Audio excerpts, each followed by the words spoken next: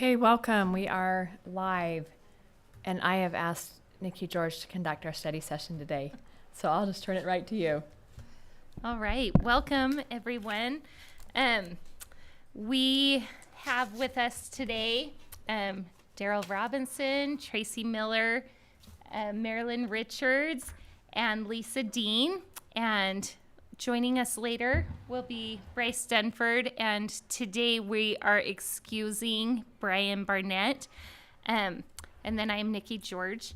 And then we have Dr. Godfrey, our superintendent. We have Mike Anderson, our associate superintendent, and John Larson, our business administrator. So welcome. Happy to have everyone here and joining us from home.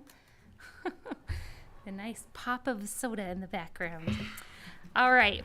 So let's go ahead and get started with our Portrait of a Graduate follow-up discussion. Dr. Godfrey and Ms. Goff.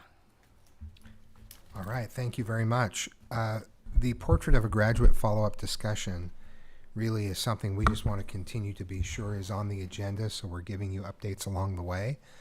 So sometimes we may come back with not a large amount of news, but just continuing to keep you updated on our progress and the next steps. So Ms. Goff has a document from the vendor that we've signed on with that gives us kind of some of the next steps. And she'll walk us through that and answer any questions. Thank you. So this should be in your board docs. It's just a PDF. This is the most recent PDF that I've received from Drew. Drew Shantz is our contact with Education Elements. And so he has provided just an overview. Some of these things are parts and pieces you've already seen before. So not a lot of it is new. He just has included some other, like their understanding, kind of how we can see ourselves working, what you can expect from Education Elements, the outcomes that we're expecting, very specific to what we've talked about, and specifically the approach is also how we've discussed the process, that we would still have the bulk of the say in what was being created, and how Education Elements will work with us along the way to help us accomplish that, but ultimately we would be making the decisions. This is the part you've probably seen before. This was in other documents that I've shared with you, but there's a lot here, so I can see that, it would take time to go through this. But I just point out the fact that it's just broken down into various segments. The Plan and Align segment, as you can see, it's just a timeline there. It's about a month of planning. His suggestion to me in a meeting that I had with him was that we would talk about this, or maybe have this portion be in July. That's a possibility, because it's just getting ready. It's just getting started, just how we want to start the conversation. And this would be mostly the project team, so a small group of people who are just talking about the process without actually getting underway.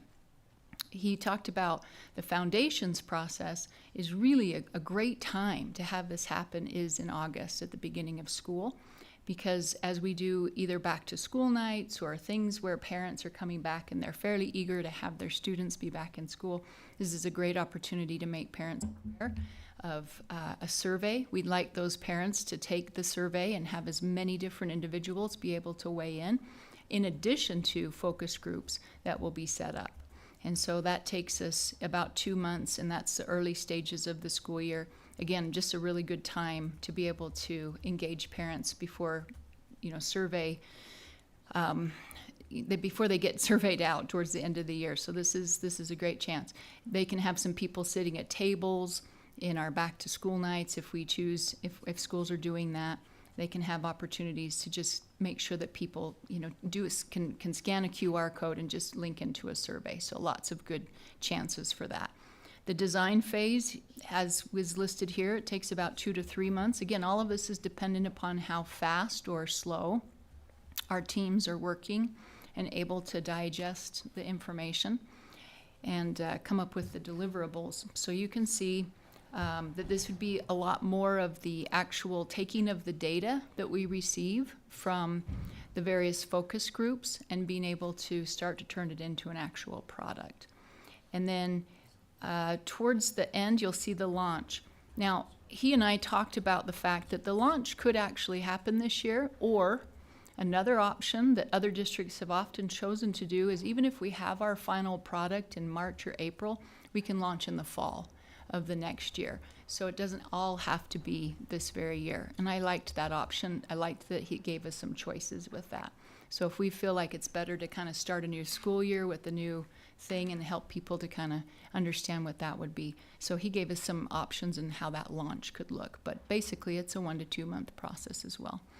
So the rest of the document just talks about the project governance and who's involved with that.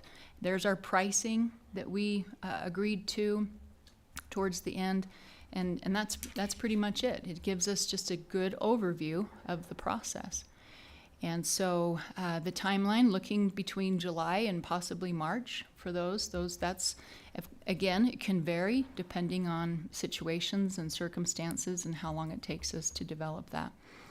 Our next steps will be to start selecting individuals for the various teams and the ways that foundations and some of the other parts need those teams. There's quite a few teams. There's still the project team, the steering committee team or committee.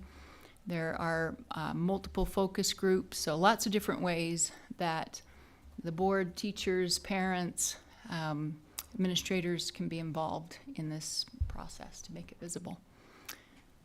And that's where we are. So we're just anxious to get started in selecting team members, and we'll be working with the superintendent and Board leadership board to members to do that. develop that. So it sounds like we already have a project team in place. I read up to 4 district and school leaders. Is that the case? We haven't are in finalized place? that. We have some ideas that we have turned around and just as some thoughts, but nothing's been finalized to this point. We just threw out some names that we could potentially have on our minds as people who would potentially have the time, the means, the effort to do that. But again, we're open. Okay, so these project team calls that I think are happening now are just happening with you so far? I'm only just involved right now in the contract arrangements and agreements. So my role to this point is just acting as the contact to getting the contract with this company in place. Okay, but This is- they need to be in place by July. That's a hope. I mean, even we had tentatively set up maybe even July 10th as a possibility, but at the same time, it's really subject to whatever we decide. I appreciate those questions, Nikki. I'll clarify that no meetings have been held, no decisions have been made about who's playing what role.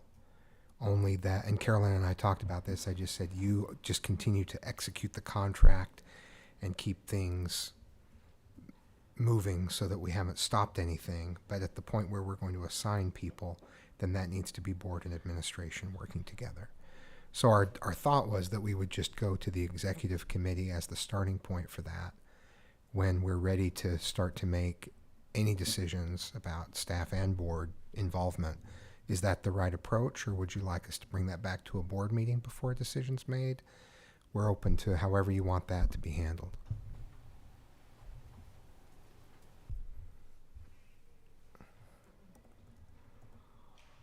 Hear other people's thoughts. I have my own, but Well, I have a question on how you'll, I don't,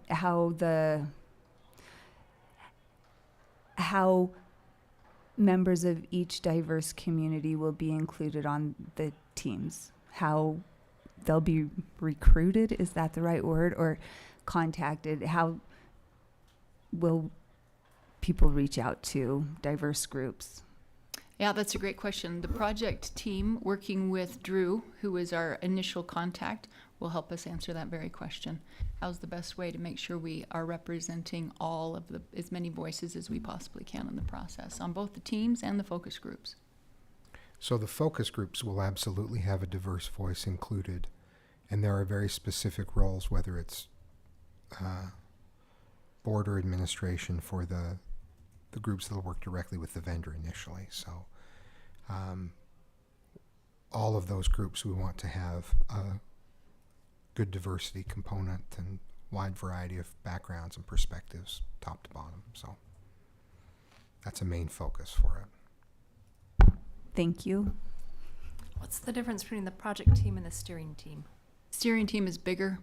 The project team just helps to launch and get everything going, but they also can potentially participate in the steering team. But the steering team, to Mrs. Dean's point, has a larger focus, more people that will be more representative of our community, but also our district community as well. And they'll do more of the heavy lift of the design part. And so it's just a bigger team that will move the work forward. So is the project team is district personnel? Could be, and board membership. And so that would just be the initial helping to get things rolling and helping select those members of other various teams. But the steering team could be much broader. Much broader. Right. I think the project team would be cabinet and board members, some combination. And That's as how I read envision that. It seems like the project team is on almost every team. Again, it could be. I mean, as we talked, as I Says talked with Drew, always. it has that potential to be, but let's say, for instance, that the superintendent's a member of the project team but isn't able to be there at a particular meeting. He might not be able to be at every single steering meeting if that's just an example. And so if a project team member is a board member and not able to attend every single steering team meeting, that's understandable. So they still are going to kind of sign off on all of the deliverables and make sure that they're good with what's happening. Whether they choose to be involved in every single meeting that takes place, that could be negotiable.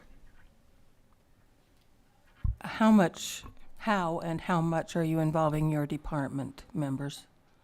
It's all based on who, as you mentioned, the superintendent and the board members decide. None of that's been decided. Yeah, I can just see a lot of key people, in your department who should be involved, I think, but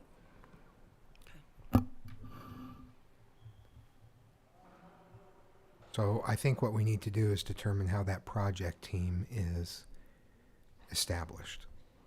And our initial thought was to talk with board leadership, and then we can see whether that goes on the agenda or not through that group that makes that determination, or we can simply add it to our next agenda. To me, it seems like it would be a good thing for us to get that in place possibly before our next meeting. If That would be the nice. goal date is July 10th. Lisa Skeleton. That would be nice. Just that project team is small. Only 4. Yeah, Up to 4. yeah, up to 4. So yeah, I think that's probably a good starting place to start with leadership, and then maybe through email filter down a skeleton plan and get feedback. Does that sound okay? Is this going to be a topic in our July? We'll have portrait of a graduate on probably every Meeting? month. Not every meeting, but every study session, and if there's only one meeting, we'll have it on there, just to continue to provide updates, and for the public to be able to hear that whole process.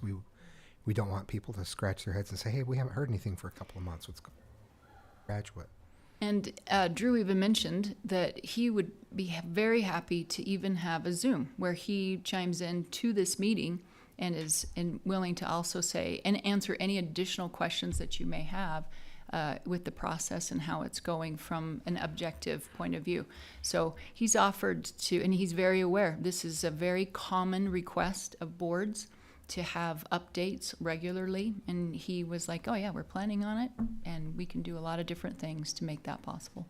So what we're talking about right now, it sounds like, is board leadership determining with district administration, determining who those 4 people are on the project team, and then talking about at the very least where we've come that far where we've come to that point in our July meeting.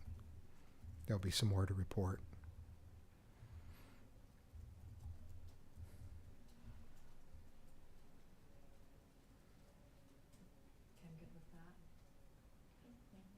I personally would like to meet this Drew.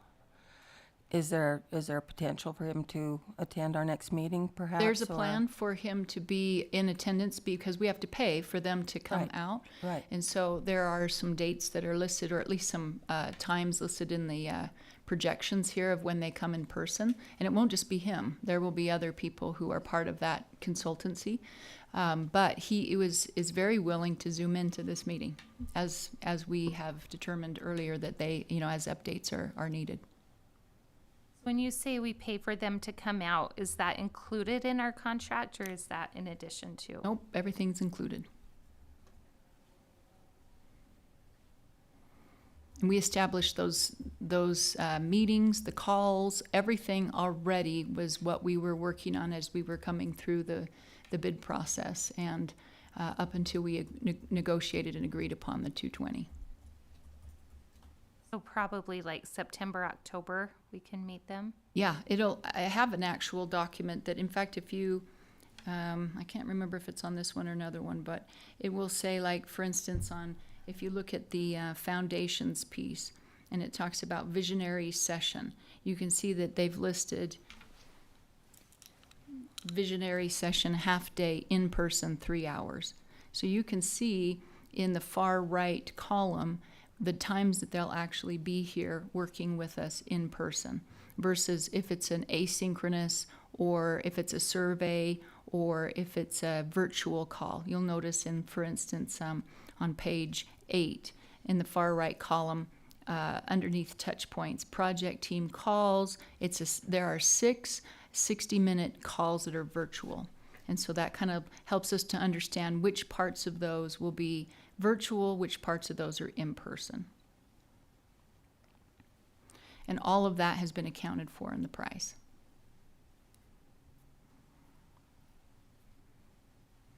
How do you feel about that, Marilyn, given the...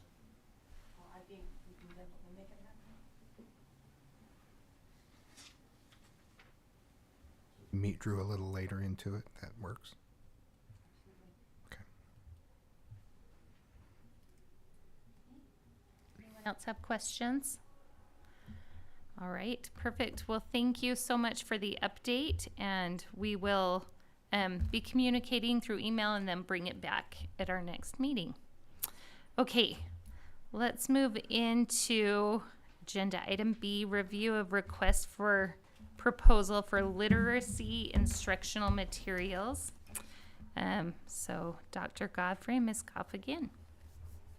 Okay, I'm going to turn it right to Ms. Goff and friends. We have a need for some updated materials, as the materials that we have been using are going out of print. In Jordan District, we've used telephone systems until you had to buy the parts on eBay.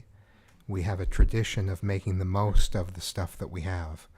But there does come a time where a new product is needed. For those who may be listening, this is not a sudden thing, but something that we would be moving toward with this bid that's forthcoming. So I'll turn it to Carolyn Goff. As he said, we have an anticipation. We try to anticipate what the needs are of curricular needs, especially when it comes to materials. In fact, the State Office of Education has a projection, and I don't know if this is an understood concept by a lot of teachers, but every several years, the State Board of Education reviews core standards. And the whole point is it's in the best interest of teachers and just materials to keep them valid and up to date, that they review core standards. And that's why we continually hear about standards being updated. We get information about committees working on standards. The State Board of Education approves those standards. And then various districts usually have, as part of their rotating curriculum, an understanding about how to update their curriculum after standards have been approved. This year was actually the adoption of new ELA standards, English Language Arts standards for the state. And as part of that process, we're now looking at our own curriculum. Now, we've started a little bit earlier new curriculum in K3 because of the science of reading expectation that came out by the legislature. So we're kind of under a dual responsibility here. Number one, because of K3 literacy expectations from the state, and number two, because of the updated curriculum and state standards and the natural process that we're going through. And an additional piece, as Dr. Godfrey said, number three, the fact that the current materials that we're using are suddenly going out of print. And here we have new kindergarten classes coming on and all of the new students that will be arriving. And so that has necessitated us looking at a new curriculum for language arts for K6. So with that, I'm going to turn it to Michelle, who has been doing that work. Okay, I am excited to be here today and excited to talk about Wit and Wisdom, which is the curriculum that the committee would propose that we move to. So, and my computer, oh, there we go. Okay, so if you know me very long, you'll know that I talk about Scarborough's Reading Rope. And this is a diagram that we've shared with all of the teachers in our district. Everyone's familiar with this. And basically what this tells us is that when people learn to read, there are two pieces. The first piece is the bottom part, word recognition. We have to be able to decode the words on the page. We have to be able to get the language off the page. And then the second part is the top part of the rope, where we have to have some background knowledge. We have to have some vocabulary knowledge. We have to know what those words mean. And when that comes together, decoding and the knowledge of what it means, we have comprehension. And what we've worked for the last 3 years has been mostly down at the bottom, where we've really been building those decoding skills for kids. We've implemented phonics, we've implemented phonological awareness, we've implemented tier 2 structures that help kids when they are having difficulties with decoding. It's often decoding that becomes an issue when kids have reading difficulties. And I'm happy to say, without getting too far into the details of the data right now, that right now 80% of our 6th graders are proficiently decoding words off the page. And that is exciting. 72% of our kindergartners are leaving proficient out of kindergarten, and those numbers are up from 50 to 60% previously from 2 years ago. So that's exciting that we're going in the right direction. So I won't get too far into the weeds of the data, but we know that the things that we're doing, that this is helping kids. The data is coming in a future meeting in all its glory. But yes. So this is the simple view of reading, the simple equation that says these two pieces, word recognition and language comprehension, both really need to be fully intact if you really want reading comprehension. If either of the pieces are missing or if either of the pieces are weak, then comprehension suffers. So now our next goal in this reading journey is to focus on language comprehension. This building of strong vocabulary, strong language structures, background knowledge for kids, getting them into that rich text that we know is so important, and building the writing foundation. So, as I mentioned, Wit and Wisdom, as we've looked through our RFP, was the curriculum that came out as the recommendation for moving forward. And this curriculum really does help with all of those pieces that we just talked about, helping children to become successful readers, writers, and effective communicators. So as we put together our RFP team to look for this curriculum, we really wanted to make sure that we were looking at this through the lens of many different viewpoints. And a typical RFP committee has maybe 5-6 members. We had 17 members, and we had members from the areas of, we had teachers, we had coaches, we had administrators, principals, we had specialists, we had people from the Utah Dyslexia Association. We had a wide variety of people. We had parents. representing people representing the parent group as well. So we had a lot of viewpoints looking at this curriculum to determine what would be the best fit for our district and the best for our students. And there are some things, there are a lot of viewpoints here, reasons we would want this particular curriculum, but I'll just highlight 3 for you. One is that this is really an easy curriculum for teachers to use. Not only does it meet all the core standards, and we've gone through it with a fine-tooth comb to make sure that that is true, and that it encourages kids to speak and to have rich conversations and to build all of those higher order thinking skills, but it's not something that teachers are going to receive pallets and pallets of things in their classroom. It's very, very easy to use. Teachers have been telling us that they need more things for kids to read. They want more reading materials in the classrooms.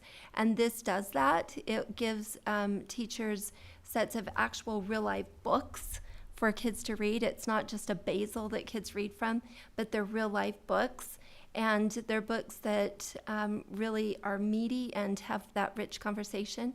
It also is great for building the home-school relationship because it has a connection for parents.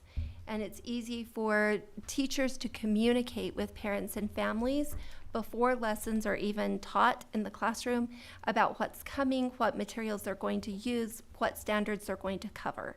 So those are really helpful.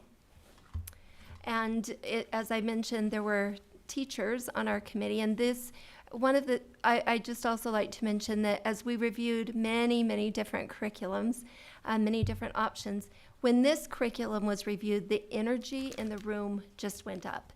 Everyone got excited. Everyone was anxious and just looking forward to this curriculum. And there's a lot of words here on this page, and I won't read all of these. I hope that when you review the slides, you'll go back and read. But these are some words from teachers who were on the committee and what they said. One teacher, some things that stood out was she said the use of authentic text and corresponding writing projects make the units come to life and will help students gain that genuine interest in learning experiences as they engage in learning skills. Another teacher said that this really systematically builds and integrates reading, writing, speaking, and listening through content-rich, complex text. It aligns with science and social studies connections, and it is the integration of content that's critical for student success. One teacher said, I think Wit and Wisdom is the answer that I've been waiting for, and that it will help and support student learning, increase student learning, which is our goal. And we just really want to give our kids the best. We know that programs don't teach kids, but we know that if you're a builder, you need good tools. If you're a teacher, you need good tools to be able to build that foundation for students. We know we're kind of short in time, that the year is approaching. And so we're looking at this as schools having the choice to use this at this.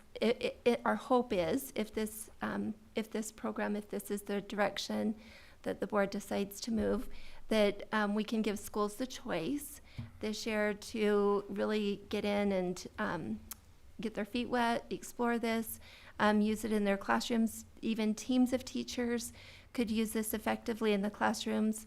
We haven't, of course, visited with the vendors about training options as we don't have a contract with them at this point, but we're looking at various training options for teachers, virtual training, in-person training, training at schools, whatever they need. We want to support teachers in that. So it's our hope that I think people will be happy and excited when they see this. And I also just wanted to thank the board for all of the support. It's been wonderful to work in the area of literacy the last few years and to feel very, very supported by the board. So thank you. I'm realizing when Michelle said that you could read those slides later that you probably don't have this in board docs yet. So we'll get that. Be my question. We'll get that for you. We can send that to you. In fact, we'll try to do that pretty quickly here. Questions from board members? I have a few. I do too. Go ahead, you go ahead. I'm just thinking along the lines of adopting this. Does this fall under Senator Fillmore's bill as district-wide curriculum, in which we need to have it our agenda twice for public comment? Okay. So that really does create a time frame issue, because we'll Does have our that have July to and our happen August meeting. before we can approve an RFP?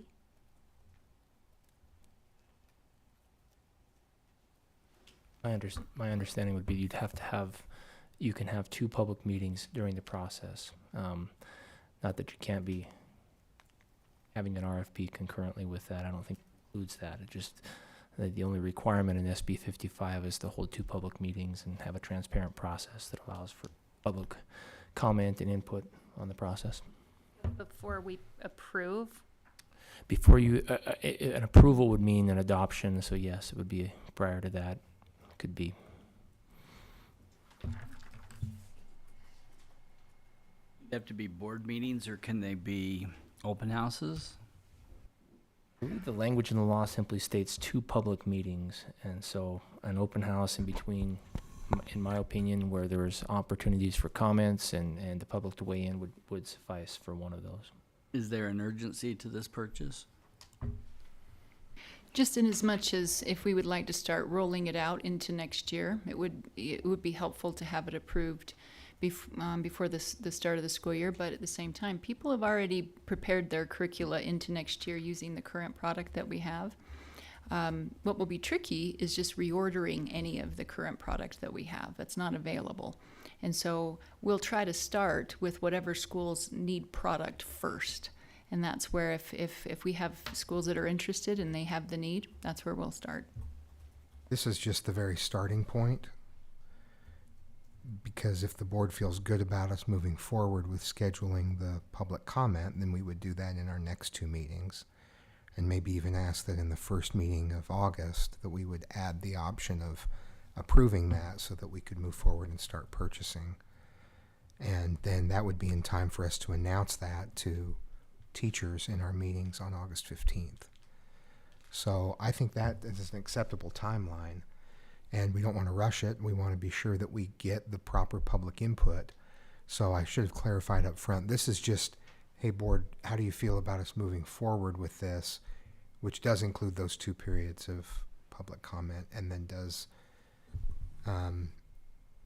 make those materials available as soon as we can get them. I mean, this is the other thing to clarify, and I'm going to keep our experts in my peripheral vision here. But this is not changing the Walk to Read program. This is providing more updated materials to execute the Walk to Read program and to enhance the comprehension component. That is correct.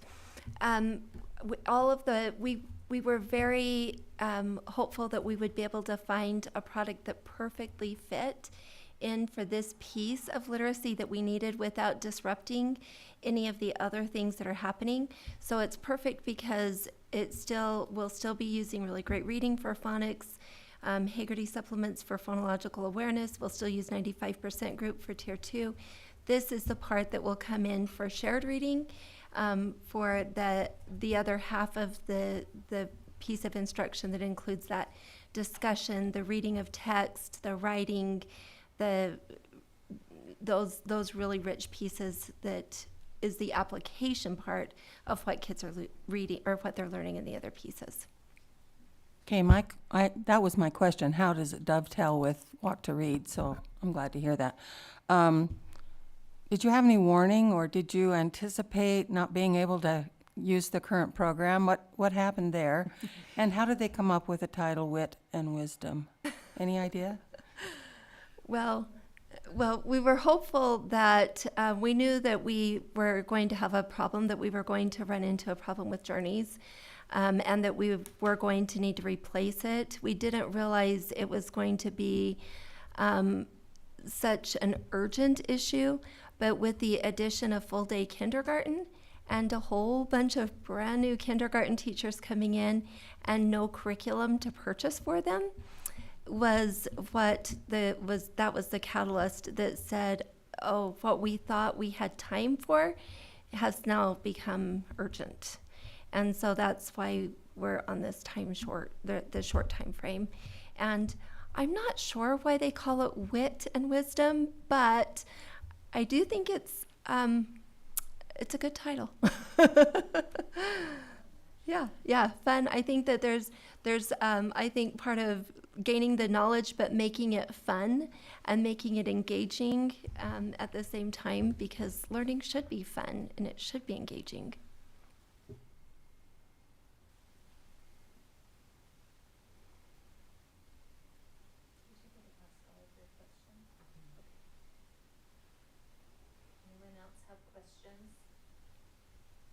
I would love to talk just for a few minutes about the format that the board is interested in taking for receiving public input.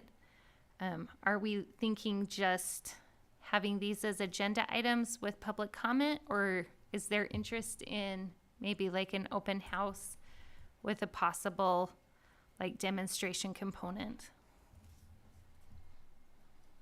Would we have access to materials that we could provide from the RFP? I assume we would have some that we could show. If we did that, as much as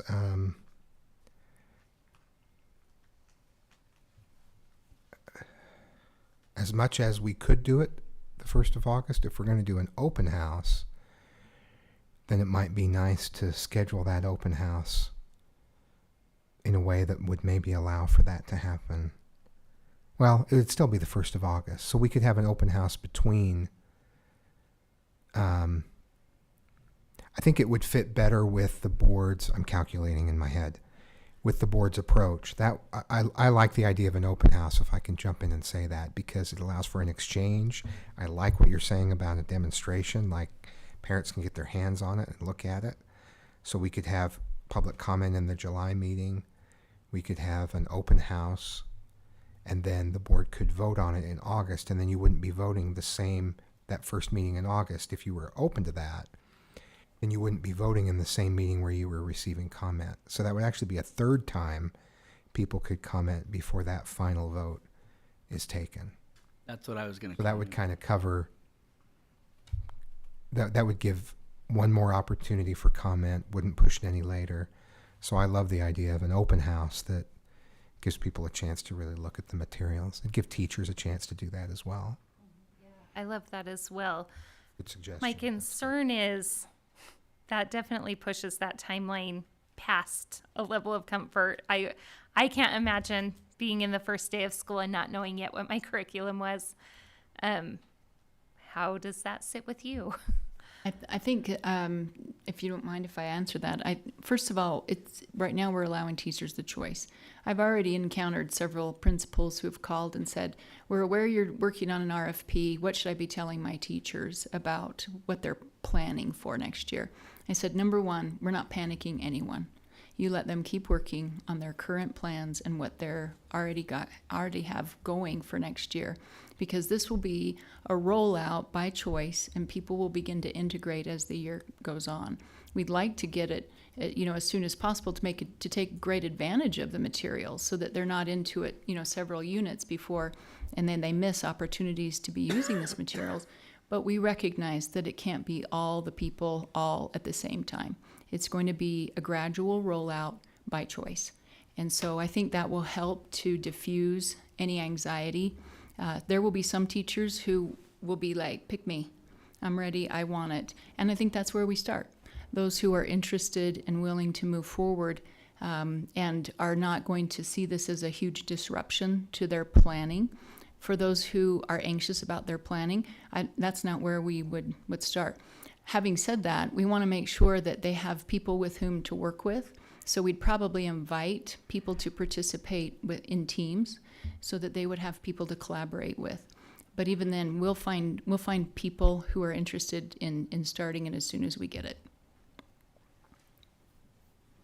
So do we need to purchase for the whole district at once, or can we purchase for those that are interested as a pilot before adopting as a full district? It's a great question. We have pricing based on getting all the materials K-6, but we're able to potentially pay for that curriculum over the course of 5 years. So if we got all the curriculum up front, we could handle as many groups as wanted to participate because we get the training and whatever else might come with it. But once again, if some groups didn't get all of it this year, we could continue to provide them with materials because our contract will be for 5 years. If it weren't yet a district-wide adoption, how would that fit into the bill? The intent is, well, yeah, maybe that would work. Except that the contract is for, I think that Everyone. might be threading the Wide needle a little adoption. bit. Yeah. Yeah. And I'm not trying to get around anything. I just No, want I know you're, teachers Good question. the ability to jump in as soon as they can. It would have If the they're appearance that we're not listening to the public. Yeah, you're Even right. if it's a slow rollout, having the 2 public meetings and involving parents in the process and allowing them to provide feedback and input doesn't preclude us from being able to adopt it in a slow rollout or school by school here and there. Slow rollout if not every student has access to curriculum next year. We'll still have access to our current curriculum. The trick will be some of those schools that are coming on that we'll want to, has this as being the first that we want to roll that out to. But like I said, the teachers have a current curriculum. They'll be losing access to some of the online parts and pieces that we've had a contract for. Some of those parts are going away. And so, but teachers will still be able to use what they're currently using. It's just, this is fresh, it's new, it's up to date. And so we'll just try to get that. That's to your point. That would be nice to be able to get that going as quickly as possible, but it won't be mandatory for teachers to move forward. it's an important point. How much of a difference would it make to teachers to find out in July versus August, the first meeting in August, that we have this available? I think teachers would prefer to have more time than less if they have a choice. And can we work on this in the background and see whether it would be possible to approve in July, even with the contract and other things, that we approve it in July, but we allow for contingent, that it's a pilot for 1 year, and see about the pricing, and let's see if we can, as I said before, kind of thread the needle a little bit while still giving full public input. I think these are important questions. So at the very least, I guess my question for clarification is, at the very least, it would be the July meeting, an open house, and vote in the beginning of August, if we can't do it faster and be fully compliant with the intent of the law. Don't we have to vote in a general meeting? So that'd be the end of August, right? Well, we could, the board could approve just holding one Item. short general meeting with one item, beginning of August. That would be before teachers, as teachers are coming back, then they find that out. And that would be 3 meetings for public comment before a decision was made. I know it's over the summer. Yeah, I think in the spirit of what his bill, Senator Fillmore's bill is, I don't think we should rush it. If you want to do a pilot with certain teachers and purchase pilot material, I think that could be in the spirit of the bill, especially if they're preparing and then in August or September when we approve it. But I would hate to jam it through in the summer under the spirit of his bill. That's just me. Yeah, and I'll just clarify, our intent is not to jam it through at any point. Yeah. Our intent is to have plenty of public comment. It's difficult also. We do have to move some things forward in the summer. We're not able to really shut down what we do. People ask what I do all summer, and there are a lot of things, as I know all of you do as Do well. anything? So we do want to move things forward. So to Ms. George's point, we have things ready for teachers, and the sooner the better. So let us work with, we want to comply with every aspect of the law and what it intends to accomplish. So let us work with the vendor, let's work with the law, and see how soon we can get pilot materials in the hands of teachers with a full approval after a full public comment. I think there's something that we can work out there, and I really appreciate the various perspectives from the board on making sure that we are giving the public proper input and that we are following the new law, but also giving teachers access as quickly as possible. So good comment and perspective from the board. Thank you very much. You. Can I ask one more? I think that Walk to Read has proven itself in a lot of ways, but the one I'm most interested in is it seems like our teachers are developing real testimonials that this is working and they love it. But one thing that I heard in the beginning was, gosh, it's really structured. It doesn't give me a lot of creative license as a teacher. I'm curious, will this aspect of literacy give them some flexibility and creativity? Yes. The short answer is yes. Phonics and systematic instruction for learning to decode really does have to be very structured, and there isn't a lot of wiggle room for creativity when it comes to especially students who struggle with reading. They need the repetition, they need vocabulary to be exact, to be repeated. They need multiple opportunities to practice the same kinds of things, and so that part has to be very structured. This part of the rope can lend itself to rich discussions. It can lend itself to, we want the kids to think creatively. We want them to think out of the box. We want them to become not only readers, but also speakers and writers. And so we want them to have that variety in this piece. Perfect. That's just what I hope to hear. I appreciate that.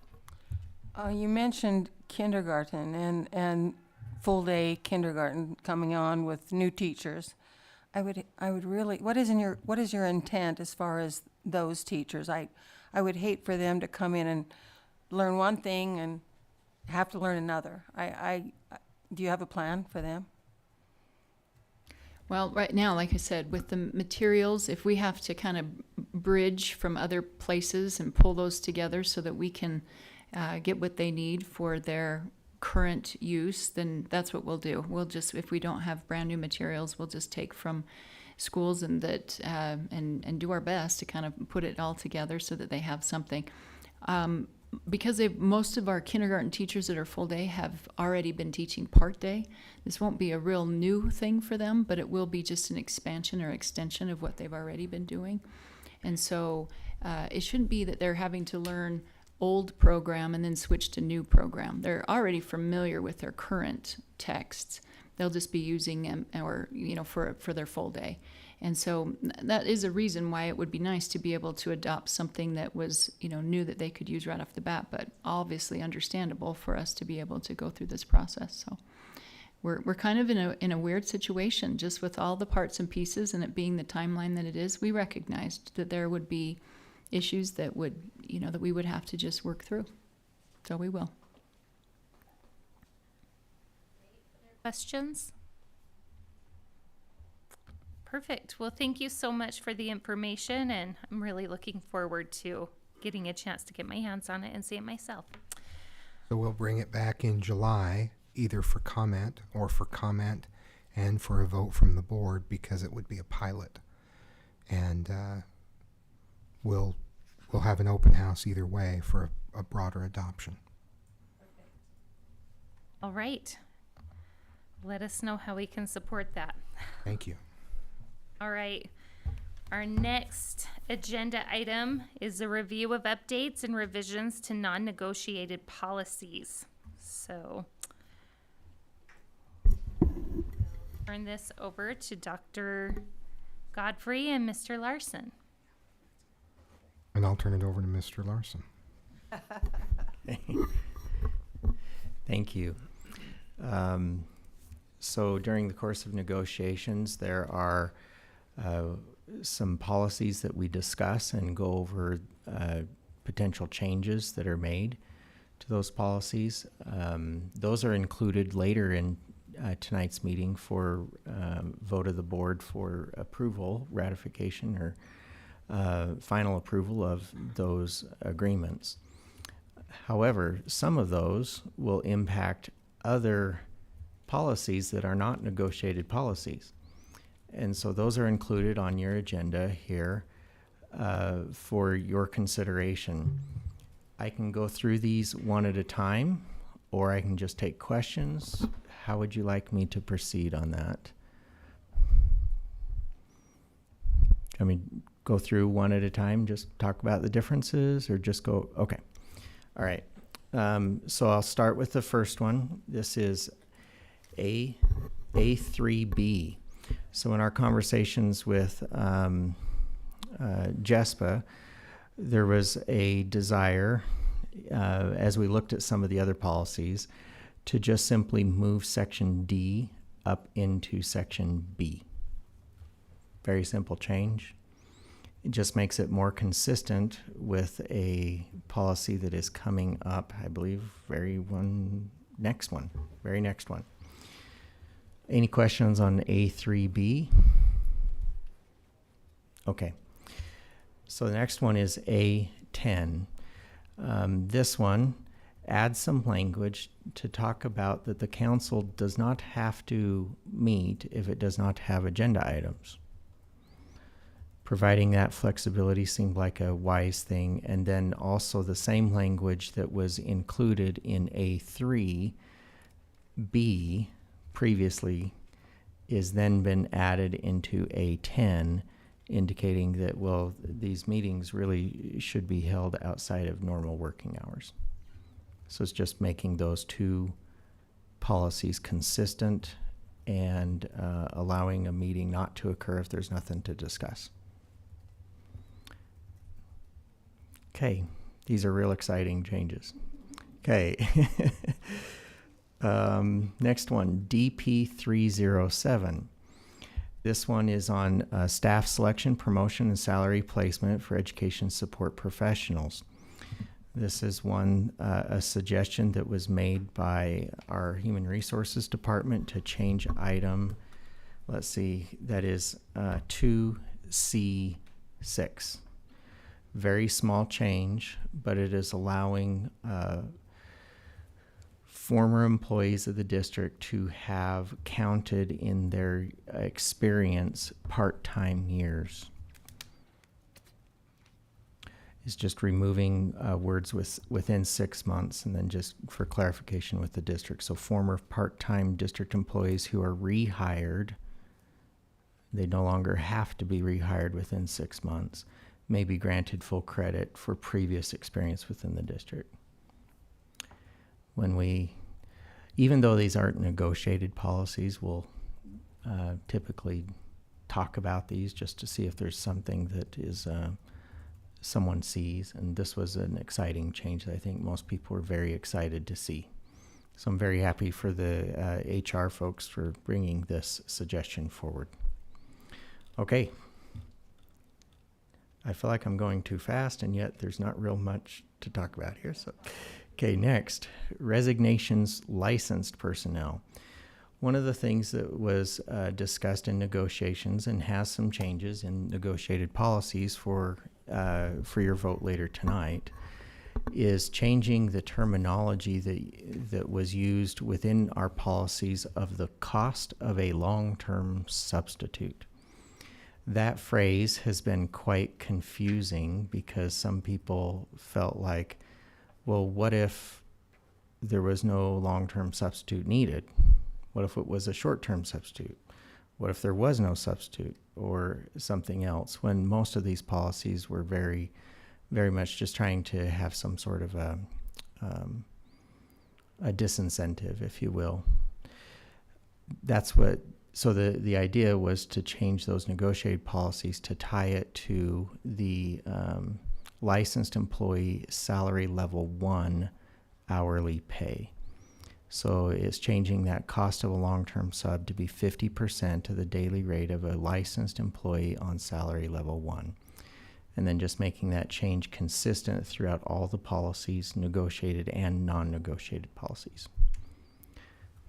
And does that come at a cost to the district? That, No. Like they're paying. The effort was to make it a consistent number, amount, so that there was not a change, and yet it was tied to something that was associated with the teacher's salary schedule. And is that the change that will be in the next policies, like making the language consistent? Yep. So then the very next one, resignations administration, has that same language. So it's making that change there. And then the last one is the licensed employee, sorry, not the last one, but the next one is licensed employees elected to public office, has that same idea. So where there was within all of these policies, negotiated and non-negotiated policies, that reference to a cost of a long-term sub, it's been replaced with that 50% of the daily rate of a licensed employee on salary level 1. So very good. Yep. All three of those policies have the same change. So can I ask you on this one, someone's that's elected to a public office, if they're having, like, say they're, serving in the legislature, and so they go to the legislature for a day, then they pay the cost of covering the sub? Well, no. That brings up the confusion and the desire to clear up the language. Is it wasn't necessarily paying the cost of their sub, it was paying the cost of a long-term sub, just to recognize that the district is incurring a cost for their activity. And if we could have some sort of a repayment of that, it would be appreciated. So it's just tying that now to something that isn't tied to a substitute. Because let's take a similar question that we've had in the past. Let's say it's a counselor, a school counselor that goes into the legislature, and then they have to miss all these days of school. Well, what would they pay if it was the cost of their substitute? So it was trying to tie it something equal so that everybody has this equal playing ground. And it was a little clearer. I think the group felt like cost of a long-term sub just wasn't quite clear. Okay, and then the last one is the maternity parent leave. A section has been added for section F to ask, well, this actually ties it to the same language that is in the sick bank or sick leave policy under sick bank usage. So it has the exact same phrasing, and that policy under sick leave is a negotiated policy. But this one, maternity parent leave, is not, but we utilize the same wording that was the negotiated wording in the other policy for this policy, indicating that if you utilize this leave, that there is an expectation that you would return and work for us. And if you don't, then we would consider that the leave would just be repaid. So that pay received during that, if you didn't return and work for us, would be repaid.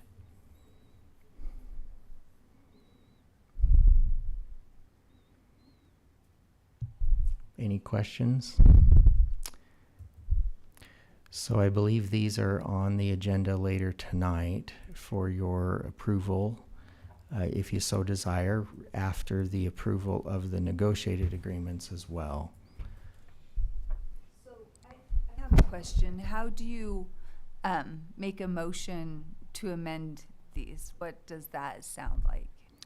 If you wanted to do something different, Well, I mean, no, the ones that are to change the policies in the ways that you talked about. What does the motion sound like? I would guess does that person, make sense? So, like, think do you so. have to read through the whole policy and, or just? You could say, I move to accept the policy revisions as presented. You You're going to could, make that motion, right, Lisa? Well, so did you all already know how to do that? No, you ask good questions for us. So accept policy revisions as presented? Presented. Now, if somebody wanted to, Pull one that out. you could pull them out, it would just be, I gave you the very efficient approach. But the board could go more if they wanted. And could every policy be voted on at the same time? Like, okay, They're all in one agenda item on okay. the agenda right now. So unless someone asks to have Pull it one pulled out. Thank you. Yeah, you're welcome. Other questions? Okay, let's move on to a discussion on busing for the Western Springs development. Okay, thank you. Brian Barnett's really been taking the lead on this issue and would be doing this agenda item if he were here tonight. So just want to thank him publicly for all of his work on this. Just as a recap, the board approved some temporary busing for the Western Springs development in Riverton about 3 years ago. And it was supposed to be 1 year until the infrastructure was in place by Riverton City. And that has extended on for 3 years. That is something that was not the board's obligation to do. It's Riverton City's obligation. But we've done it now for the past 3 years. So this board had decided to end the busing for the Western Springs development this year. In the meantime, Riverton City's been having discussions about it, and their city council just this last Tuesday allocated $40,000 to cover the cost of a bus for those students for 1 more year. They think it'll just be 1 year. They're working with UDOT on moving a pedestrian bridge, and they're also have some developers where the sidewalks could be in. So they think it'll just be 1 more year, and they really want to keep with the bus for 1 more year. So they allocated $40,000 and are asking if we would be willing to pay for the other bus. This year there's enough ridership where we think there would need to be 2 buses. So I need to get I'm willing to move forward as long as we have a memorandum of understanding with Riverton City that this is for this school year, the 2023-24 school year, and that's when it ends. And we can review it, obviously, but that this funding is for this coming year only. I got some questions that might be, Scott, you might need to answer these. Are we operating this as a safety shuttle? Meaning that the bus is coming to one location, collecting all those kids, or are they operating like a regular bus that's going around? They're operating as a regular bus. It's a route. And so basically it's just an unfunded bus route that we had agreed to 4 years ago. So they do have individual stops, and they pick them up and transport them. So my question is, why are we doing that? Because the other unfunded buses tend to go to one, we make them walk a little further to one collective item. So why aren't we not doing that with this neighborhood? I think because this was designated specifically for that development, it doesn't pick up students at other places. A lot of the others are shuttles in that they some of it's space available, and so if it's a space available situation, they make those students walk to kind of a common area to pick those students up instead of a neighborhood stop, for example. But in this case, since it's just that neighborhood, it's not a very large neighborhood, so they just have a few stops and pick them up. They don't have to in other words, they don't have to travel a long distance to pick up more kids. Why I'm asking that is it possible if we collected them in one location, like Costco's, which is not the best location, probably that church house in the middle of the neighborhood is the best. But if they collected to one area, couldn't that bus do 2 runs? Possibly. Yeah. Because it's Could not a look very at that. far distance. I Right. mean, it's obviously it's a walking route, Mm-hmm. and you know, you take that Costco road isn't very traveled. Yeah. So I'm just wondering if we could save them and us some money by treating this as a safety shuttle. I'm not saying let's do this to get out of it. Like, I would be willing to split half with them or whatever, but I'm not really in favor of a second bus if we don't need it. And the second bus may or may not be required based on, we'll know more after rollover in July what the need is there. There was a possibility. I think the one bus was absolutely maxed out. So Paul and his team will evaluate that again. They're building a lot over there. Mm-hmm.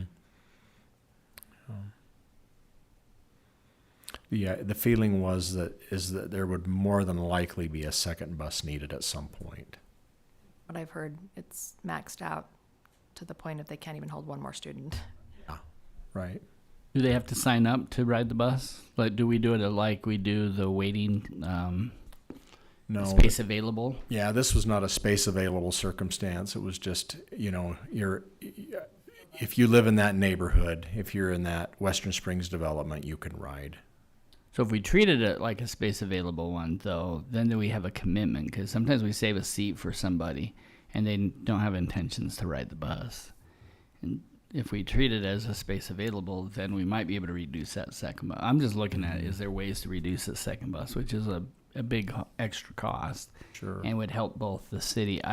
I'm appreciative of Riverton City for doing this. I fully support having a bus there, especially when the city wants to help us. But just looking for ways that could we reduce the cost to both of us.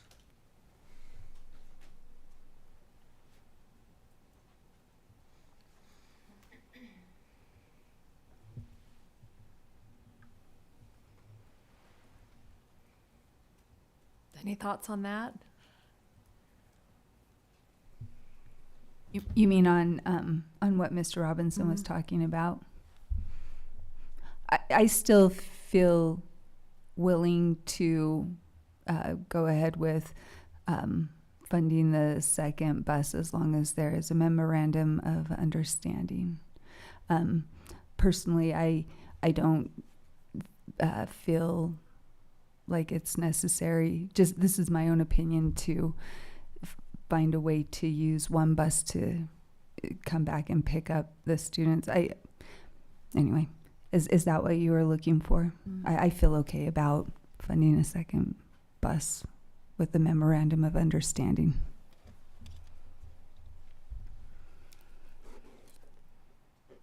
My concern, I love the ideas that Mr. Robinson is presenting. My concern is I would hate for this city council, who has been willing to meet us halfway here and really put a little skin in the game, feeling like we changed the rules after we got funding. And I would never want to alienate a relationship with a city in that way. So my concern is, would it come off in that way? And I'm not sure. But they have in their city already safety shuttles that are operating under a different set of rules. This should never have been a fully funded bus. It should have always been a safety shuttle. And that's all I'm asking is, I think Riverton City would be happy if we came back and said, hey, we're willing to split half the cost of one bus. We're able to save the cost of the bus. I'm not looking to get out of anything or make Riverton, share this cost. I'm just looking at, is there a way that we could reduce that second bus if we really don't need it? If we need it, okay. But if we can get, because it sounds to me we're right on that border of needing it and not needing it. So is there ways that we could reduce the cost of needing a second non-funded bus? And then split it. And then so split they save it, money yeah. and we save money. Yeah, I'm really interested in saving it with them. Now, if it's too hard, then I support the second bus.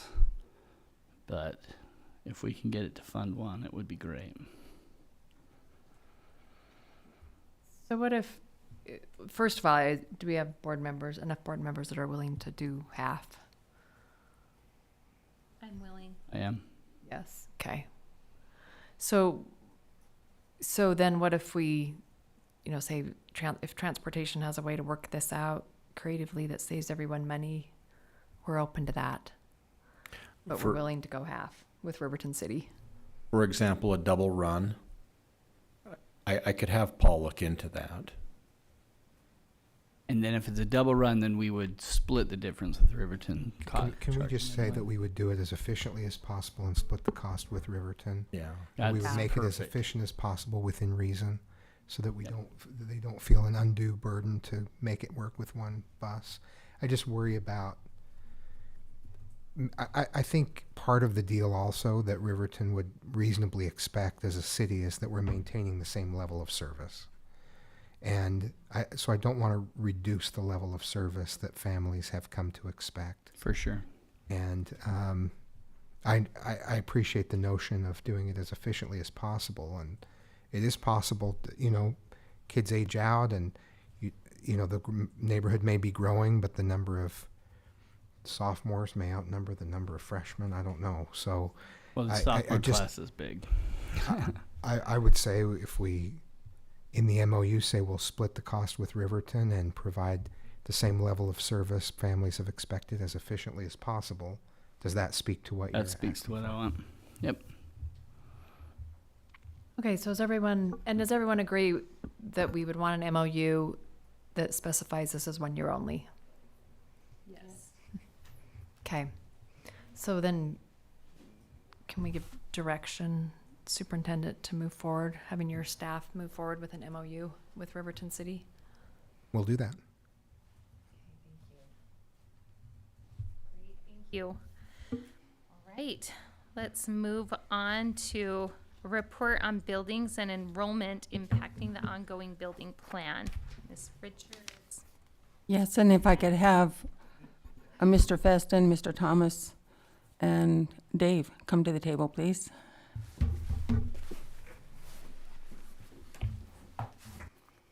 As a facilities committee, we met on the 6th, June 6th, yes. Ms. Dean and myself and the gentleman seated here. Mr. Robinson wasn't able to join us, darn it. They don't have good Wi-Fi in the middle of the desert. I can imagine. I just can imagine. Anyway, you do have 3 attachments. The first one being one that you've seen before. And we, as a committee, went over that with a fine-tooth comb and came up with maybe some recommendations. Mr. Feston, if I could have you go ahead and tell us about the hot spots and what you're seeing, please. Certainly. Oh, excuse me. So last time I was here before the board, I gave you a map of the current building hotspots. We've got a new one that has popped up on us. There's on the north end of the district, between 70th South and 6600 South along U111 is a small island of unincorporated county land that has been approved for 600 or so housing units that are now under construction. So we have 418 townhouses on the east side of U111 and 117 single-family homes on the west side, with another couple hundred still to be approved. Those are now under construction. I drove out there this afternoon on my way to the meeting and talked with the sales office out there to get an idea of what to expect from those developments. They're market rate homes. The single family homes are going anywhere from $550 to $750. The townhomes $450 to $600,000. So their market rate. The salesperson's impression of who has been coming in to buy them tells me that they're usually younger families if they have children at all. So we will see an impact on our elementary schools. The other issue that we have here is that U111 is a boundary between various schools. So This area is going to be divided between 2 elementary schools, 2 middle schools. And the entire development is currently in the pocket busing boundary for West Jordan High School. What middle and elementary schools?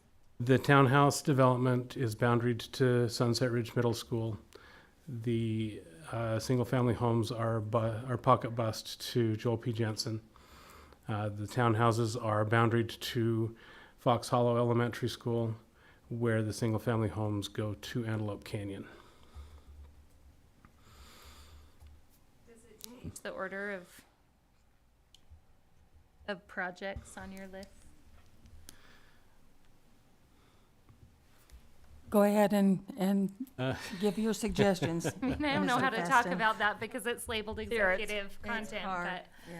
At the facilities committee meeting, we did talk about this, and my opinion, my recommendation is that the can has been kicked far enough down the road on the pocket busing area that we probably should evaluate if it's possible to make a permanent change on those boundaries and get those students going to their natural neighborhood school.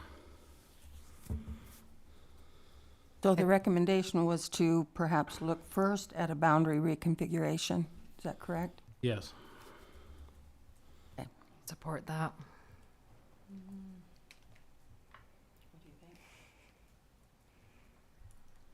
You're not necessarily saying kicking up the potential West Jordan Middle School into a high priority. That's not your recommendation. West Jordan High, you mean? No, Oh, a new, New middle school in Oh. West Jordan. that's the second highest priority on this list for middle schools, which shocks me. yeah, I think we could accomplish it with boundary changes and by a few years at least. The priorities on this list are not put in an order. No, they're not in an order. They are, they have years. Opening dates. Yeah, those they're just random dates thrown in. Those were there. just potential, yeah. Oh man, you guys gotta stop scaring me with these like random dates that I think Well, are. the only way it would be an official document is if we have all voted as a board on this, and we have not. This is just bringing our brainstorm. But this items is your here. recommendation, no? No, I would Potential. recommend. It's I under would recommend the potential. West Jordan Middle School before the Danzy one. And just, I mean, you weren't at the meeting when all this was presented, so We've talked about it in other meetings. Oh. So. Yeah. is this the order you'd recommend doing it in, based on what you're seeing? You're our professional demographer. Yes. I am paid to give you these opinions. So the issue with the Danzy property middle school is the first 1,100 Olympia Hills units have been submitted to Harriman City for approval. Those are going to kick off here probably in the fall with grading. So we would start to see students as early as the 2024-25 school year.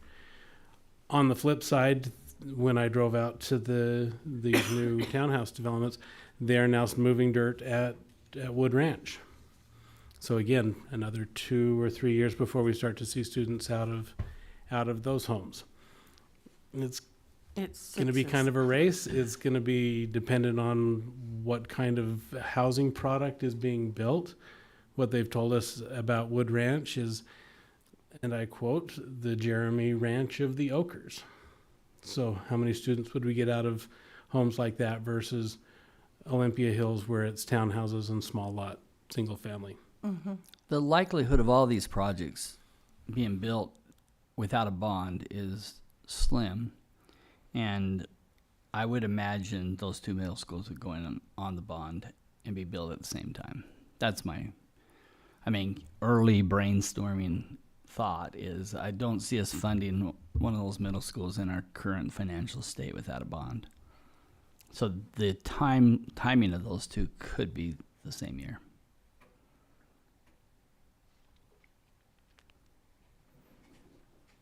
Any discussion on that? In our facilities committee, we did kind of come up with a priority list, but this kind of changes things. Our next elementary school, we think, should be in Village 13. Do you still feel that way, Scott? The flex school should be able to take care of Ridgeview. Right. The only other place in the district that is showing real appreciable single-family development is that western part of Daybreak. And I think that probably we should look at one of those two sites that we have in West Daybreak for an elementary school in the next couple of years. Relieving Aspen is the biggest need. Relieving Aspen. Aspen Right. is starting to get full. You know, they're large, but they're not approaching full yet. But they will. And Oakleaf will fill pretty quick if that's been approved. If Yeah, Olympia- yeah. yeah. Once Olympia kicks off, they'll fill up pretty quickly. Something over there could relieve both. Yep. So 2 elementary schools, one in Daybreak and one in Olympia. Right. But we can, we kind of can see that maybe Village 13 ought to be the next one. And probably right away is what it looks like.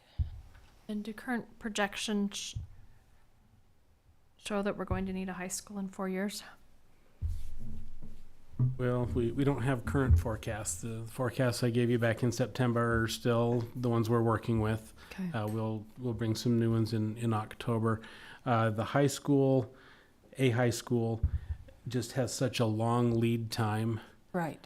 to plan and construct that we thought we need to get it on the list. I don't know, again, if Olympia Hills takes off gangbusters, then Mountain Ridge and Harriman High School will feel that one. So Fox Hollow and Antelope Canyon aren't too under-enrolled either. true.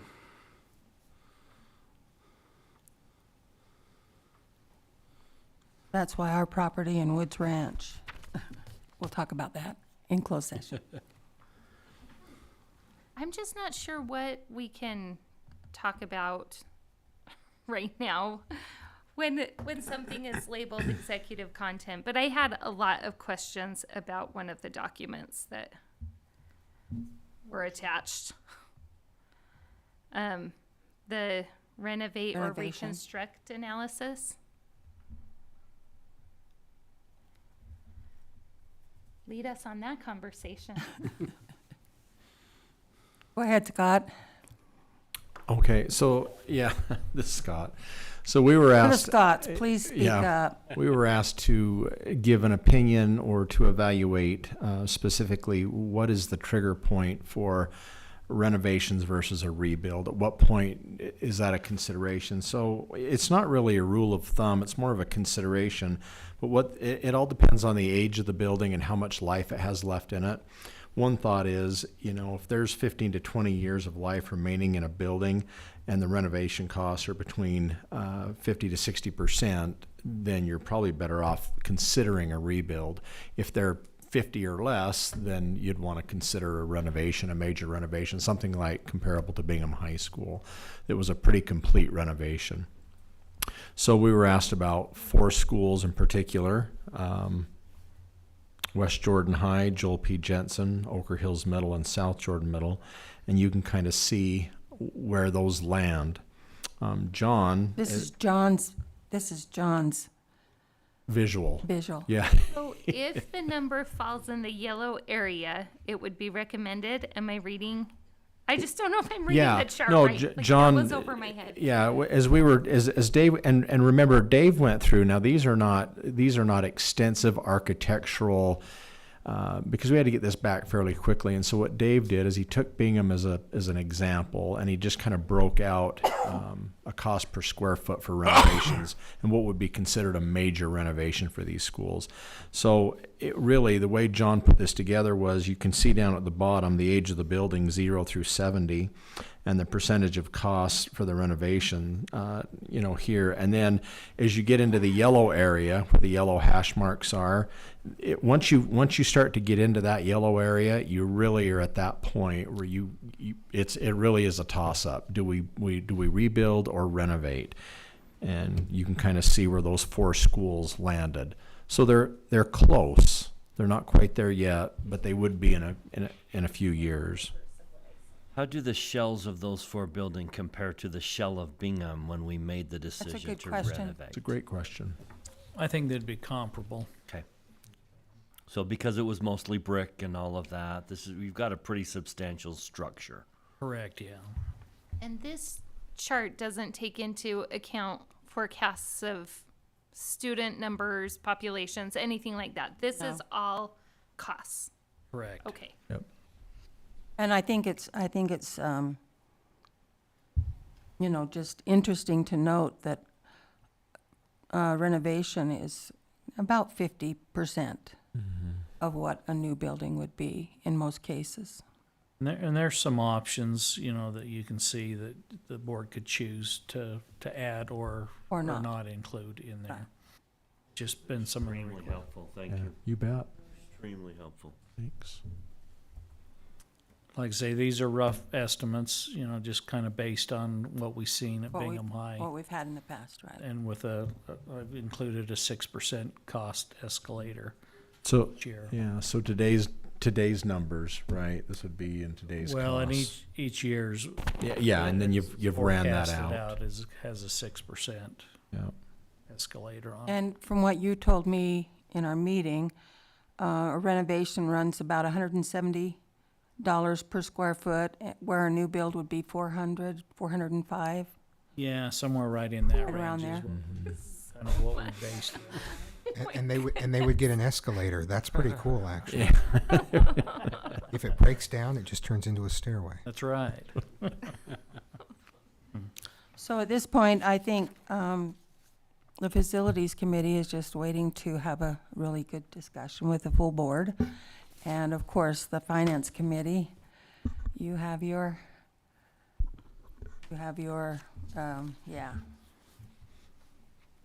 your marching orders, Have our yeah. work cut out for us. You can say. Exactly. And it's a lot. It's a lot to take in. When Really are the is. seismic studies going to come back? Because I feel We're like going we to can't- talk about that in committee reports. Okay. What would the life of the building be with a renovation like that? I think similar to what we Good did at question. Bingham with what we put in, we figured we could extend the life of the building by 20 years.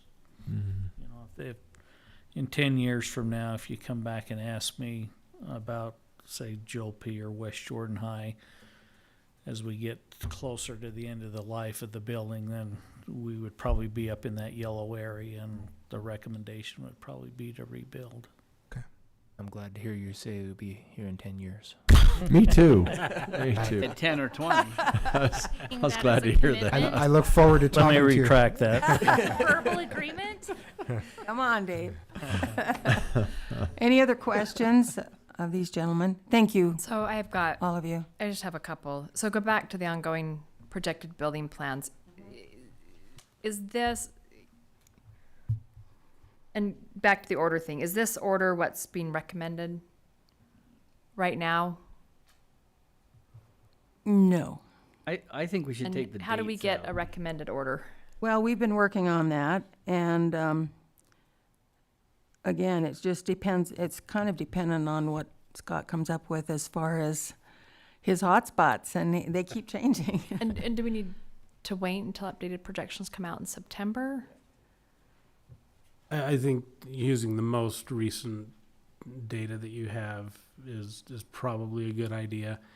I think the boundary, we have some state statutes, state requirements on timing for notification for boundary changes, as well as with the out of boundary permit applications. So I don't think you need to wait for the new forecasts for that decision. In fact, we probably should be wrapping it up by about that About time. then, So yes. If we are looking at a boundary change, of course, the We need 120-day 120 notice. days, yeah. I did the math on the November board meeting. That would mean we'd need to send the notice out to the potentially impacted communities and the cities by July 17th in order to be, that hits the 120-day mark exactly for the November board meeting, Mike, which I that- think is November 15th, if I'm not mistaken. Mhm. The I think it current is. legislation changed to 90 days this year, but there is talk about that will be amended again. So the boundary change, Yeah, down to 90. Yeah. yeah, Can- yeah. 120 is for the school closure, or did they both change to 90? I'll look. I would prefer to do 120. Just to be Uh, Yes, yes. Given the I- current climate of that Yes. situation, might be wise. However, I think as far as an elementary school finance committee, I think we need to get something going on that. So can we get this with recommended dates? Yes, we're working on that. Or do we need to worked wait? on that at our Sounds last like we can do committee that. meeting. So I Okay. don't know if this has changed since our meeting, but I had written down the order. Those were just, in our meeting, so, and Mr. So Robinson it's wasn't there. confidential. No, Okay. no, it's not confidential, it's just not set in stone, for sure. And I would like to hear Mr. Feston's recommendations. Yeah. He's the one that Do you want me to tell you what I wrote down on your recommendation? I was sitting next to you. I think I And you can copied bring your it work. back. Okay, okay. I've got him too. So you go ahead if you want. Okay. So for number 1 would be the Village 13 Elementary School. Number 2, the Dancy Middle School. Number 3, South Jordan High School. And then tied for number 4, Harriman Elementary School and Wood Ranch Elementary School. And doing a boundary change first for the West Jordan Middle School. Really confused. That's so different than this document. Like, is that because that new information came in and it changed things? Yep. Yeah. So I would be interested in maybe some proposals of what a boundary change could look like to help West Jordan. Right. I think there are a lot of dominoes that are supporting each other in that decision, and I feel like I can't move right now without knocking them all down. So It's doable, but it's not going to be pretty. It's not going to be a pretty process. well, we've already put them through it once, and Well, we're doing it again. This would be even more. And if you do a boundary change now for that middle school and then decide in a year we're going to do a bond and build another, you're going to ask them to do another boundary change. So, But it's a mess. So if It's a we mess. do It's a mess for the students at Sunset Ridge today, Now. and it's Yep. a mess for the students that are being pocket bused. if we were to pass a bond next year and then build a middle school, what's the soonest it would open?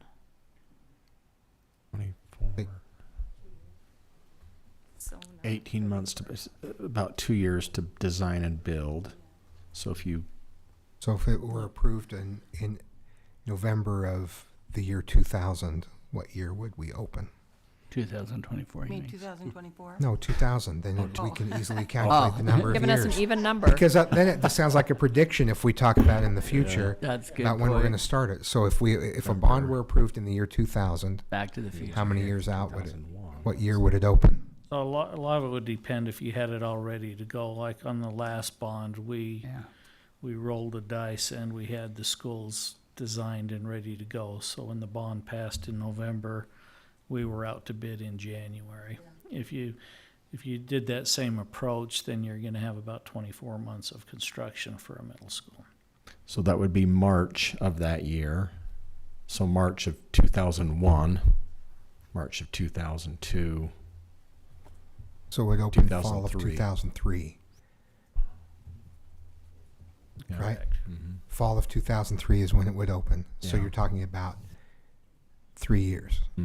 So if we did a boundary change, it would be effective 2024 school year. Yes. And then if there were a new school and we had to boundary change again, that would be happening At least 2 years down the road. So 6 or 27. years down the road. at the facilities committee meeting, it was mentioned that a boundary change could buy approximately 5 years before a new middle school would need to be open. Without a full renovation at Chilpie? Yeah, Yes. That would go over like a lead balloon. I know.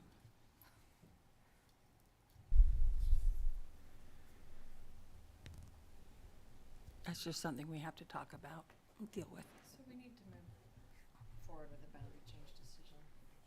I agree. At least a proposal. At least 3 summers. Well, once the board gives us direction, then we will start working on boundary options that we will bring to the board as part of that process. There will be public input. So yeah, once we get the go-ahead from the board, then we'll start working on those. But we need to notify the public before moving ahead with any of that. Right. But even with having a study done, we need to notify the public.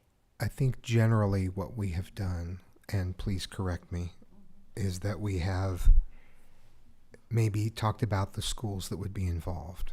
We would come and say, these are the schools that would be involved, and we don't bring the specifics of the boundary change to the board before they're announced in a board meeting. So if we say, well, if we involve these schools, then we can make adjustments that would stave off the need for a school for X number of years. And then you agree to it in concept in the meeting, and then we say, okay, we'll get ready to move forward with the process. We'll set up the survey, we'll give notification for the meeting, and then we'll bring specific options to the board to see if those options are with the very specific streets and neighborhoods that would be moved around. And if you feel good about the options, then we go out and we survey on those options and start that process. But before all of that, there's generally a meeting to say, these are the schools we would involve, and this is how long the boundary change would last. Do you want us to move forward? Is that correct? And then give an estimated timeline of when those Yeah. decisions will be Right. made and what the public can anticipate. You could bring us that in July, and then we could say, yep, go ahead and Right. notice the people in those communities. And the law did change May 3rd, so to 90 days, and it's for both for Closures and closures and boundaries. boundary changes. I suspect we'll see a bill that will lengthen that time again. And then For some. right now, it's Even longer. 90. Can I ask for one more area to be studied for boundary change? Midas Creek Elementary splits to 3 feeder schools. And a lot of people in that community has reached out to say, is it possible? At the time we did Moab, they're kind of an island not connected to nobody. Now we've built all the houses around it. They seem to be connected one way or another. Is there a way that we can make that school like specific to 1 feeder or 2 feeders, but certainly not 3? 3 is just really difficult on that. Feed into 1 or 2 middle schools? Yeah, middle schools and high schools. So we have a Harriman feeder system in Midas Creek. We have a Riverton feeder system and a Mountain Ridge feeder system, all in the same elementary school. And so I'm not recommending that we bring a proposal, but if there's one school that can handle it better than another, can we then maybe bring that proposal? If that's not good timing this year, maybe another year, but that should be on our radar at least. It's very hard for a school. Been on our radar. We could look at that, and if there appears to be a solution that would be workable and not set up a series of other problems. Dominoes. I mean, it might be the best time to do that, correct that problem when we build a high school and, several others. But if it's possible this time, bring it. But if not, we'll continue wait. Just keep that on your radar. Yeah, we could look at that. Okay. So let me clarify. You're bringing us what are the possibilities? What could we do? Exactly. What might we be able to do? And is it even possible? And then we'll decide whether or not we pull the trigger on moving forward in terms of notifications. Correct. I would like to hear. Yeah, we would say by moving, Here's the options. Here's the by possibility. changing boundaries for Dunford Middle School, Anderson Middle School, and Robinson Middle School, We would with a then- I thought it was small gonna be the adjustment to high school. Dean Middle School, Only men get the then we middle would only, Oh, no. Ms. Richards, no. Dunford. Dean, Yeah, he said Dean Dean Middle at the School. end. said Dean Middle When you guys were Even complaining. with fictitious middle schools, I'm in trouble. Let's see. And, let's see. Because you know what And- the and- need is. The need is to eliminate the pocket busing. That's a very Exactly. vocal, we're all agree that we have a need to eliminate pocket busing. So you're gonna come back and tell us, we could, if we did one of these 3 or 4, or however many options. This is what it would take to eliminate pocket busing. Right, but if the goal is to eliminate pocket busing and have stable boundaries for as long as possible, I assume that that's implied in that. Yep. Then we would say we would have to involve George Middle School, Richards Middle School, and Miller Middle School, Dean Middle School, and Voorhees Middle School to make that happen. Would you like us to come back with the specific boundary changes among all of those middle schools? That Sorry, are- Brian, if you're here, and- you would have got a middle. and then, right, Brian, you missed it.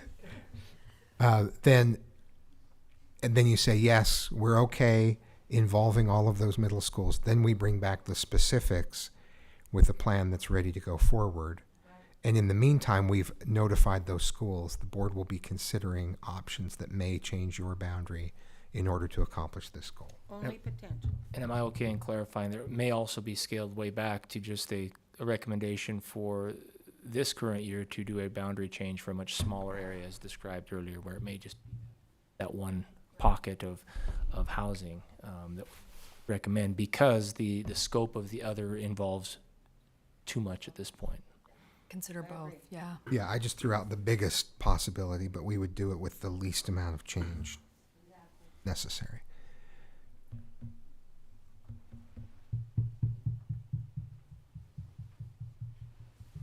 And then I guess, when do we want to have a discussion about potential renovation? Do you mean of those 4 schools? Yeah, I just think we need to be able to talk that through. When do we want that on the next agenda? I mean, for me, it's getting our ongoing building plan and knowing what schools we need when, Right. what schools need renovated, and then finance committee giving Takes us it. possibilities for how to pay things. So do you want the facilities to go ahead and talk about that and bring a recommendation? We're going to be meeting in July, first part of July. Is that what you want? For me, renovations need to be considered in a bond. That's my opinion. Okay, let's just talk about that in our next meeting, and then we'll bring that back. Then we'll go to finance committee. Mm-hmm. Here's the buildings we need, here's the renovations we need, Right. or the options. Love to hear a needs analysis. Not only does it make fiscal sense to renovate versus rebuild, but does this school still meet the needs of the district?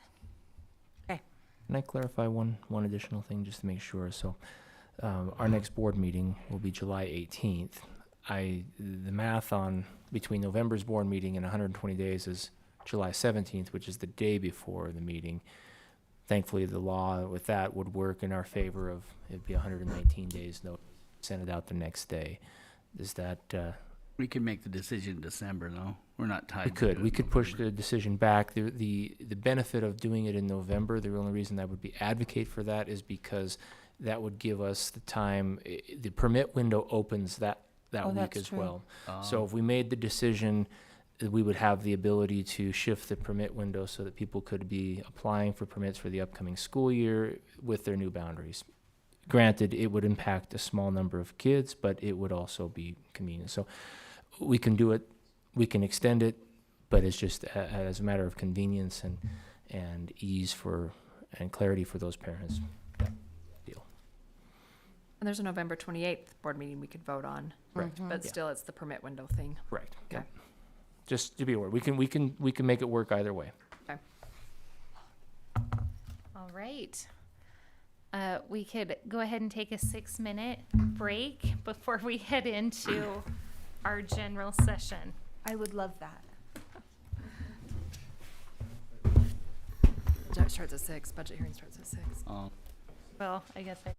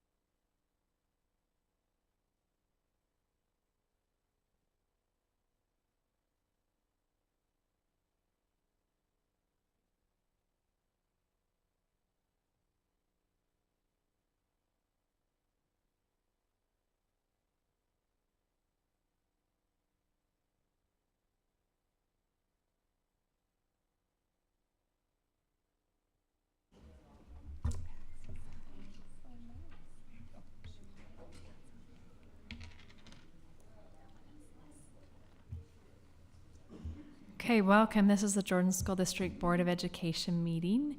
Today is Tuesday, June 13th, 2023. We are in the JATC South building, and we have with us, starting at the end, Mr. Paul Van Komen, our board attorney, board member Bryce Dunford, Lisa Dean, Marilyn Richards, Nikki George. I'm Tracy Miller, Daryl Robinson, and we'd like to excuse Brian Barnett tonight. Also, we have Dr. Anthony Godfrey, our superintendent, our associate superintendent, Dr. Mike Anderson, and our business administrator, John Larson. We want to welcome all of those who are here with us in person and those that are also joining us online. Thank you. Tonight is our budget hearing, which is one of the most important meetings of the year. We're going to start out with our Pledge of Allegiance, directed by Scott Thomas, our Director of Auxiliary Services. And then we'll have our reverence given by Dr. Mike Anderson, our Associate Superintendent.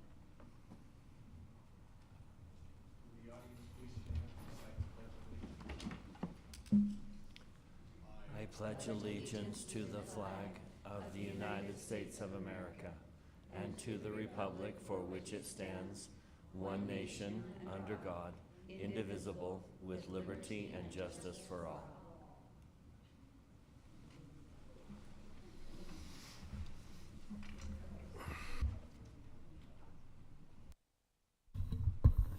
Good evening.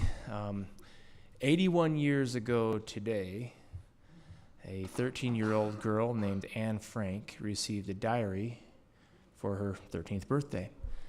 Less than a month later, her family went into hiding against Nazi persecution. And tragically, like so many other Jews, Anne Frank did not survive the Holocaust, but fortunately, her diary did. And since that time, it's been translated into 70 different languages, over 30 million copies sold, and it's gained really just immortality. And one of the great quotes from that diary is this: "Human greatness does not lie in wealth or power, but in character and goodness. People are just people, and all people have faults and shortcomings, but all of us are born with a basic goodness." Thank you. We will now turn the time over to Dr. Anthony Godfrey, our Superintendent of Schools, and Mr. John Larson, our Business Administrator, for our budget presentation. Before Mr. Larson begins the presentation, as the Chief Budget Officer, I want to just express my confidence in the staff and the board and the work that they do. There's a great deal of discussion and hard work that goes into this budget, and your budget reflects your values and what you believe to be most important. And so this budget really is, in many ways, a strategic plan for how we seek to provide the best education possible for the students and the communities that we serve. Mr. Larson and I talk very frequently about budgetary concerns, and we talk about it in those terms. We take the stewardship over those funds very seriously, and we're very cautious in the way that those funds are used, because taxpayers make great sacrifice for those funds.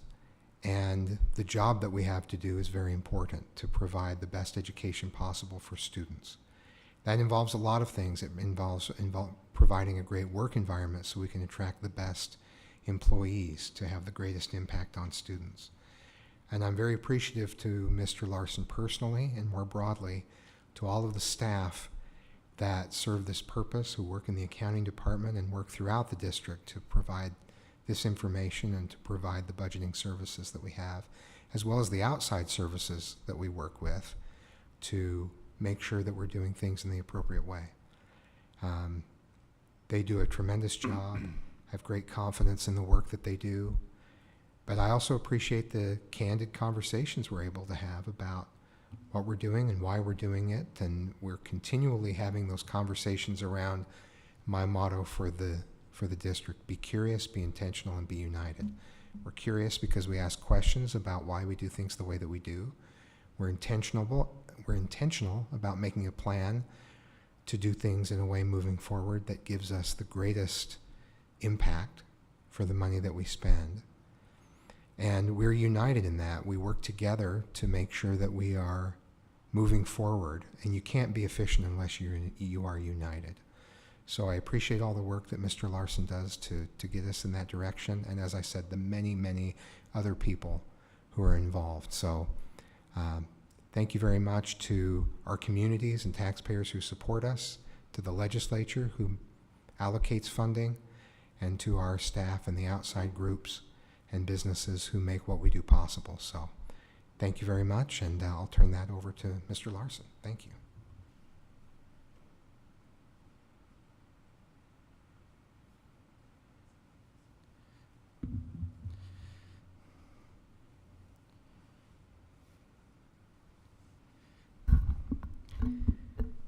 Good evening, Board. I appreciate this opportunity, and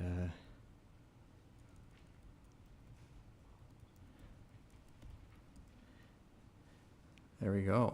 Okay. And we're good? Okay. Thank you. So tonight we're going to go over the budget for next year as well as a budget revision for the current year.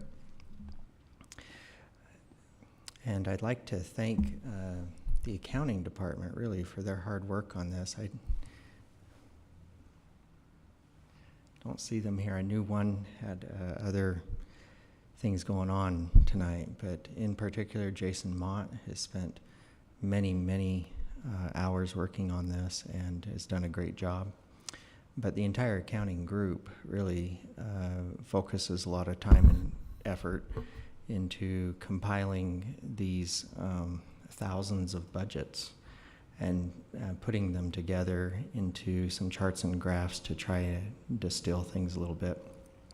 Tonight, I'll be going over the budget, which includes a certified tax increase, proposed negotiated agreements, construction projects, and increased meal prices. Those would be the highlights of things that are happening in the district that are high level of the summary of the budget. I would like to go over, though, some major budget variables that occurred, just to remind you about some of these things that have happened that certainly impact the budget this year and coming years. First of all, we had some operational changes this year. We opened a new school. And of course, that takes some funding to do, not only to construct it, but to also staff it and to maintain it, to heat it and cool it. We have still some COVID-19 grants that are being utilized.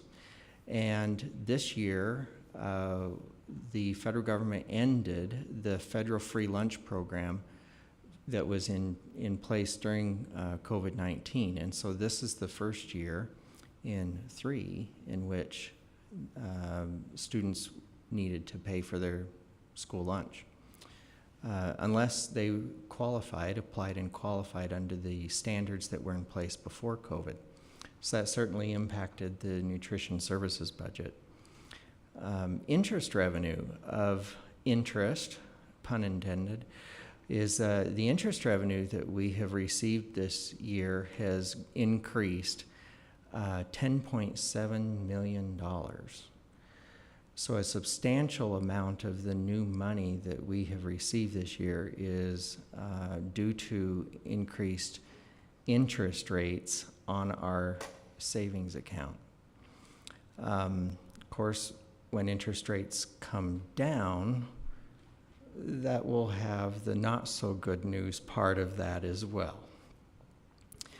We have some unfunded positions that we've talked about as well, that the district has had many unfilled positions, and as a result, there are some better results this year, but there's certainly been a lot of pain throughout the district as a result of those being unfilled.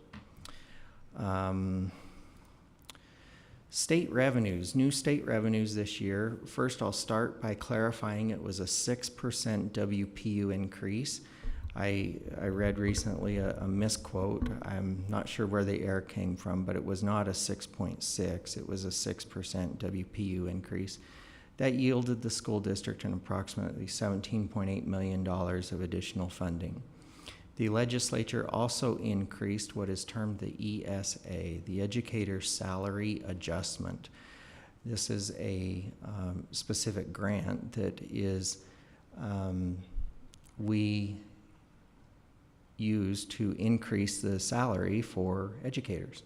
And the legislature increased that by $4,200. That was also another thing that was confusing. There were some misquotes of the law saying that it would be 6,000. It wasn't. It was 4,200 as indicated on lines 204 and 205 of that law.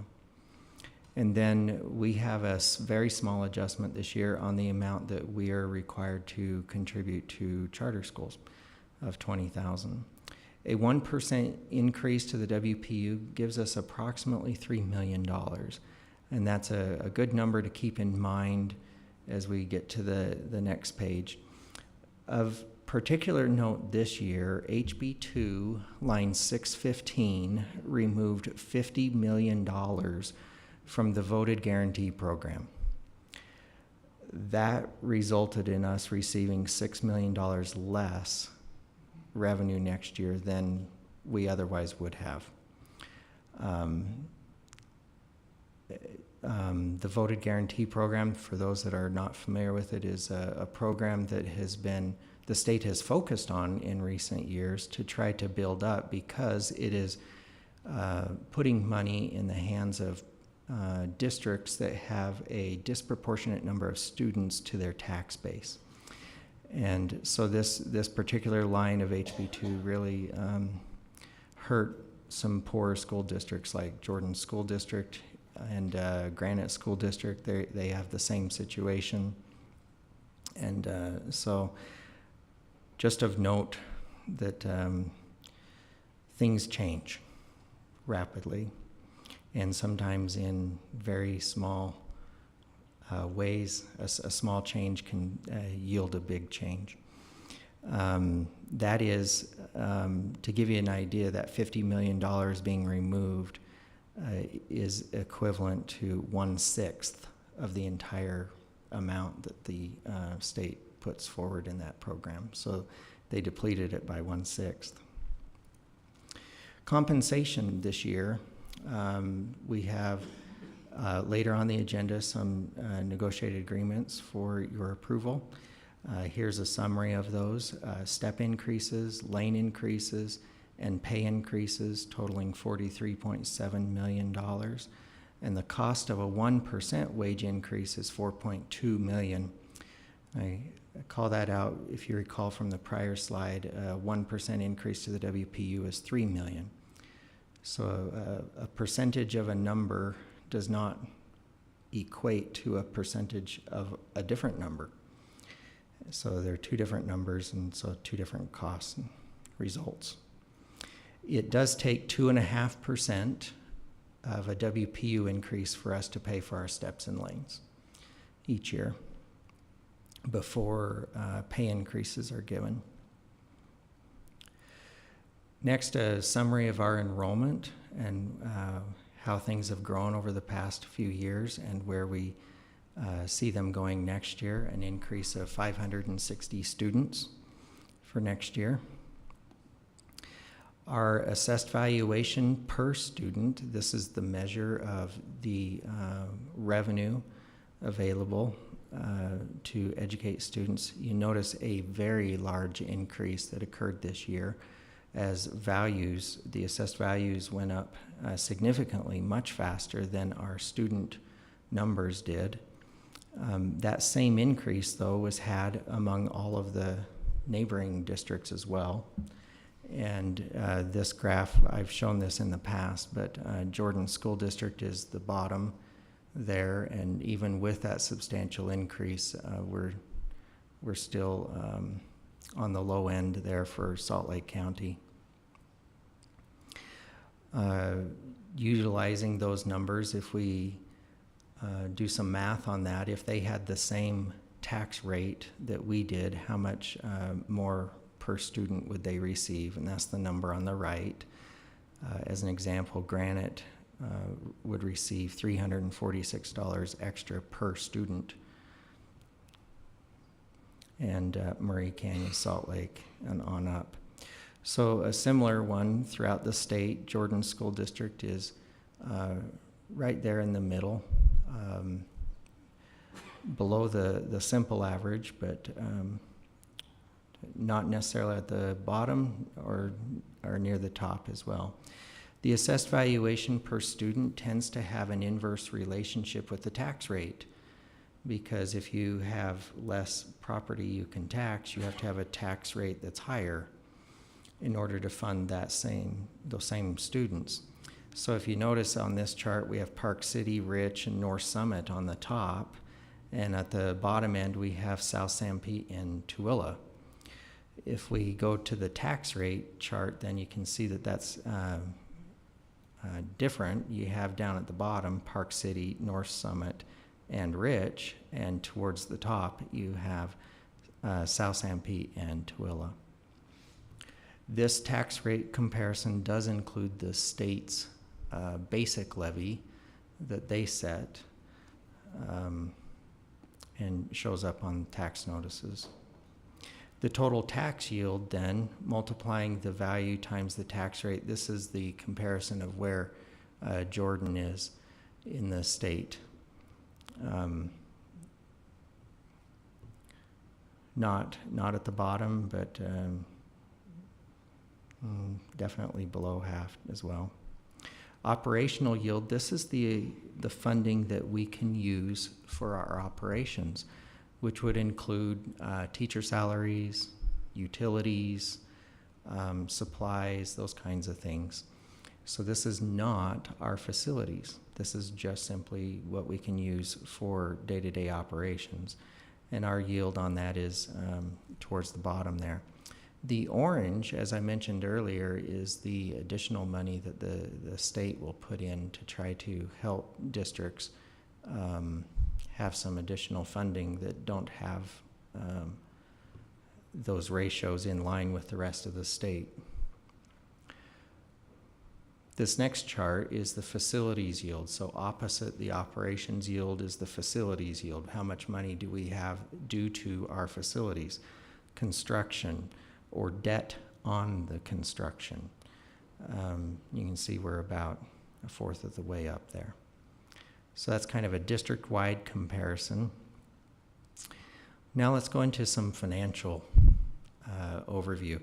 So I'm going to start with a district-wide overview, and then I'll get into each of the funds. Some of these funds are quite small, but I figured I may as well go over each of the funds for your benefit. We do have 8 funds in the district. The general fund is by far the largest fund. By definition, it is the fund that covers everything that is not covered in another fund.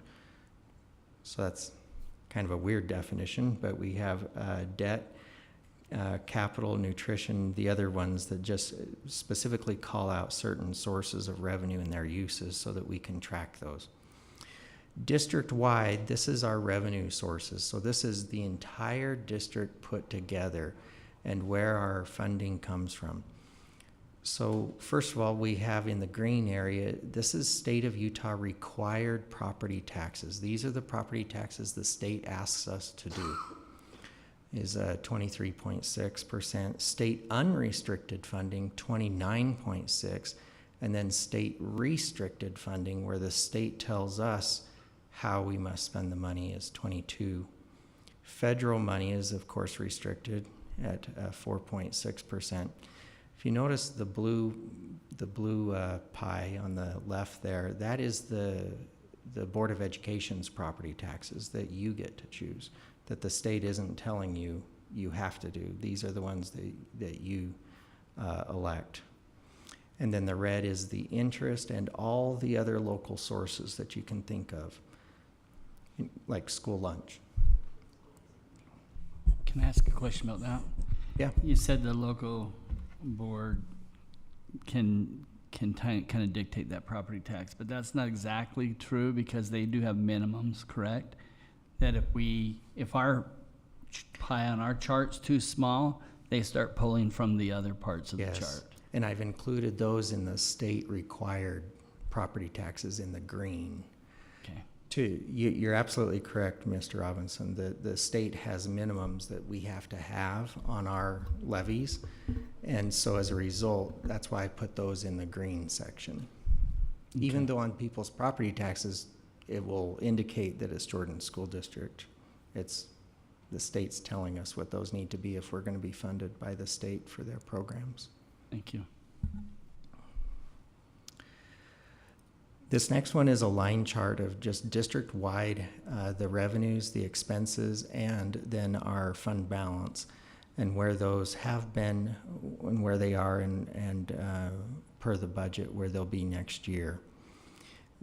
Again, as a reminder, the current year is always higher because of carryovers and grants, grant funding that comes in and gets carried over into the subsequent, or into this year to be spent this year.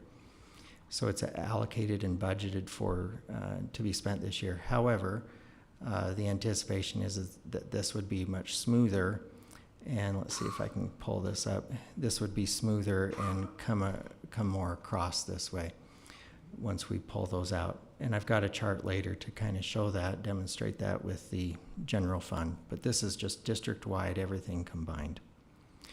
So let's go ahead and go to the general fund. The primary things that happen in the general fund are going to be salaries and benefits, textbooks, supplies, and utilities. That's the big things that happen in the district. 88.8%, I have down a note here, 88.8% of the fund is spent on salaries and benefits. So very, very little is spent on the other things. Most of it is people. We're in the people business. We hire a lot of people and we educate a lot of people. The general fund balances are listed here in different categories. We've talked about those before and what the purpose of the different categories are. And as you go from the different categories being things that you can spend and things that you can't spend. Inventories is obviously something we can't spend. Economic stabilization, or what some people call a rainy day fund, but state code calls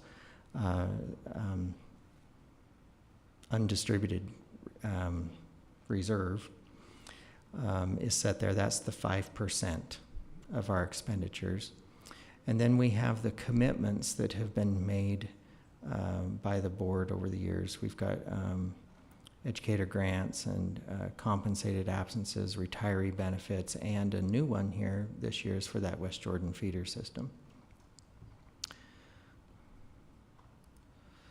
This is the general fund, taking all of those and spreading them out and showing them for last year, this year, and next year, and where those balances would be if operations, if the budget happened precisely as displayed. And I'm going to flip it then to this next slide, which is, I believe, the slide the board prefers, but this next slide is the same information but without the contingencies and carryovers. You can see things smooth out quite a bit. That's the difference those grants and carryovers make on the budget. And here then is that same line chart with a new couple of lines showing the exclusion of the carryovers, grants and contingencies. So this blue line is most of interest to me, at least, and the smoothness of that at this point, the stability of it. The general fund has many categories in it that we're required to use by the Federal Department of Education in the National Center of Educational Statistics. And so the definition of each of these, well, the formal definition is much more lengthy than is shown here. This is a summary of it, but you can see the different categories and examples of what would be included in each of these different areas. Sometimes we'll have questions about, well, what is administration?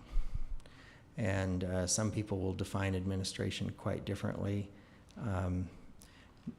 I did hear once that all the nutrition services workers were considered district administration. And so according to the federal government, that would not be the case. Here is a pie chart then of each of those categories and where the budgeted funds are to be spent. The largest, of course, is instruction.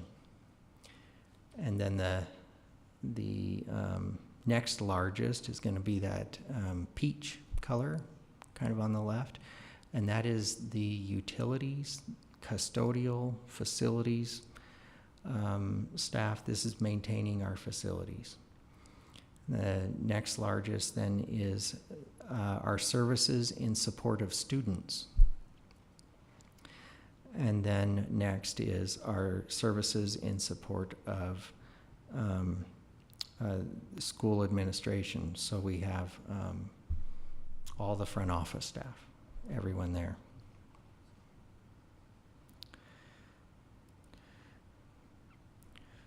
This slide is a pie chart based on the object, or the object tells us what the good or service was that we purchased or used our money for. Not why we spent it, but what it was we were purchasing. And this is where we can see that it is 88% of our costs go to personnel between the salaries and wages and then the benefits that are provided. Then we have another big one for utilities and supplies. We have a lot of supplies in the district. Imagine that with instruction. Here's a new chart that I have added this year. I hope this chart helps to demonstrate something that I've been concerned about for some time. This shows a 10-year history of our different revenue sources. And I'm sorry that may be a little small for the legend there, but I'll try and go through it. The yellow is the state money that is unrestricted. 10 years ago, that used to be 49% of our revenues. Now it's 31%. State restricted funding, so money we receive from the state, but the state tells us how to spend it, is the darker blue. That has increased from 22% to 28%. The state required property taxes has increased from 18% to 27%. That is the gray. Federal funding has gone from 5 to 8%. That's the green. And then the Jordan School District Board of Education taxes is, I want to say that's the lighter blue. It's stayed the same. It's 2%. Oh, I skipped one. Interest and other, that's the orange. That has also stayed the same at 3%. So you can see the board, I've mentioned this to you before, that part of my concern is that more and more of the funding is restricted and there's less unrestricted monies for the board to determine what is best. And there's more and more required property taxes and less state unrestricted funding. Okay, moving on. Can I ask a question on that? Can Yes. you go back to the slide. So you see the big jump on the board, property tax. Was that our increase? You see it this year? Right here? Mm-hmm. Yep.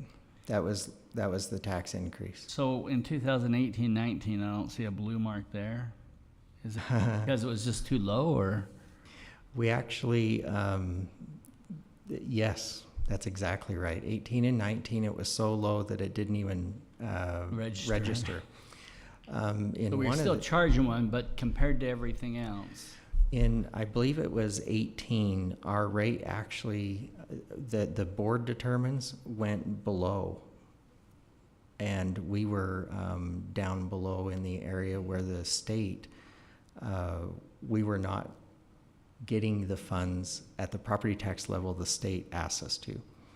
So there was a year in here that actually went negative, but to make the chart look prettier, we Didn't put it below the we line. listed it at 0 because it was so small anyways that it didn't really register. So the small jump in 21 was that small truth and taxation hearing that we had for teacher salaries.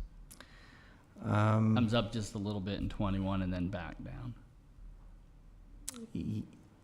Yes, I'm trying to remember. That would make sense, but I'm feeling like the later charts may answer that question Okay. for us.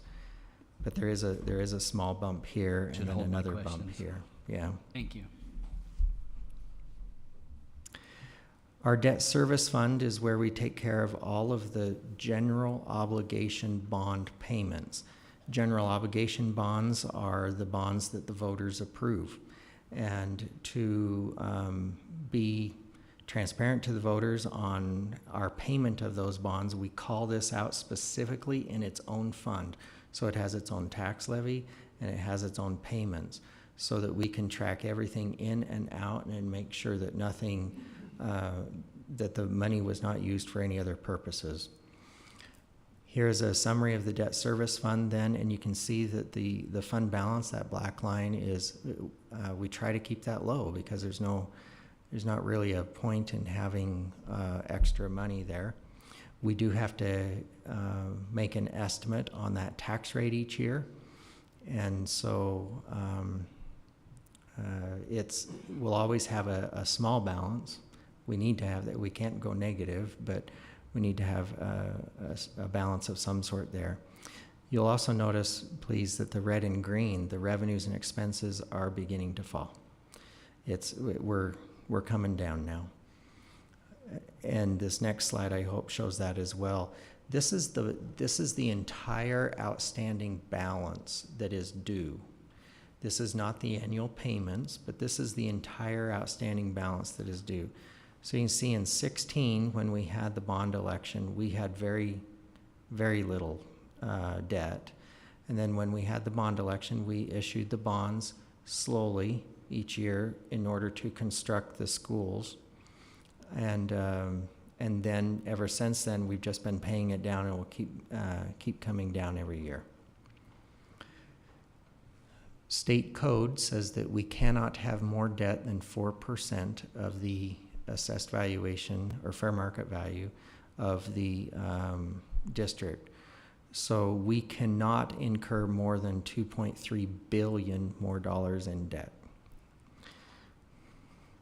It's a pretty high number.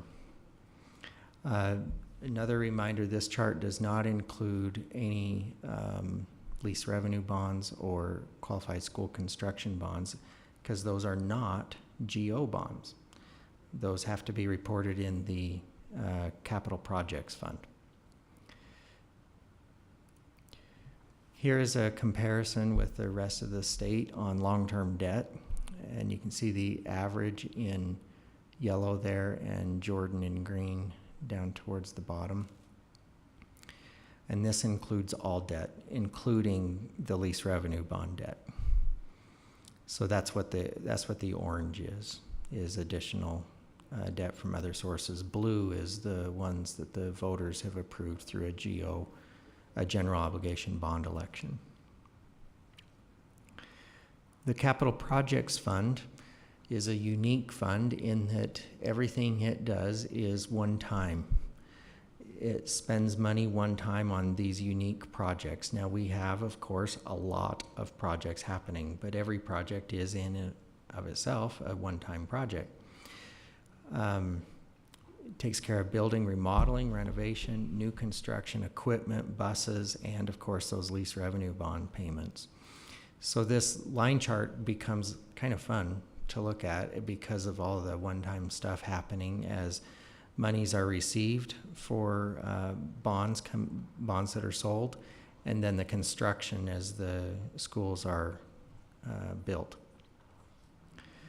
We did have a school open this year, Oakleaf Elementary School. That was funded with the Capital Projects Fund. No bond. The Flex School, the new elementary school to relieve Ridgeview Elementary, is being constructed with a lease revenue bond, and that's scheduled to open in August of '24. So a couple big budget items for the Capital Projects Fund. Nutrition Services Fund is not funded at all with local property taxes. This is a standalone fund to take care of all the breakfast and school lunch programs with the state revenues, federal revenues, and of course the charges for the meals coming in.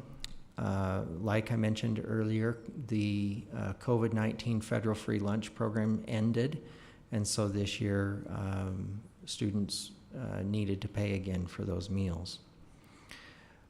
The last time meal prices was increased was in 2009-10. The meal price for this current year, though, is an increase as reflected below. So the first time in 14 years, but a meal price increase of a quarter for elementary and secondary lunches, 80 cents for an adult lunch, and then breakfast, a quarter for elementary and secondary student breakfast, and then for adults, 50 cents. Here is a line chart of what's happening with the Nutrition Services Fund, and if you see the gap between the amount we're spending, the food costs, everyone knows this from your home budgets, but food costs have increased substantially. Our revenues have not. So there is a distance there between what we are spending and what we are bringing in, and yes, that does include the meal price increase. So that's why there is, we want to watch this fund and see what happens here. There is some talk about the federal government maybe increasing their reimbursements for these for this program.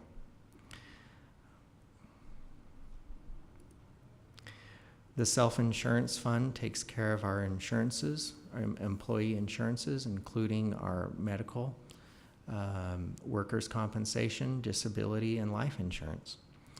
This fund has not had a premium increase since 15 and 16, so 8 years since we've had a premium increase in the insurance fund. However, looking at the chart, insurance costs have been increasing quite a bit, and our premiums you see there have been fairly steady, and therefore our fund balance is declining.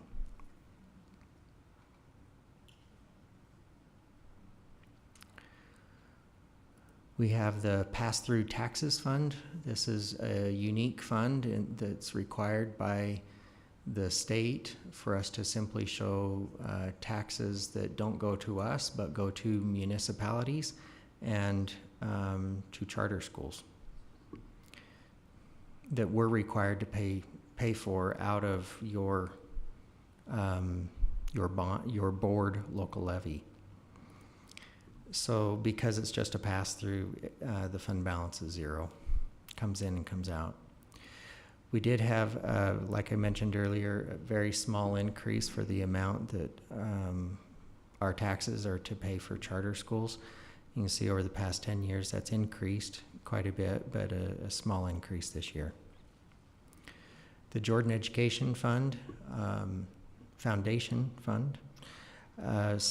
The foundation, of course, supports Jordan School District and teachers and helps students throughout the community with their programs. Because the idea of the foundation is donations, their line chart looks a little different as well. They're receiving and spending donations as they come, We did, of course, increase the budget on these because we don't know precisely what donations they're going to receive. And the budget reflects that the donations they do receive, they are authorized to spend. The Student Activities Fund is a fund that deals with student fees, activities, any donations to the schools, fundraisers at the schools, extracurricular activities that happen at the schools, all kinds of stuff. This is more, well, it's student activities focused. Anything that's happening there is, with those programs. This chart is of interest. You can see COVID had an interesting calm put on activities at schools.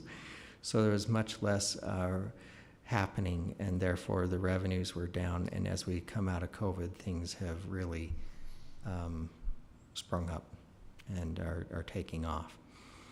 And then the fund balance is pretty steady here with a small decline each year. Okay, so let's talk about tax rates. The proposed tax rate reflects a certified tax rate, but we with growth, and I'll talk about that in a minute. And I'm going to also show a proposed board local levy increase sufficient to raise whatever you tell me. I'll let you fill in the X.X there. We don't have the certified tax rate yet. I checked again today at 3:30 and it is not official. There is a draft. And so we're utilizing the draft for these estimates, but it is not official yet, and there is no word yet on the basic levy. The state, this is one of the levies the state requires of us. The state basic levy has not been calculated yet. There are a couple of estimates for that, and so I'll show you a slide to give you some ideas where that would go. But before I get into the tax rates a little more, I want to just go over the certified tax rate process, because it is quite unique. The way it works in Utah is that the existing values times the certified tax rate must equal the previous year's revenue. So if overall values are reassessed up, the rate, the certified tax rate that the county auditor has to calculate must go down sufficient to give the school district the exact same amount of money that we received the prior year. So I call it revenue neutrality. I will say that the opposite is also true. If values go down, the rate floats up, because it's, again, revenue neutrality. It's just trying to offset those two. There is no adjustment for inflation because of that, and the calculation does not incorporate inflation, any inflationary adjustment. New construction, however, that does occur, if there's a new development or a new Walmart or Costco or something comes in, the property taxes that they pay in that first year is considered new additional revenue for the district. The second year, though, it would not. It's going to be revenue neutrality and brought down to its prior year. The state basic levy is set to yield whatever the legislature says it's going to yield. The legislature sets the state basic levy, and therefore they consider it a certified tax rate because they set it. The debt service levy is set simply to pay the debt that was approved by the voters on the GO bond, and therefore it is not part of the certified tax rate process. It will naturally float based on the debt payment. So with that reminder, here's where the draft numbers are for next year. This is without a tax increase, and you can see the prior years. The basic programs set by the legislature for purposes of this slide have been kept the same. We believe those will fall substantially, but we don't know yet. One guess is that it will fall to a 0.0014, that it will drop 200 points, but we don't know that yet. The voted levy is 1,600. What's the reason that's dropping at the state level? The legislature set it to drop. They figured they didn't need as much revenue as they needed in the prior year. In some years, there'll be some legislation to set that money aside for things. This year, they chose to go the opposite direction with that. The board local levy is set to float up ever so slightly, 18.000018, and that is because values have decreased. The draft numbers we have show values have decreased ever so slightly, and which is causing that revenue neutrality, then the rate to float up ever so slightly. The capital local levy, same thing. It is floating up. 5 zeros and an 8. And then the general obligation debt, though, remember, is not subject to certified tax rate process. This one will float down based on the debt payments. So that one is based on those draft numbers. It's going to float down quadruple 087. So that would mean without any changes, it would be a quadruple 061 decrease in the tax rate, barring a change from the the state's basic levy. So let's look at how that shakes out with the history. Board members, you may be familiar with this bar chart in the past. We had it was a little simpler. However, I wanted to change it up this year to better describe what's really happening with the levies. And I hope this is more transparent for the public and for you as board members to understand what's happening. The dark blue at the bottom is the state basic levy and what has happened there over 10 years. The state basic rate has increased by $13. Let's see, the green is really boring because it's the same number every year, and that is the amount that the state requests us to tax if we are to receive state funding at their minimum thresholds. And so that green area I consider it a state required tax along with the blue. The red is the debt service levy. The debt service rate has decreased sufficient for $21 per $100,000 of home value over this time frame.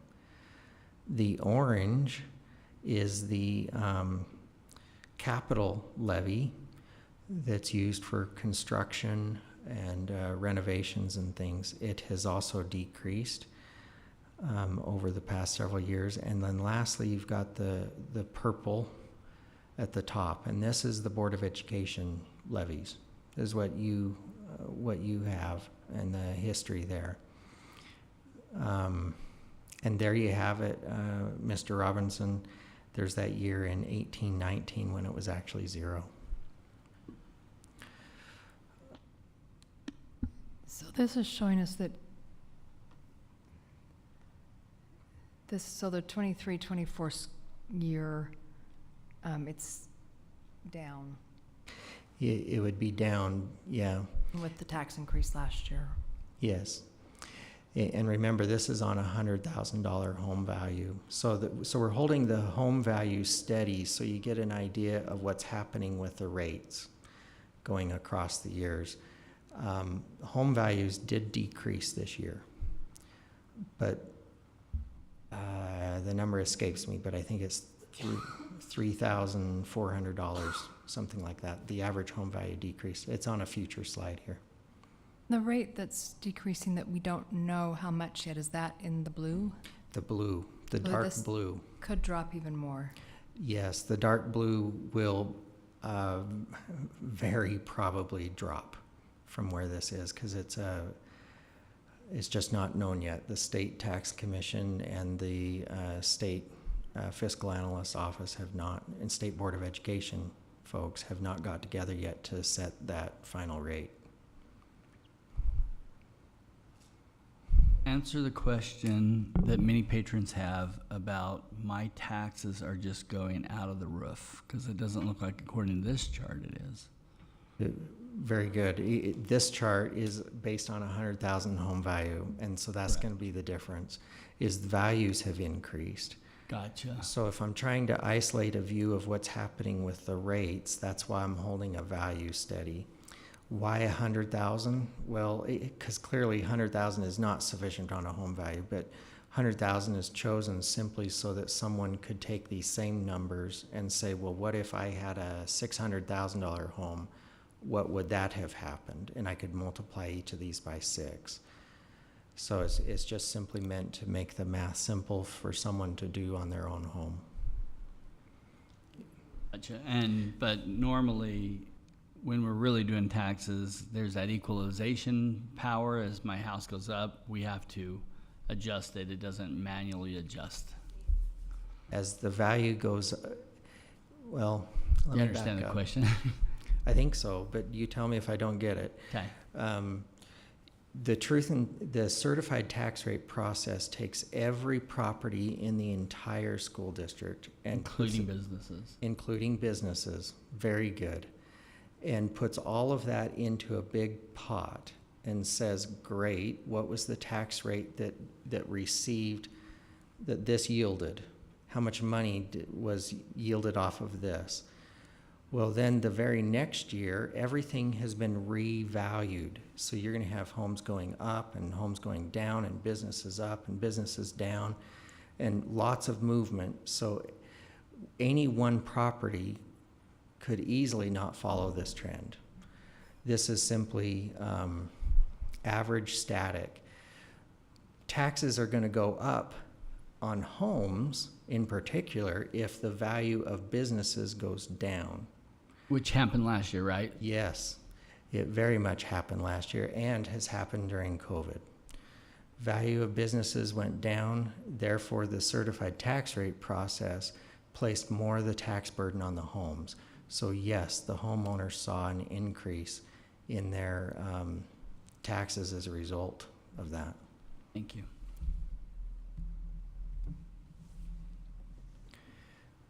We have scheduled a truth and taxation hearing August 1st at 6 p.m. at West Jordan High School. So let me go through a few slides that we've gone over before. I hope these are helpful in understanding and gaining input from the board at the end here. But please, board, if you have any questions, let me know. This one is the number of truth and taxation hearings that have been held in the last 10 years. You can see Jordan is down, maybe a fourth of the way there, at 2. We've held 2 in the last 10 years. We have some districts at 8 with an average of 3.5 in 10 years.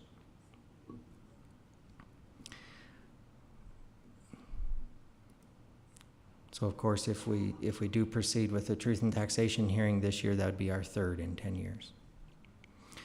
The tax impact. So this chart is meant simply to give you some ideas of what the impact might be on a homeowner based on the average home value as well as the $100,000 value. Again, the $100,000 is simply for easy math for someone else to work out. But the average home value, we've been told by the county this year within our school district, is $582,300. So what would the estimated tax increase be? You can see that on the second from the left there. This tax increase percentage is only based on the Jordan School District portion, not the state basic levy portion. So the way these show up on tax notices, the state basic levy could go down substantially, but it will not show on the Jordan School District line item. It will show on the state basic levy line item, even though the state has us levy the state basic levy. So it is, sorry about that. It is a little confusing, but so the percentage I'm showing here is the one solely for the Jordan School District line item. Make sure I followed you. What shows on their tax notices that they get? There's 3 line items that will show that Jordan School District is required to do, but there's 2 of them that are mandated by the state. Only one then that is for the district. So the first line item has traditionally been the state basic levy, which you're required by statute to levy, even though the legislature sets it. The next one is the Jordan School District levies, which combines your debt levy, capital levy, voted and board levies. The next levy, the next line item that shows there is going to be a charter school one, which is 0.25% of the amount charter schools are funded, but the state requires that one show separately on the tax notice. And that does come out of your board levy. So again, it gets a little confusing there, but that amount is automatically deducted from your board levy out of the second line item. So this percentage is only that middle one, the Jordan District one, based on those draft numbers that we have available to us. So for And the dollar amounts annually, right? The dollar amount is annually, yes. Okay, so for the rest of these charts, we needed to make an assumption, and that is, well, what do I show as far as a tax increase? And I didn't really know a number, so I just grabbed one. And board, I'm not trying to tell you, I just grabbed one and I went right in the middle. So it's $4 million is what I grabbed from this chart. So the rest of these charts are going to be based on that $4 million figure, just to give you an idea. So if you wanted to go higher or lower, we'll have to scale accordingly. This chart is, there's a lot on here. I'll see if we can walk it through, but the first section, rows, have the 2022 actual. So there's the average home value. Last year was $585,900. The state basic levy tax rate was 001652. That's that first line I was talking about. The second line is that Jordan amount that combines all of those others, the capital, debt, voted, board. And then the charter one that they reduce the amount you can levy out of your Jordan one, but they pull out for that 0.25%. So the average homeowner last year would have paid $1,923, combining all 3 of those line items. So depending on how you want to look at it, on the tax notice, it's going to be 3 separate line items, and yet the state requires you to levy all 3 of them, so I combined them as well. Next one is 2023 with the draft numbers we have without a truth in taxation hearing. What would happen? We know the average home value decreased to $582,300. We do not know the state basic levy yet. So let's just pretend for now in this second section that it stays the same. We know it won't, but just for sake of demonstration here, let's say it stays the same. The Jordan School District levy we already know is going to go down because the debt payments are going down. So there's the new number for the school district amount, and then the charter one, the math works out to be exactly the same. So the average homeowner would have a decline in their taxes from 1923 to 1892. Now let's talk about 2023 with a $4 million TNT. Again, the home value. We're going to still assume that the state basic levy is the same. The $4 million TNT would raise the JSD amount to $42.54, raising it $33. And charter stays the same. And then the total then is an increase over the prior year by $2 there. Now these last two sections are similar with the $4 million tax increase with and without, but what's changed now in these bottom two sections is what if the state's basic levy does drop as one state prediction showed it would to a 0014. And where would that go? So you can see a fairly large drop there in the state's basic levy, and you got the same numbers for the JSD column and charter column. Any questions on this chart?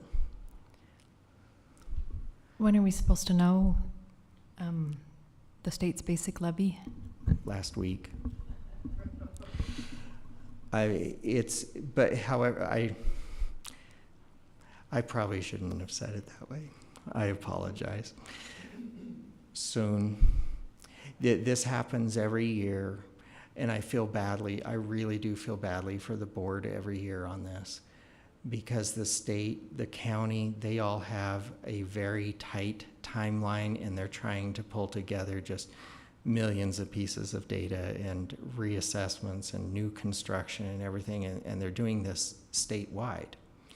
So if you think about this, even if Salt Lake County assessor and auditor's office are right on top of it and first out of the gate, all it takes is one other county in the entire state to somehow be delayed, and then the entire state is delayed because that state basic levy is across the entire state.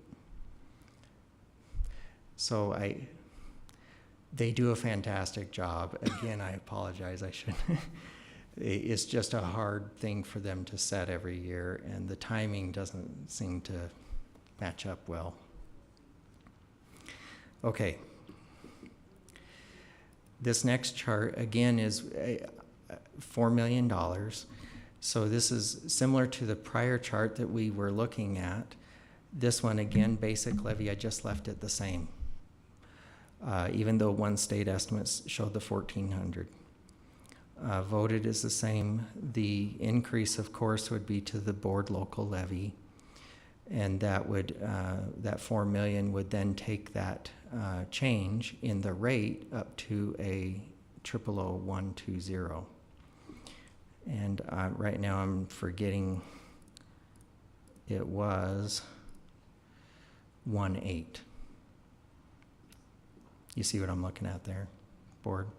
It was 1.8 because the decrease in the values, the rate goes up, but assuming a $4 million tax increase, then it would go up 000102 to yield a 120 increase in rate. And then again, the general obligation debt stays the same because it is not subject to these changes.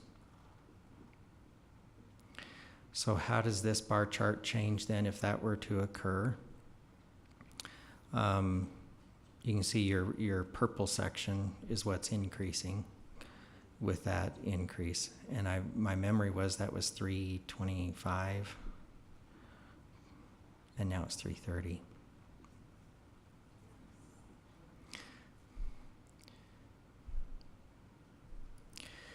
Okay, so inflation is a factor that has hit the nation quite hard.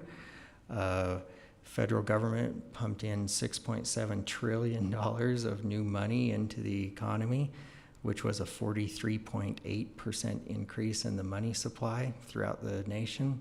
So of course the natural result of that is inflation. This chart is intended to show inflation over the years, starting at 2009. Why 2009? Well, that was there was the district split at that time, but it was also the time of a truth and taxation hearing. So I thought that would be a good anchor to see how inflation impacts us over the years. In 2019, there was this truth and taxation hearing that occurred, and so the inflation is being offset by the truth and taxation increase in that year. So we wanted to demonstrate that there was a bump up there.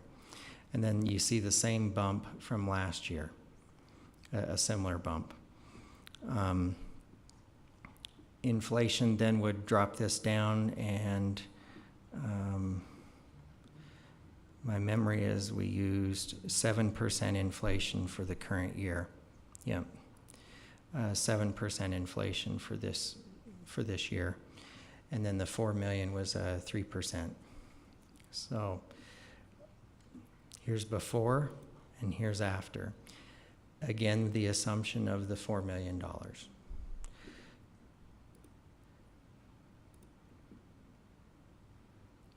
Okay, here is the current board tax rate. We are 11th from the bottom in the state there. We have the average in yellow. And so I don't know what the entire state's doing. I know Granite is, they got hit by that same problem with HB2. And they have said they're going to be doing a truth and taxation hearing as a result.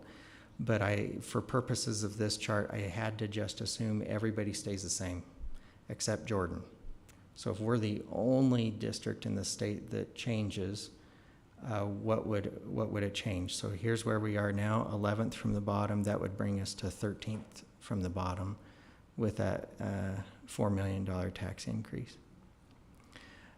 Now that's just the board tax rate.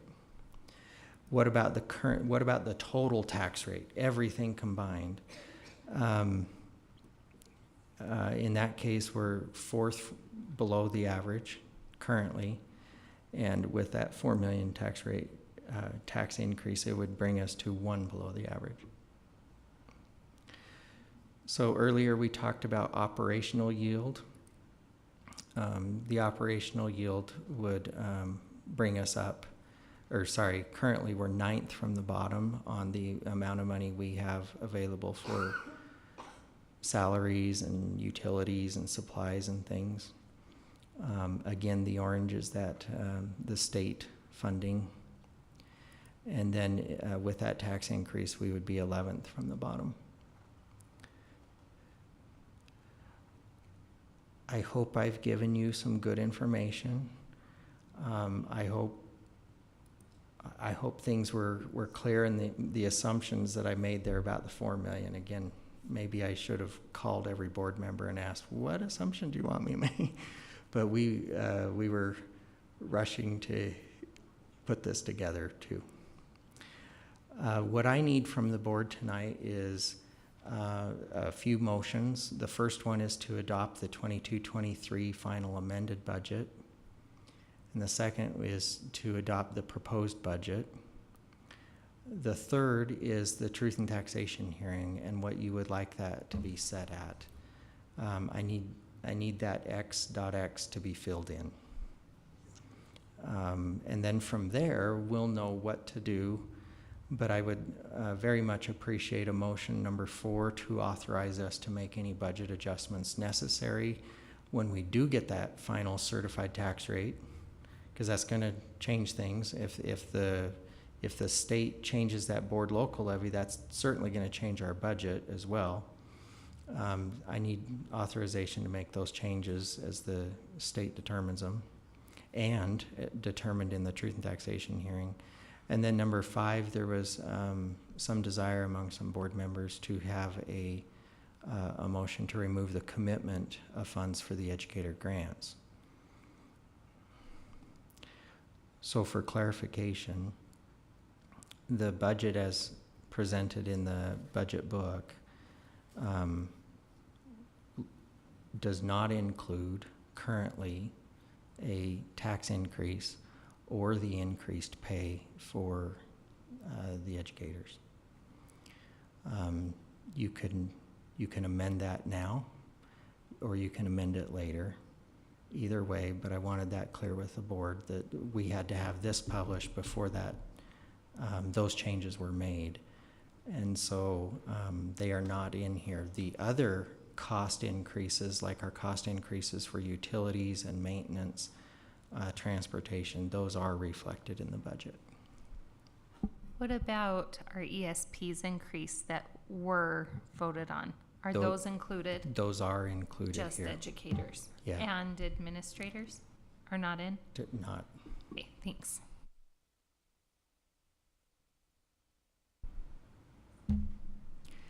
So at this point, I really, if you have any questions for me, I'm happy to help in any way I can. Otherwise, I just need some motions. I move that we adopt the 2022. Hold on just a minute. We've got patron comments Yeah. Oh, on the agenda. Can I ask a Before question motions. first before that? One thing that I didn't really understand before I got on the board that I think is so important and speaks to our last truth in taxation and speaks to the problem that we're in now is the difference between one-time money and ongoing money. Can you give us an explanation about what one-time money is versus ongoing money and how that's important in keeping a budget current, if that makes sense? Yeah. One-time money would be most reflective of a savings account, something we have saved for or set aside for, but you can only dip into that and use it once. Once it's used, it's gone. You can't use it for a second thing. Ongoing money would be more of your income, that you have this annual recurring income that comes in each year. To further clarify, though, let me put it this way. WPU income would be ongoing. It comes in each year. But most of that, remember the slide about the state restricted grants and federal grants? Most of those are one-time funding. So one of the challenges that came about with COVID was just a whole lot of one-time funding.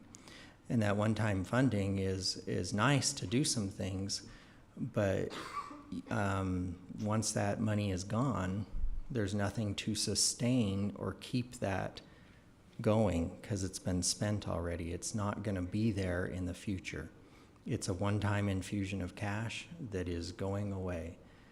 So all those restricted grants, federal grants, they come and then they go.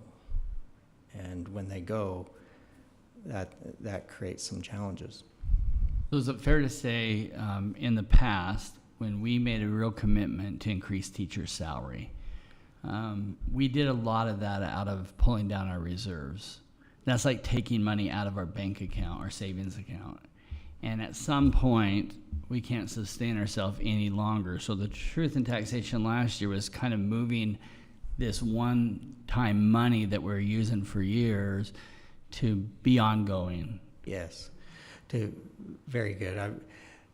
So for years, the board had been providing increases for educator salaries, utilizing a fund balance, one-time money, knowing that at some point the board would have to do a truth and taxation hearing to replenish or fill that in so that there was ongoing money to pay for those same salaries, because salaries are not one time. They keep going. So the idea is you want to match up ongoing to ongoing and one time to one time.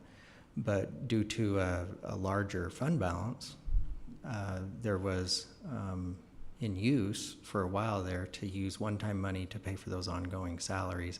And then last year at the Truth and Taxation hearing to pay for those ongoing salaries that were already provided in the prior years. Thank you. That's an important thing to understand, I think.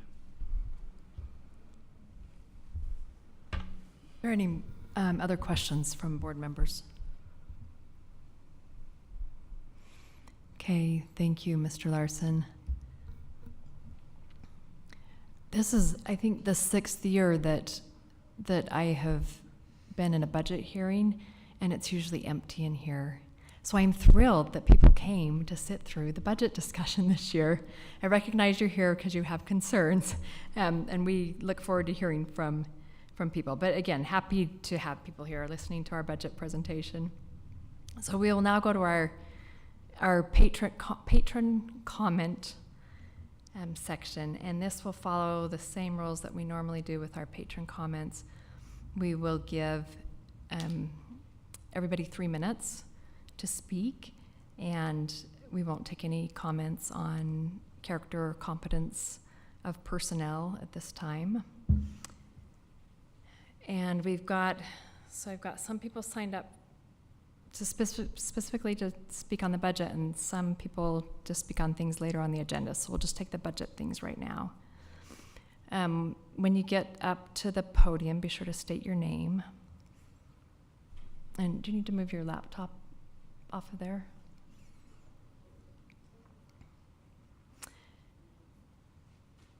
And so first we've got Linda Crane, and then followed by Linda will be Tracy Halverson.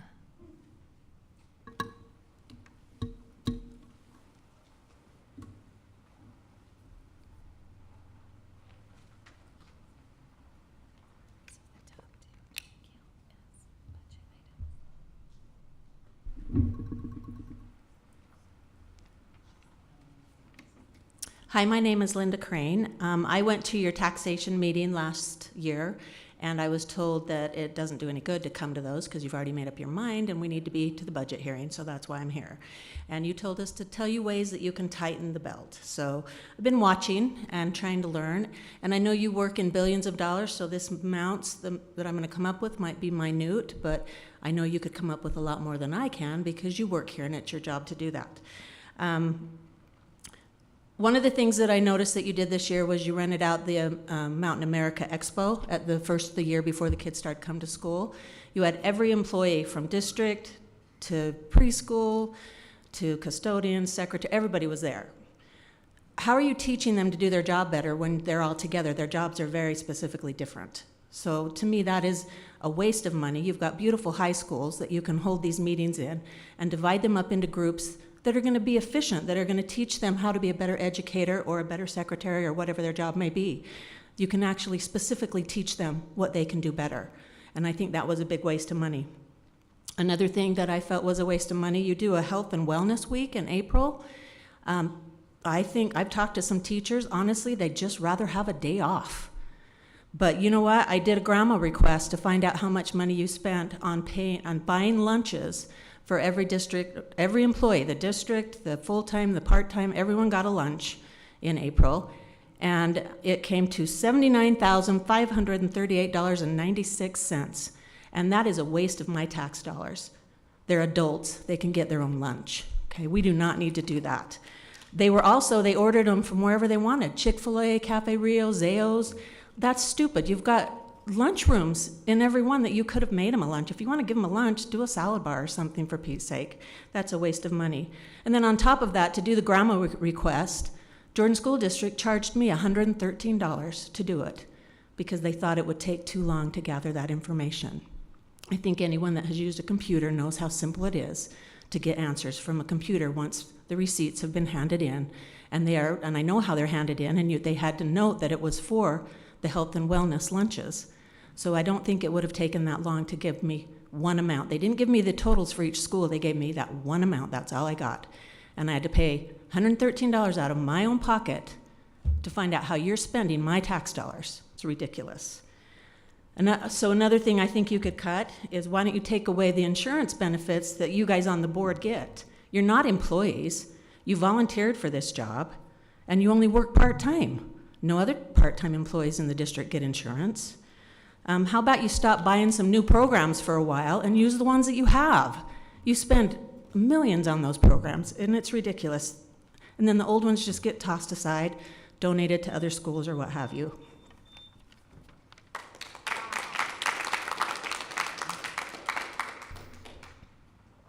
Thank you.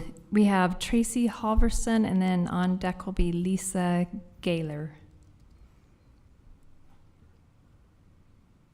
Hi, my name's Tracy Halverson, and I too am here because of the Truth and Taxation meeting last year, where you increased our taxes 23%.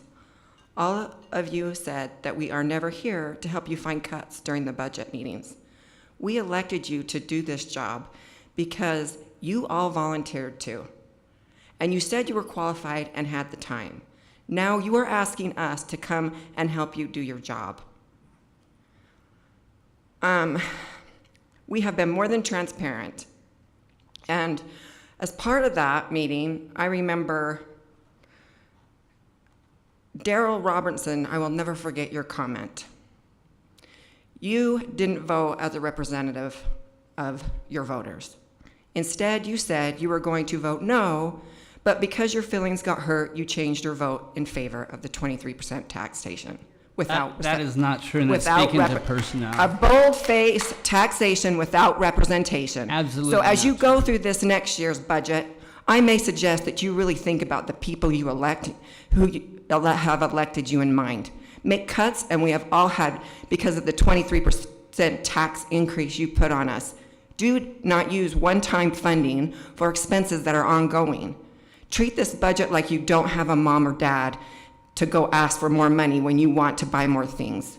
Also, don't base a tax increase based on assumptions.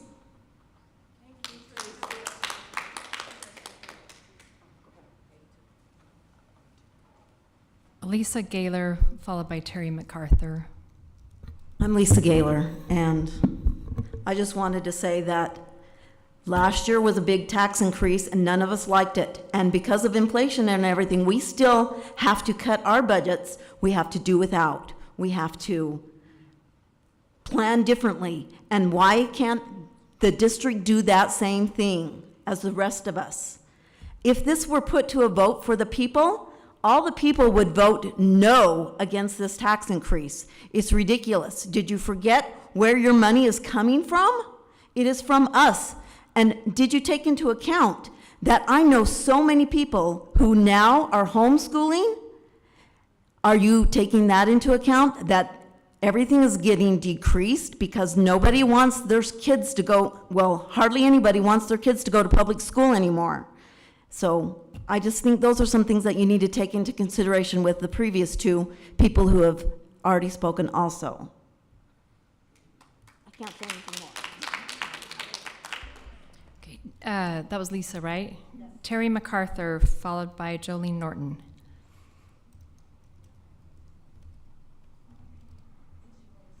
I really don't have much to say because obviously you don't have the budget. Okay, I'm sorry. we want to hear, That's what I but we wa- don't want personal attacks Okay, on our well, administration. They're doing their I job got that an they've been email asked to do. last year because I was so heartbroken at Riverton High School with 5 police cars there, like we were going to destroy you people, that you guys already voted for.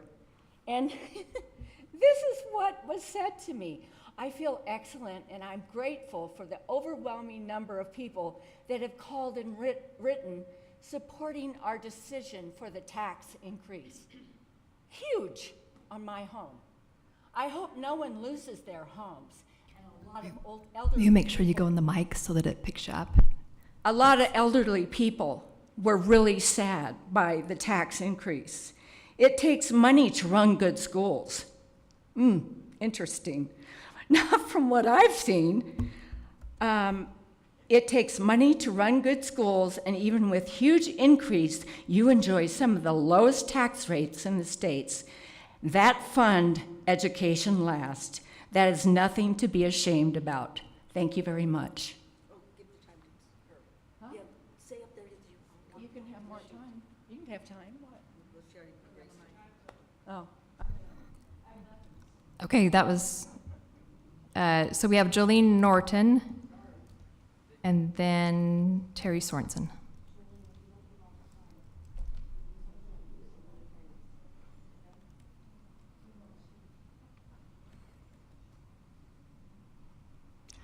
My name's Jolene Norton, and I want to speak for the seniors.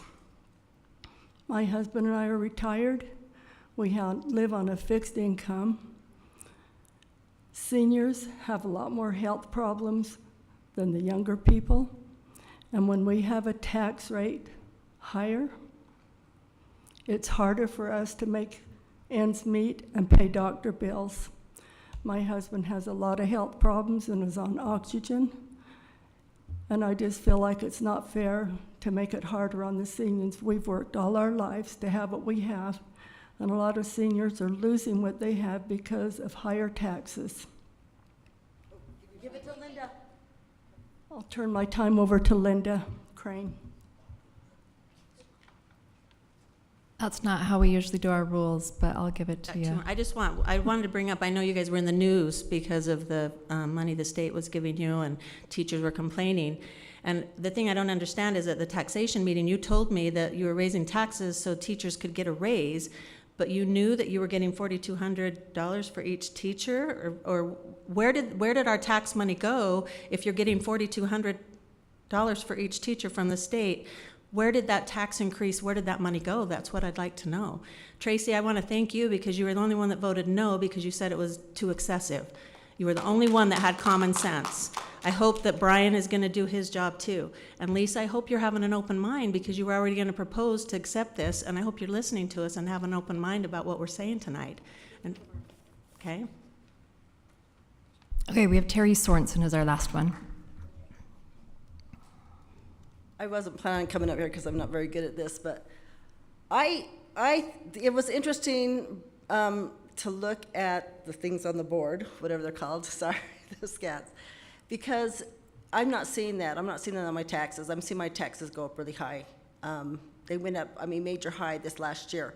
And even though they've raised my property tax, that doesn't mean that's what I bought my property for, and that's what I did not settle for retirement. And now all of a sudden I'm having this high amount being thrown at me because some people have chosen to do this. I work in my grandson's class. I go in there and I help him, and I've been surprised at some of the things I've seen. Coming from a different state, back to my home state of Utah, I was pretty shocked by what I've seen and how luscious everything is and how much money is being just thrown away in these schools. Crayons, we had to buy everything for our kids, all their funds and all their supplies, we had to buy them in our other schools. Here, they're given to them, and I remember being there when they were giving these kids these new boxes of crayons and looking at these old crayons saying, they're not even used. They haven't even used them very much. Why are we giving them new crayons already when these aren't even used? I think there's some ways that we can really look at cutting. I think, going in and seeing all these beautiful decorations and everything these teachers have or these principals get is just kind of boggling to me of how our money is being spent.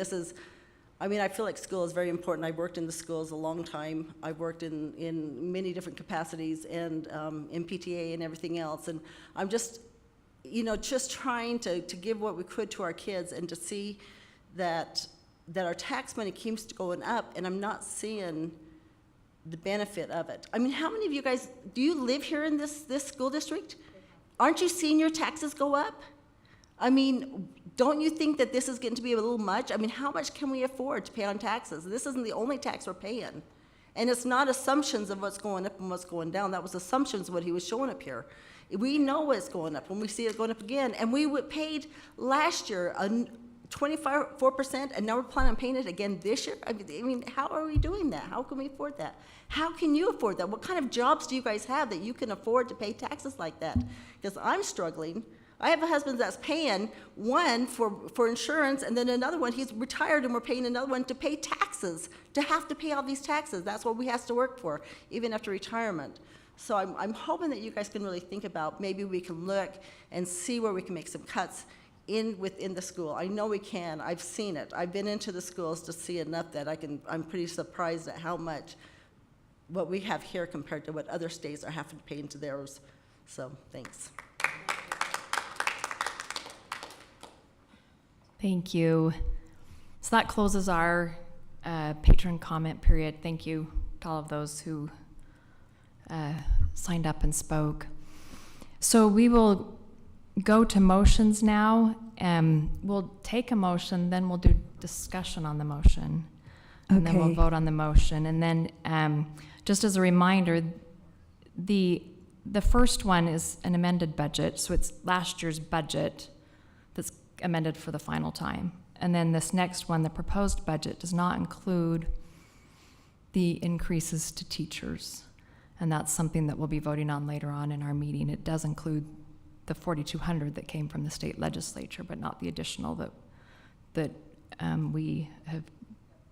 we've offered on top of that. And then there's a separate motion for truth and taxation. So that's not included in the current budget also. Okay, so we'll take the first motion. Okay. Now is the right time, I'm hoping. So I move that we adopt the 2022-23 final amended budget. I'll second it. Okay, that is a motion by Ms. Dean, second by Mr. Robinson to adopt the 2022-23 final amended budget. Is there discussion to that motion? Okay, seeing none, all in favor say aye. Aye. Anyone opposed? Okay, that passes unanimously. Can I still say unanimously if one person's not here? I guess that's unanimous. Okay. Okay, next motion.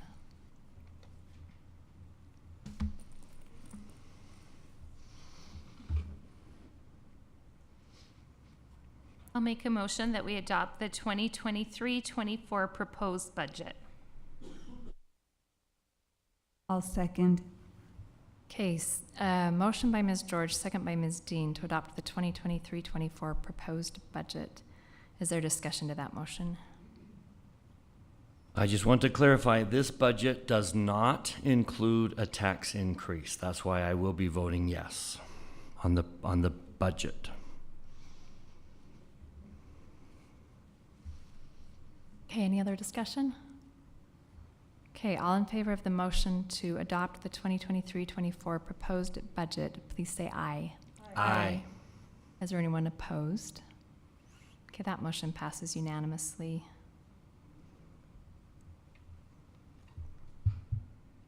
Okay, are there any motions on truth and taxation? I move that we move forward with a truth and taxation hearing at a rate of 2.08%. We need a dollar amount Oh. of how much. $3,400,000. I'll redo that. I'd like to make a motion that we move forward with a truth and taxation hearing in the amount, or for the amount of $3,400,000. Oh, or 2.08%, or do I say everything on the line? I think just the dollar amount's what we need in the motion. Okay. Is there a second? I think to make it clear, what we're asking for is if you look at B, a combined tax rate to yield an additional, and then you fill in however much money you want, and then above the certified tax yield. Oh. That's the motion that should be made. So, What you're looking for is on, okay. You need to read Okay, B I need to fill in read the dollar slide. amount. Okay, I move that we move forward with a board voted levy for a combined rate to yield an additional $3.4 million above the certified tax rate yield.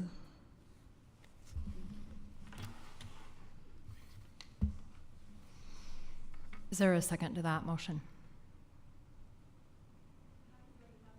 I'll second Okay. that. Okay.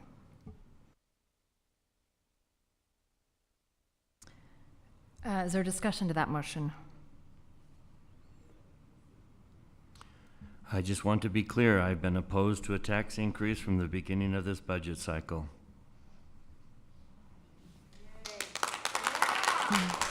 I have a question. Why the why did you decide on the 3.4 million?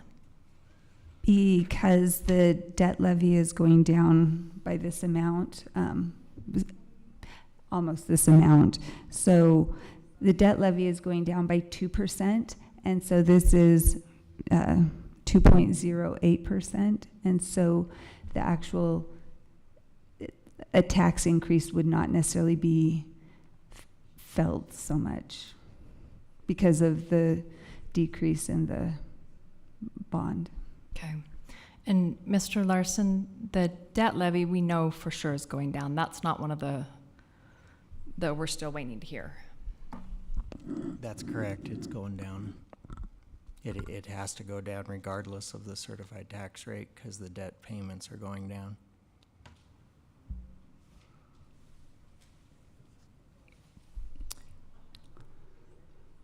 I'll make some comments. This is one of the harder things that a school board member has to do. It's very difficult to understand the tax code.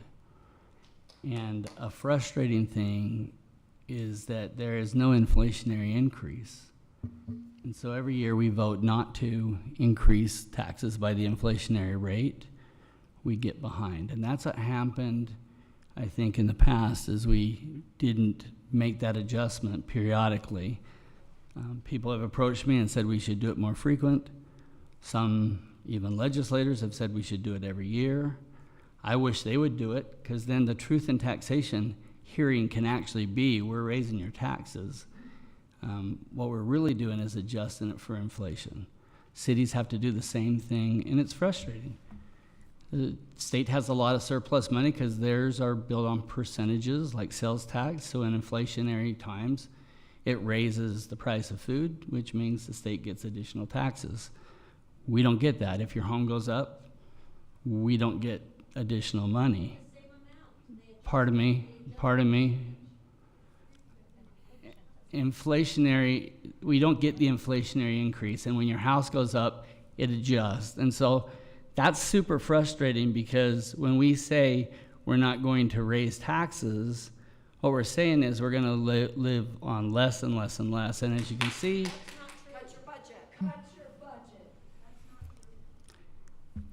and as you can see, we have been cutting our budget, and we are super low in our tax rate compared to other districts. And I think we've done a really, really good job. That being said, 24% raise last year. I want to retain good teachers. I want to have a strong education system. I am not, as some people suggest, we should raise that every year or every other year. I'm not sold on that. I've asked over and over again, what I really would like is to get the community together to talk about when a truth in taxation, how often do you want them? Or even better, legislators give us an inflationary increase like they give in other budgetary things. I'm not in favor of a truth in taxation this year. I think it's too quick. I think that there's other ways, there's other ways. I asked on purpose the explanation of one-time money versus ongoing. So if we make those cuts, those are one-time money. A truth in taxation would give us ongoing money. So with my vote today, no for truth in taxation, I'm under the understanding that we still have to find ongoing money out of our budget. Now, I think we can make it a year, maybe two, maybe our reserves go down a little lower. There's certainly some cuts we can make. Those, again, are one-time things, but I do want us to continue to look at those savings, but I would love to have this law changed. It just isn't fair to the taxpayers. It's not fair to our schools. It's just not fair to anything. So I call on legislators to look at this and see how other states are doing this, and consider making some changes. But I'll be voting no. And can I say one more thing? My vote here no does not mean I won't support it when we vote there. So I invite the community to come and talk to me. I would like to say something also.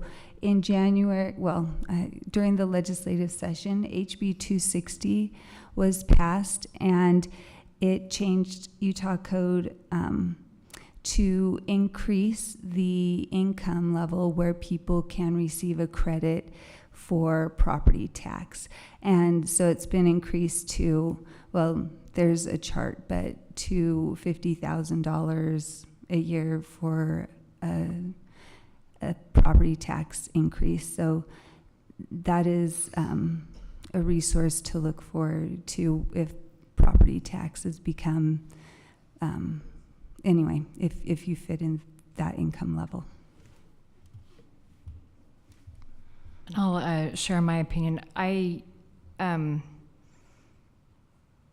open to a truth and taxation hearing this year because of taxes going down. I can see the logic of 3.4 million because we know that our debt service is dropping off that much, so that should hold us about steady. And we know that the certified tax rate's going down, so people's taxes should still decrease. We don't know by how much. So the logic's there, but 3.4 is a little high for me. I'd rather have it be lower because I want to make sure people's taxes don't go up this year. They need to stay the same or go down, and my hope is that they will go down this year. So can I change it to the 3.3? Or actually 3.2? See, my comfort level would be 3 million. 3 million? Less, yeah.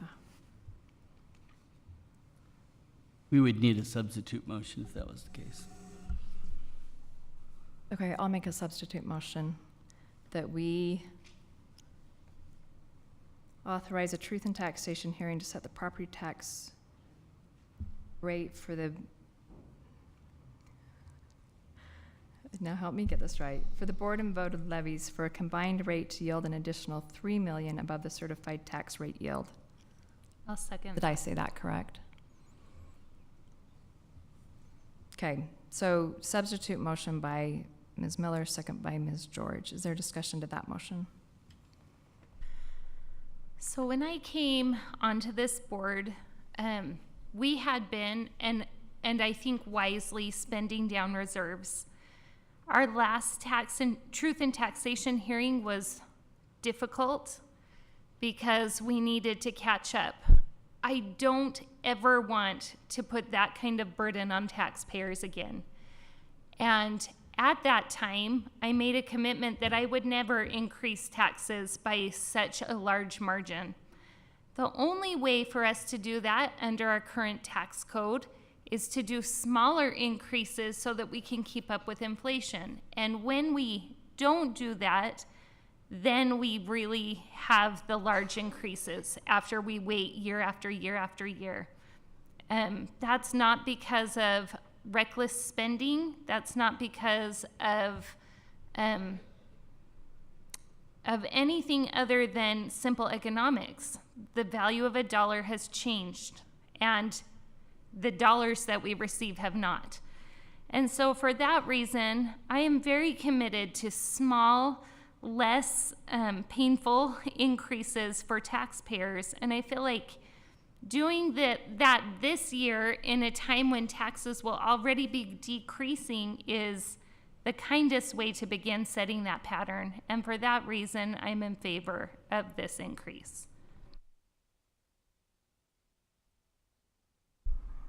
Let me add one thing too. I regret not bringing a list of things that we've cut in the past year to this meeting. That it's been something we've been very conscious of and aware of over the past year. 88% though goes to salaries, and that's not something that we've cut. We've raised our teacher salaries and our support professional salaries, and that's something that we've felt was necessary because Walmart and Home Depot and everyone else was paying more, and we needed to compete with them to get good employees. But there are several, administrative positions and small other cuts that we've been conscious of, and I think we need to continue to be conscious of and maybe do a better job of communicating to our public those areas. Okay, further discussion. Okay, the motion is to authorize a truth and taxation hearing to set the property tax rates on the board and voted levies to a combined rate to yield an additional $3 million above the certified tax rate yield. All in favor, and I'm going to do a roll call vote. Mr. Dunford, Absolutely no. Ms. Dean, Ms. Richards, Yes. Ms. George, Yes. Ms. Miller is a yes. Mr. Robinson. No. Okay, that motion passes 4-2.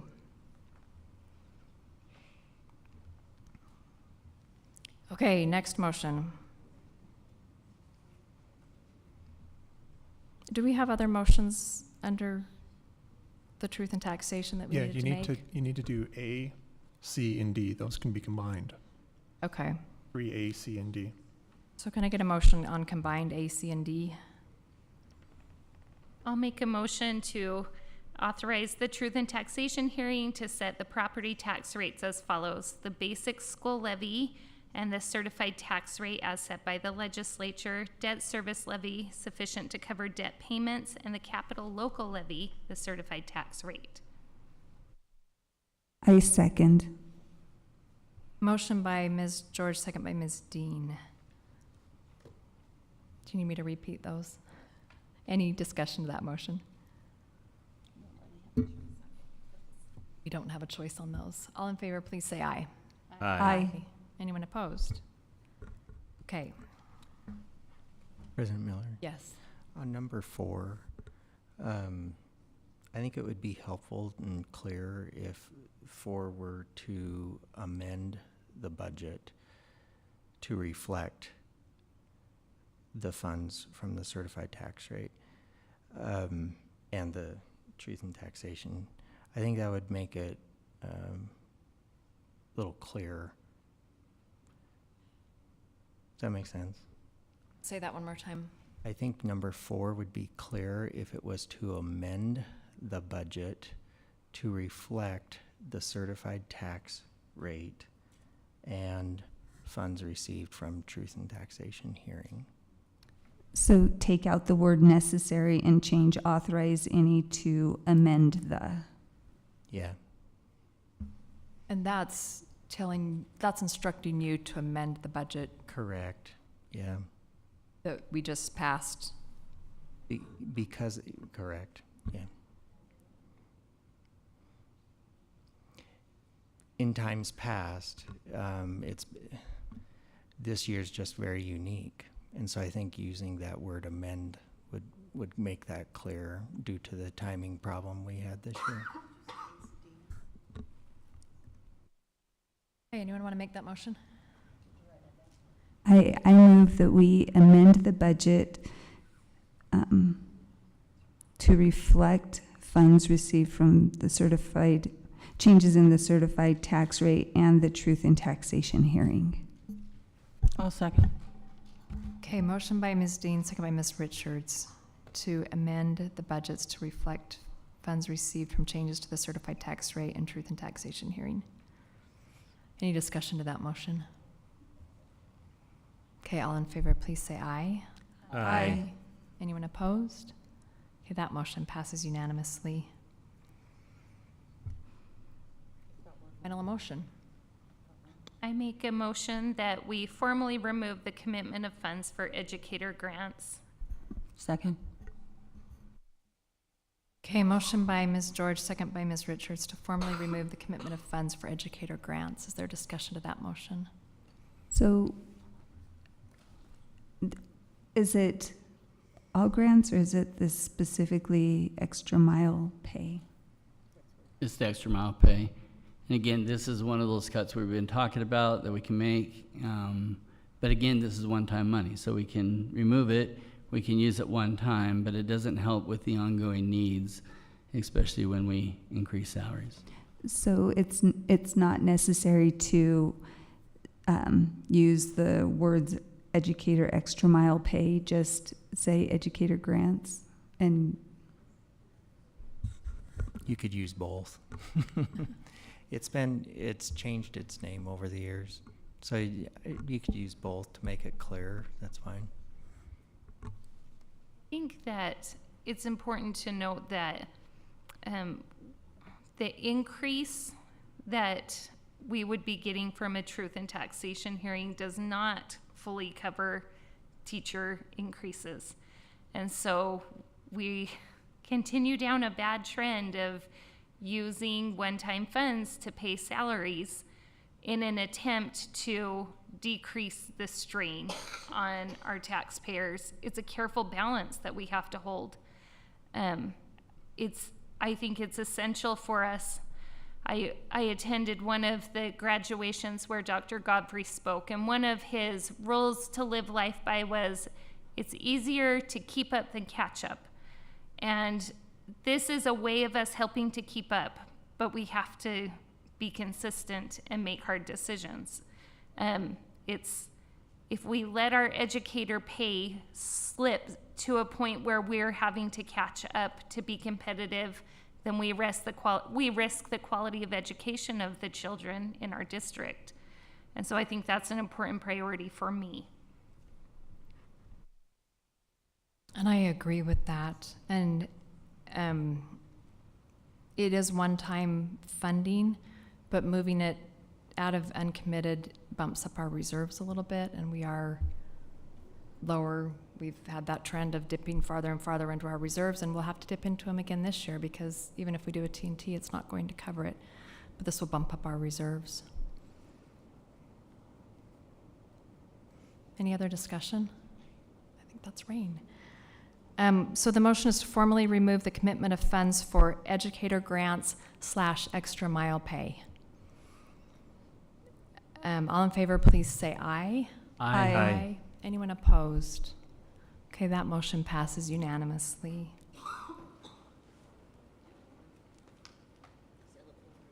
Okay, I think that is all the motions that we needed on our budget hearing.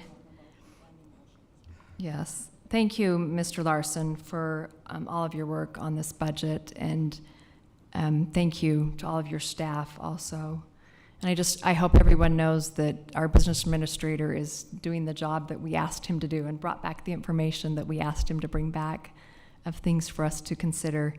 And we feel like we have one of the best business administrators in the state. He's very, very conscious and very aware of how funds are spent, and grateful for his work and that of his staff. Okay, that concludes our budget hearing. Next, we move into our general session, open meeting. Is everyone okay if we move ahead with our general session items? Okay, we will start with resolutions of appreciation. Ms. Richards.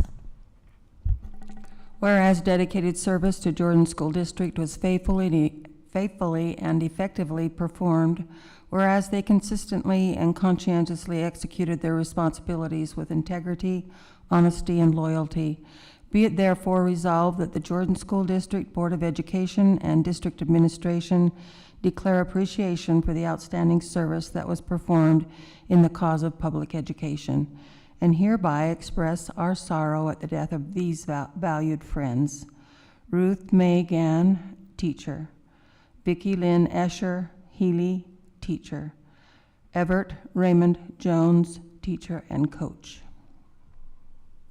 Thank you. Do we have any board recognitions?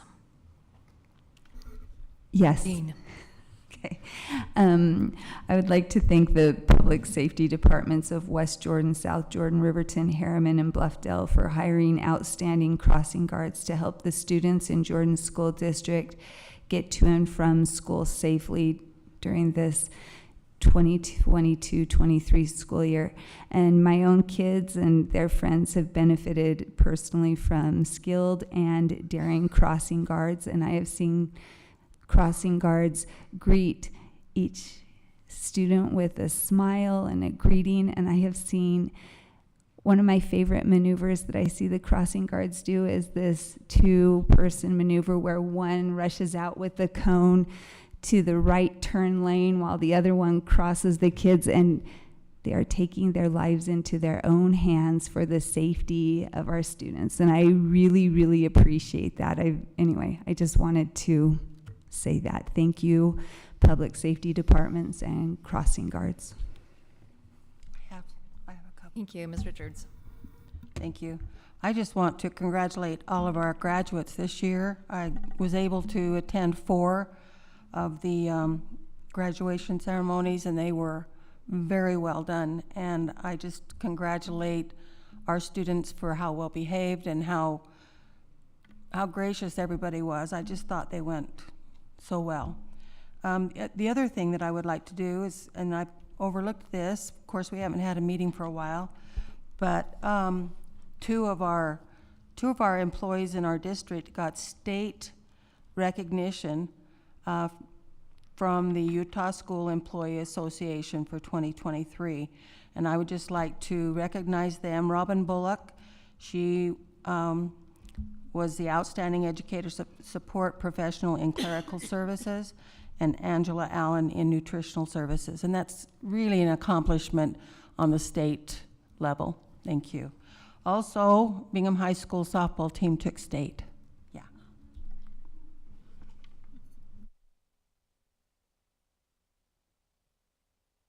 I'll just echo what Ms. Richards said about graduations.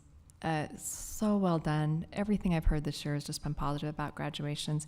But I want to give a shout out to our program at Majestic Elementary, where our GED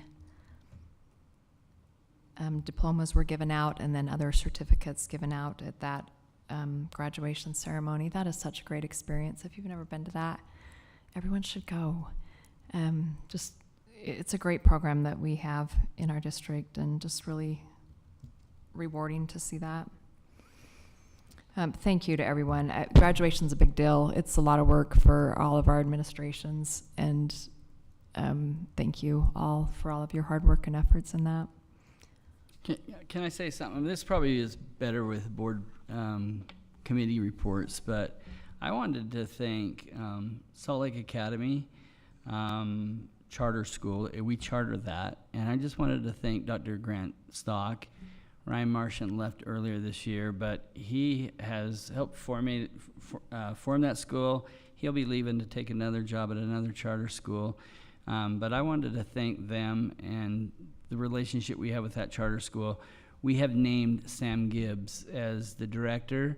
He's coming to us from Athens in Harriman. He has 25 years of turnaround school experience, just really solid, and I had a meeting with him this week. So it's probably better down in board committee reports, but I did want to offer my thanks to those who have started that, and I'm looking forward with the appointment of Brian Veazey to help us oversee that. Just a really good relationship with that charter school, and so grateful for those who came in the past, and I'm looking forward to a whole new level of cooperation with that charter school. So Thank you. Good recognition too, and committee report. I was debating where it should go, but that's a good place. Okay, any others? All right, now we're on to our patron comments section, and thank you, those of you that have signed up, for your patience. And we are ready to hear from you now. We'll have the same rules that you'll get 3 minutes to speak, and when you come to the podium, please state your name, and we will take public comment on things that are not listed on the agenda.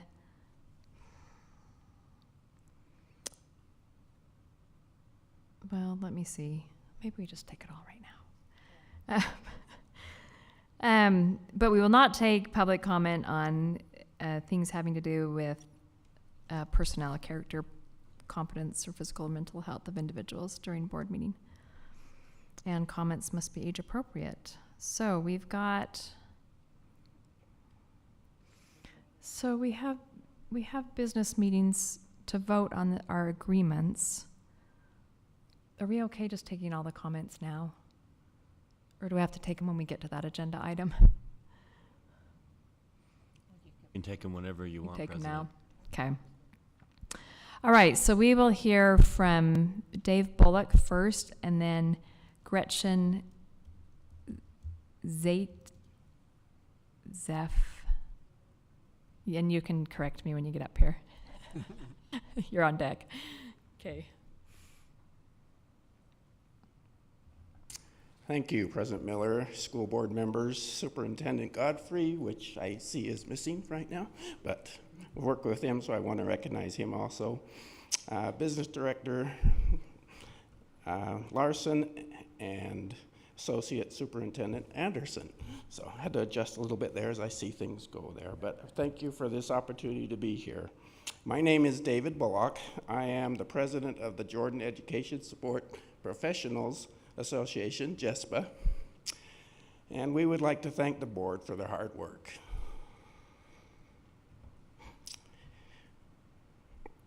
And to express our gratitude for this year's negotiation agreement.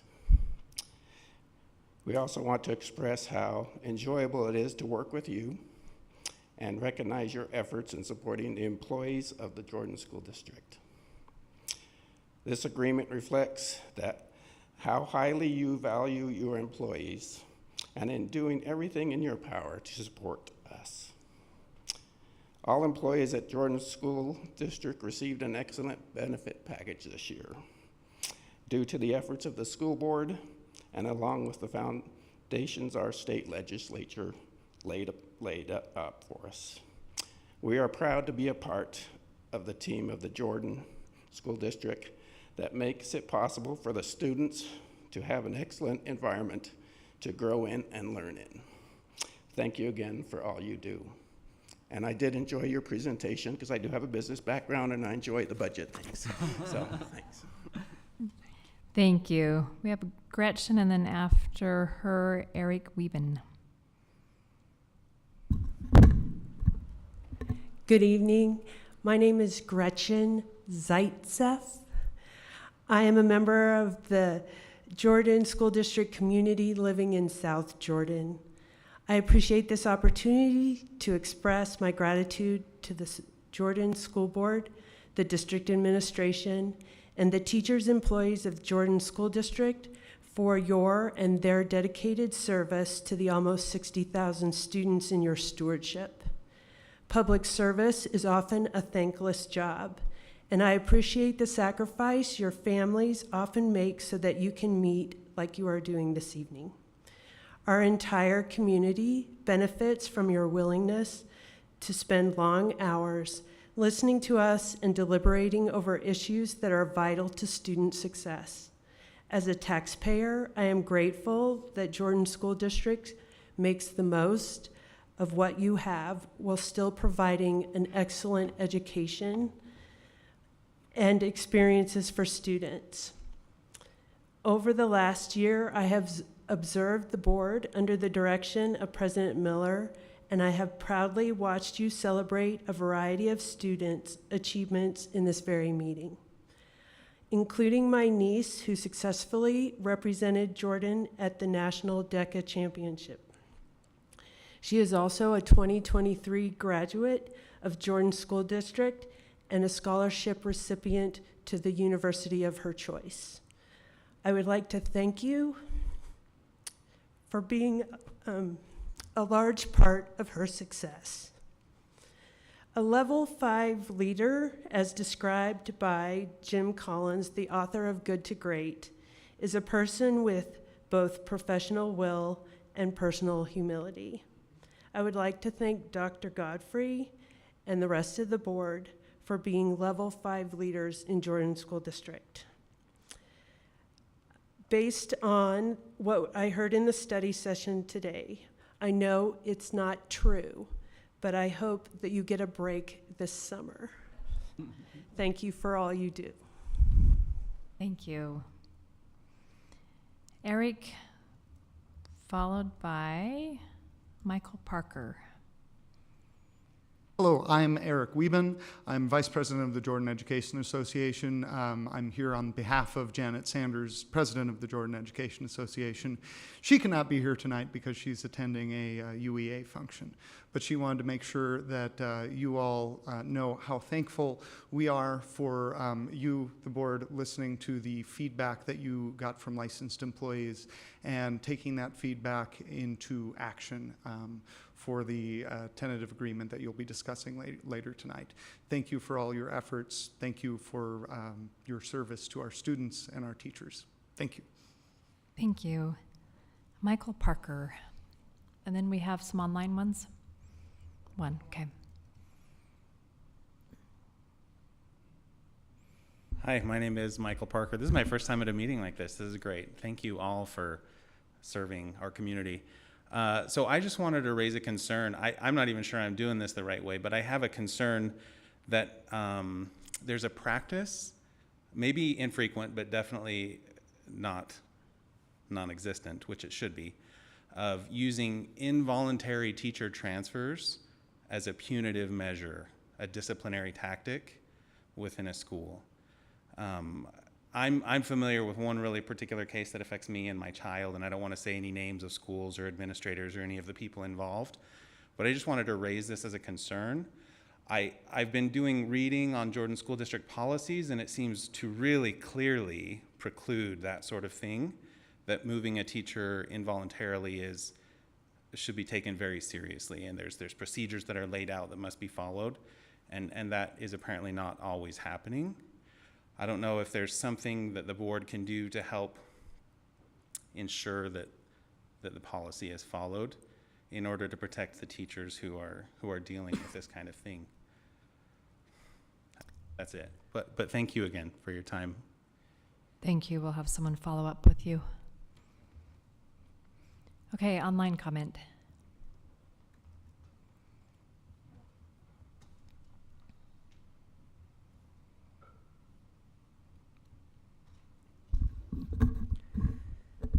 I did receive 2 comments, but one of them does deal with a personnel issue with names and situations. So I will forward that to all of the board members so that they can have that information in lieu of reading it here tonight. One comment I do have to be read. Wendy McConaughey. Dear School Board, I was thrilled to come across the recent news about the opening of a new elementary school in Harriman. As a concerned member of our rapidly growing community, I cannot stress enough how crucial this investment is for our district. With that in mind, I am writing this letter to passionately advocate for the utilization of the property currently occupied by West Jordan Elementary to construct a brand new, state-of-the-art elementary school that prioritizes both safety and innovation, just like you have done for other regions within our district. Our community has been overlooked for far too long, and it's high time we receive the same level of investment that these newer, expanding areas. Our students and the families who support them deserve nothing less than safe and functional buildings that meet the highest standards. By establishing a new elementary school at the current West Jordan Elementary site, we can create a central neighborhood hub that draws in students from other local elementary schools, providing them with a safe and welcoming educational environment. Imagine the tremendous benefits that would stem from such a development. Our children would have access to modern facilities and cutting-edge resources that would enhance their learning experiences. We would attract highly qualified teachers who are drawn to the opportunity to teach in a state-of-the-art facility. Moreover, consolidating the surrounding elementary schools into one centralized location would foster a sense of community and collaboration where students can learn from one another and build lasting friendships. However, if constructing a new school at West Jordan Elementary site proves unfeasible, I propose an alternative solution, splitting the school district. This strategic move would ensure a fair and equitable division of district funds, addressing the pressing needs of both growing and established areas. By allowing for more localized control over resources, we can prioritize the specific needs of our community, ensuring that our children receive the education they deserve. It is important to recognize that investing in education is an investment in our future. By providing our children with the necessary tools and facilities, We empower them to reach their full potential and become the leaders of tomorrow. As an engaged member of this community, I urge you, esteemed school board, to seriously consider my plea and act towards either building a new state-of-the-art elementary school at the West Jordan Elementary site or implementing a fair district split that addresses the needs of all areas within our district. Together, How much do you have left? 2 sentences. Freedom. Together, let us seize this opportunity to prioritize the education and well-being of our children. By making the right decision today, we can pave the way for a brighter and more equitable future for all students within our district. Sincerely, Wendy McConaughey. Okay, that concludes our patron comments section. Thank you to everybody who spoke. Can I get a motion to approve our consent agenda items?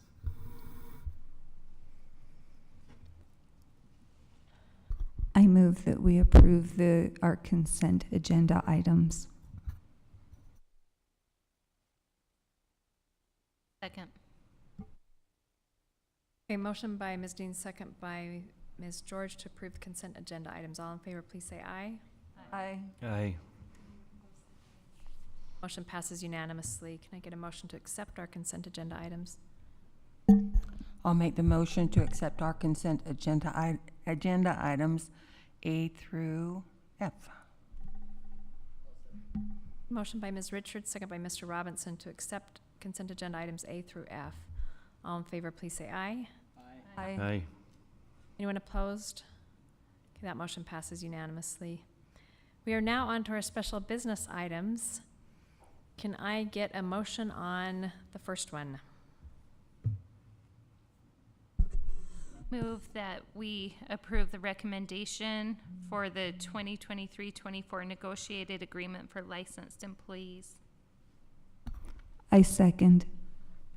A motion by Ms. George, second by Ms. Dean to approve the 2023-24 negotiated agreement for licensed employees. Is there any discussion to that motion?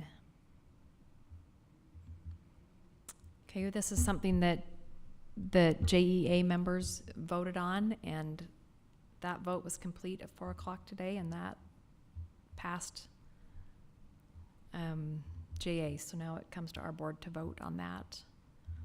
Is there anyone from the public that wanted to speak to that didn't already?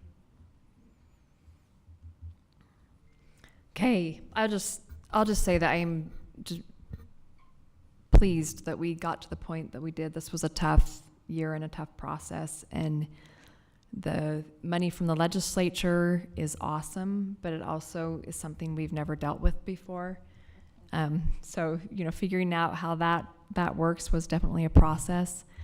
But I'm pleased with where we're at with this. We have great teachers within Jordan School District.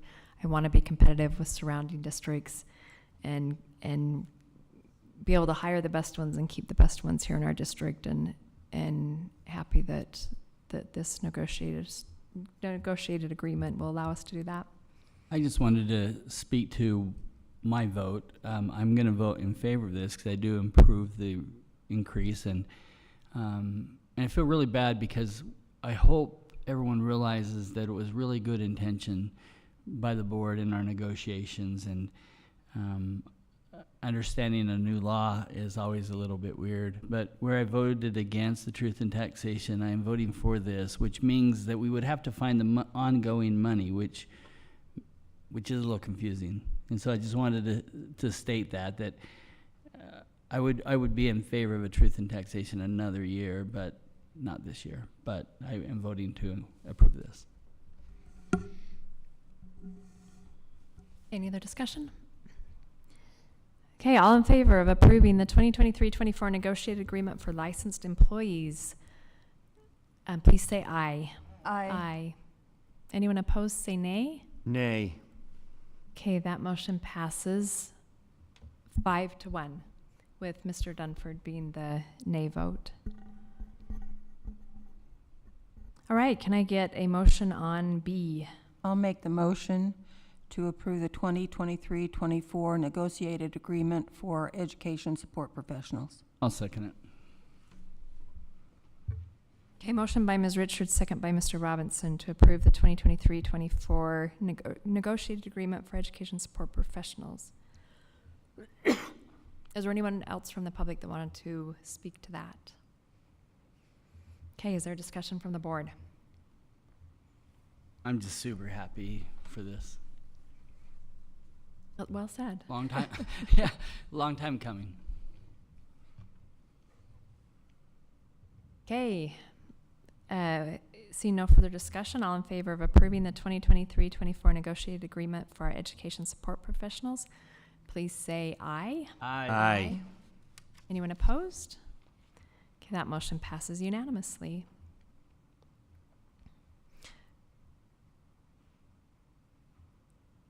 Okay, I really just feel like we need a round of applause for those two, because those are really big increases. And a long process, so thank you all. Okay, now we have, so part of our negotiated agreement was some changes to some negotiated policies, but there were also some changes of phrasing that were in our negotiated policies that would affect policies that aren't negotiated. So now we need to vote on some of those changes to our policies that aren't negotiated. So can I get a motion on C? I'll make the motion to approve revisions to the non-negotiated policies. I second. Okay, we've got a motion by Ms. Richards, second by Ms. Dean to approve the revisions to the non-negotiated policies. Do you need me to read each of those policies, or are we good? As stated on the agenda. I think we could state that we spent some time in our study session prior to this, going through each of those policy changes, and so for anyone interested, they can refer to that earlier meeting today. Okay, so we have a motion by, no, I forgot. Me. Motion by Ms. Richards, second by Ms. Dean to approve the revisions to the non-negotiated policies. All in favor, please say aye. Aye. Aye. Anyone opposed, say nay. That motion passes unanimously. And I forgot to take public input on that. Please tell me, was there anyone here that wanted to talk about that? Because we can redo the motion. Okay, we're good. Okay. All right, now on to bids. Can I get a motion for A?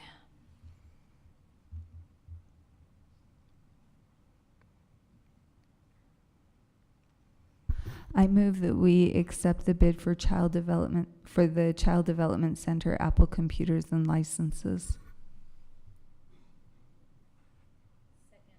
Okay, motion by Ms. Dean, second by Ms. George to approve the bid for the Child Development Center, Apple Computers and Licenses.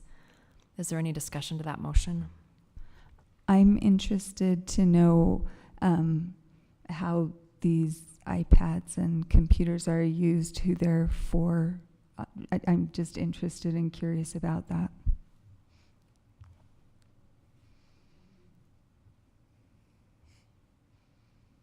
So there are laptops that are the normal rotation and replacement for teachers.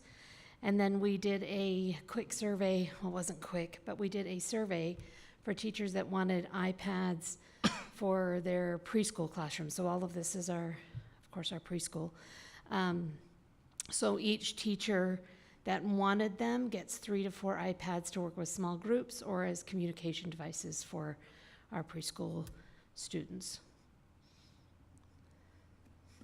Thank you. Can I just add, I've seen those in work in preschool classes as communication devices, and it's a really great thing for our nonverbal students.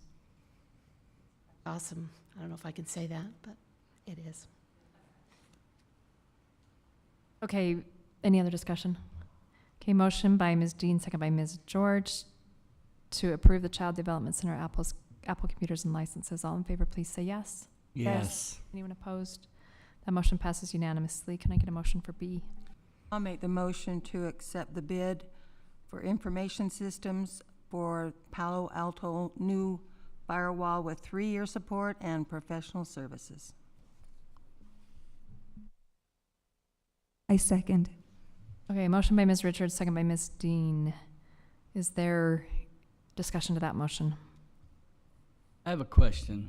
In the midst of teachers calling me with some concerns, when anyone wrote me an email, I just said, call me. So I had a lot of really good conversations. And one teacher complained about our firewall, saying our firewall is too restrictive. And I told him that that's probably not a system problem as much as an administration, how we want the firewall to work, and the reasons why it's nice to have a firewall restricted. Can you speak to that, and then speak to how this will further maybe protect students while still giving teachers access to the tools that they need? Does that make sense? Yes. So the firewall is quite restrictive. It's basically to help protect the district from the many threats that are on the outside trying to get in. On any given day, we get approximately 100,000 attacks on the firewall every day, and they're all different. The firewall does a pretty good job at protecting us from outside, but it also not only protects us from outside threats, but it protects us from inside threats. The way it's configured, it helps, if an attacker does get in, it helps prevent them from moving around freely from different schools to the district office to the ASB. It basically is our first and last line of defense on top of our antivirus and other things like that. Can you repeat the second half of your question? I'm an old man. I can't remember anything. How are we? I think it's the teachers then are kind of complaining that we're so protective because we're protecting kids and our system, but then they don't have the tools and can get to the sites they need to teach with. So that is probably more of a content filter issue, and we do restrict that quite a bit too for same things, because the content filter also protects us from other types of threats, from getting to sites that might be infected from malware and stuff like that. Usually if a teacher will shoot us an email asking us for a site, we can check it out fairly quickly and get it approved and get them access, usually within 15-20 minutes. So I mean, we have a process in there. There is a process, and there's a process for approving videos. There's a Teaching and Learning has a document that they fill out if they want a specific video that's not being allowed, or the students can't see it. They can fill out this form, and we can grant them access the same way. And there's just a simple process that they have to follow.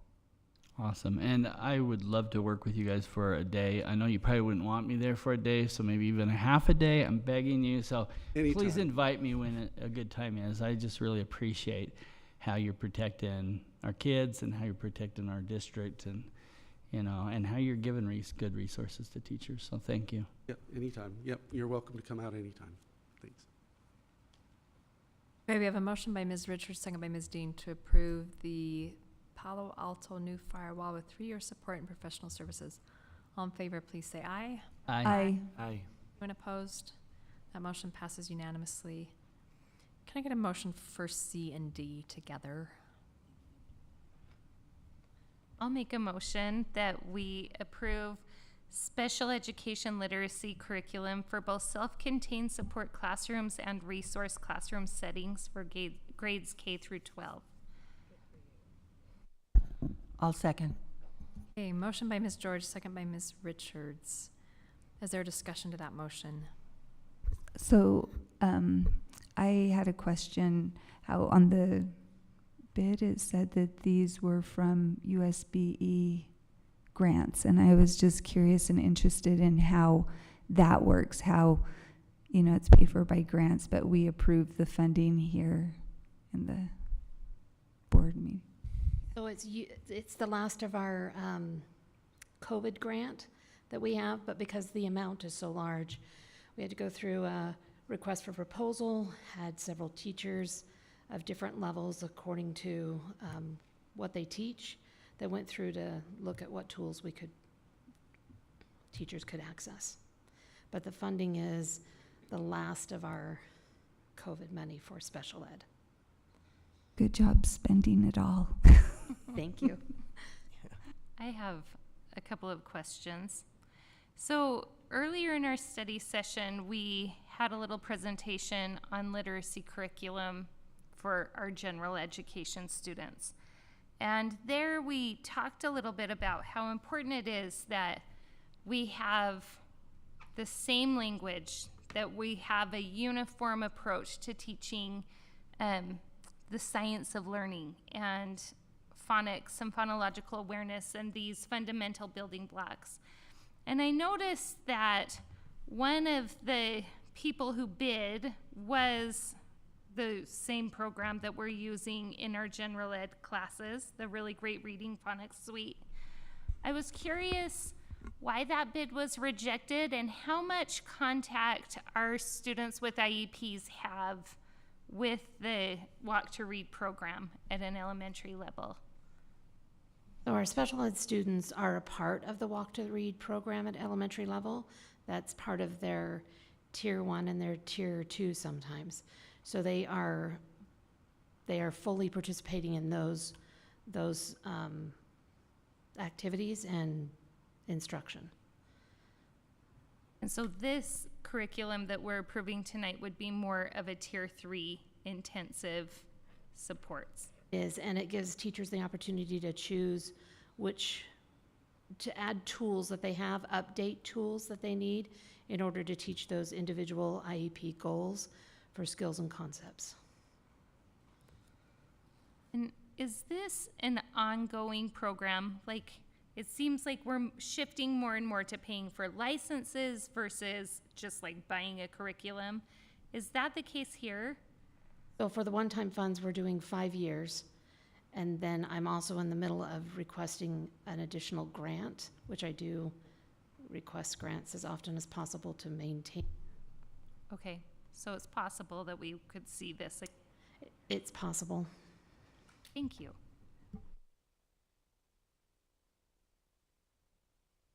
Any other discussion? All right, we have a motion by Ms. George, second by Ms. Richards, to approve the special education literacy curriculum for both self-contained support classrooms and resource classrooms in grades K through 12.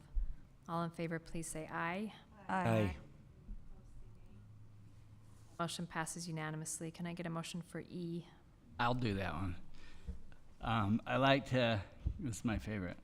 I would like to move that we approve the white copy paper for $103,084.80. That's a lot of paper. I second. And I have a statement to make. Okay, so we have a motion by Mr. Robinson, second by Ms. Dean. Discussion. So during the Valley High School graduation, I was the only person not to print off my talk.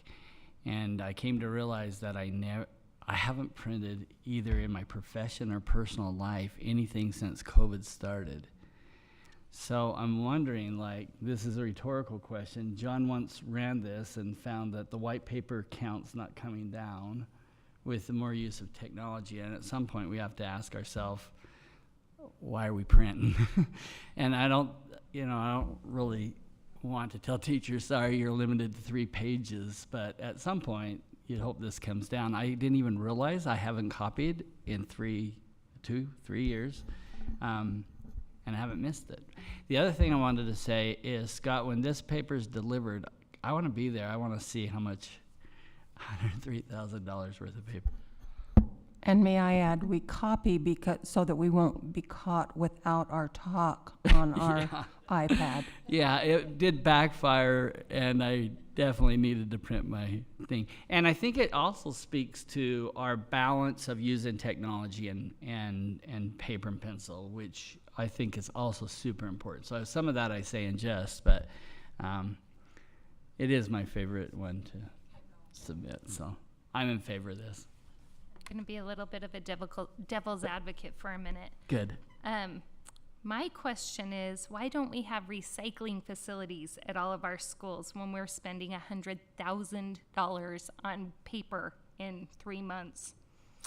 And then my second, less abrasive comment is just, I think it's so important for our teachers to be able to deliver instruction to a variety of learners. And as amazing as technology is, I'm thrilled that those students who learn in a different way still have access to what works for them.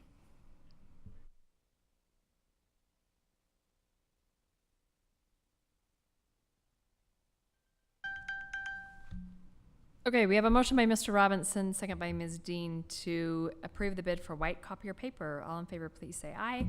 Aye. Anyone opposed, say nay. That motion passes unanimously. Can I get a motion for F? I move that we approve the bid for a truck cab and chassis. I'll second it. Okay, we have a motion by Ms. Dean, second by Mr. Robinson to approve the bid for truck, cab, and chassis. Did anyone else Google what a I did with you. I know what a chassis is. You don't? I do now.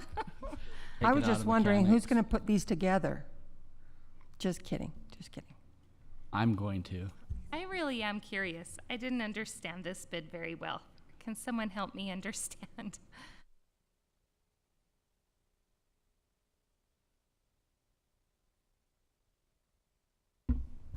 Kurt Prusy, Director of Purchasing and Warehouse. I explained a little bit in the write-up. A truck cab and chassis is basically the frame with a cab on top of it.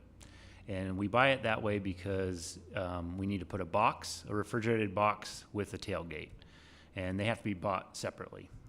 We've tried buying them together, and there's really not a lot of companies that do both of those. We also have some specifications for the truck to match buses a little bit the best we can. So the same tires that go on buses we use on our warehouse trucks.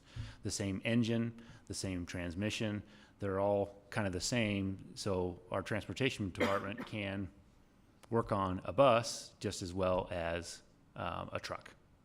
And so it is separate. And so we haven't done the bid for the refrigerated box, but I did estimate the cost, and I just wanted to be transparent that it doesn't just cost $80,000, it actually costs more for a warehouse truck. So where I got a little confused was, so we're retiring a truck. Is this a full replacement? And that retired truck that is now a backup truck is remaining in the fleet?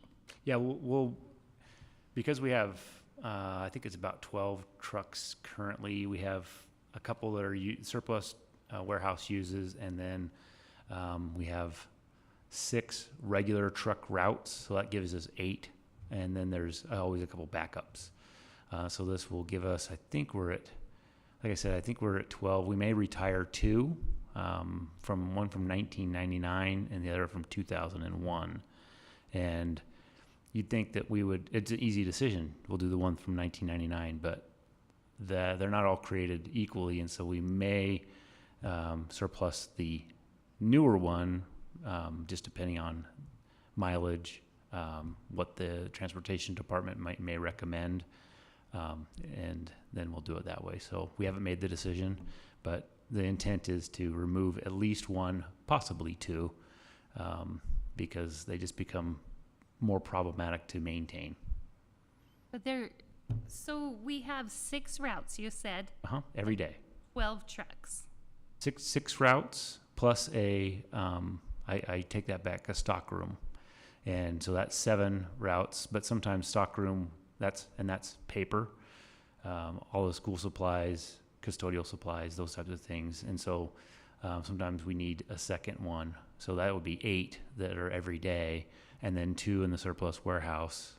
We have 2 employees there, and they can go their separate ways and pick up. So really that's 10 vehicles, and you might think, well, that's enough, but they break down. And sometimes we're without a truck for maybe a day or 2 for an oil change, and maybe 2 weeks to be able to get parts and things like that. So Wintertime, we can have 2 or 3 trucks down at one time, and then we're shorthanded. So when you talk about like custodial supplies, we're using a $150,000 some odd dollar truck that's refrigerated to transport custodial supplies? All our trucks are capable of refrigeration because they all become ultimately backups. Doesn't mean they're running. In fact, sometimes, in the wintertime, we don't run the refrigeration on that. It's only typically in the summertime or late, summertime for the route, but late spring and early fall, we need to run refrigeration. But they're all equipped with it because we don't know when we'll need to use them.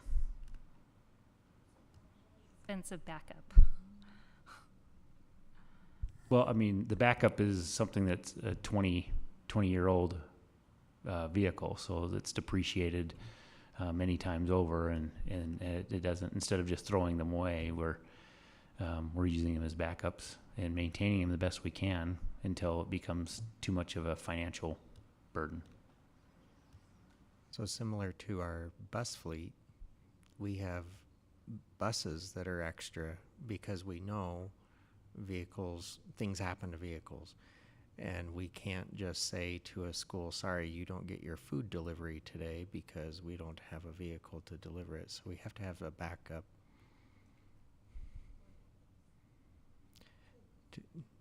Just 2. And we'll be looking to surplus some of those. 8 routes, and then we have the surplus department that goes out on a, not every day, but most days during the week to do that. Yeah. And they actually have one of the backups, so they kind of share. And usually we know when a truck is bad at 6, 7 o'clock in the morning, and then they may take it from the surplus department, or the stockroom truck is not available, at least for the afternoon, or until the afternoon, because the routes usually are done between 7 and 10, 7, 11 o'clock.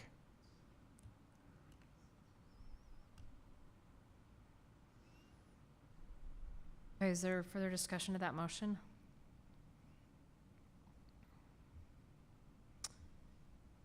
And who made the motion? Ms. Dean, did you make it? I did. Okay. We have a motion to approve the truck cabin chassis by Ms. Dean, and the second was Mr. Robinson. All in favor, please say yes. Yes. Yes. Anyone opposed? No. Okay, that passes 5-1 with Ms. George as the no vote. Okay, committee reports and comments by board members. Does anybody have anything to report? I did mine already. Okay, thank you. I would like to ask a favor. There are 2 people on the finance committee that are very opposed to the tax increase. Could you form an ad hoc committee to prepare the materials for the tax increase rather than tasking the finance committee to do that? I'm happy to do it if that's not a possibility, but I'd like to ask the favor that, 3 of the 4 of you that are in favor of the tax increase going to tackle that. That puts me in a very awkward position. I think that is a fair request. Thank you. We'll discuss that at executive committee, but please let me know if you would like to be on that ad hoc committee. I would recommend that we not leave the public uninformed. I know this is a small increase, but let's tackle it with the due diligence that it deserves, even though it's a small amount, and that we inform the public as to why. Thank you. And that's where I come is we just need to increase our communication with the public on not only this, but other issues. I think even with our negotiations, we could have communicated things better. And so I call not only for a committee here, but I would love to look at how we can deepen our communication with employees and with the public.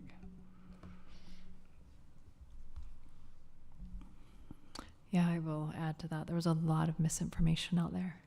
That was hard to watch and see.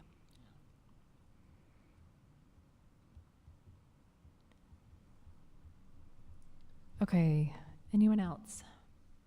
I just have a couple items. Just to let all of you know that we're working on the summer projects report. We're working on the prioritized list to bring to the board in August. And just to let you know that Bingham High School renovation, the last phase, is moving forward. The gymnasium is already painted, looks amazing, and so you might want to take a walk through. The other thing is the seismic study. I think I already told you last time that we were granted $312,500. We received a letter from Holly Allen, who is the evaluator for grants and programs in the district. She recommends that we wait until fall when the official funding letter is expected. Because if we spend any money or do anything, any improvements before we receive that, it will not be reimbursed. That's all I have. Question on summer projects. If there's things on the list that we have questions about or want to know more about, should we go through facilities? Yeah, and then we can research it for you. Okay. Sure.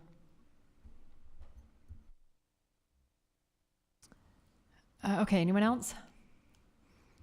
I have just a couple of things. First of all, from Utah School Boards Association, the pre-delegate assembly is Friday night, August 25th, and that all board members are invited to that. And just wanted to let you know that the people that have been invited to speak are Jonathan Balls and Ben Leishman. I think Jonathan Balls is the director of the Office of Legislative Fiscal Analyst for the state of Utah. It should be fascinating.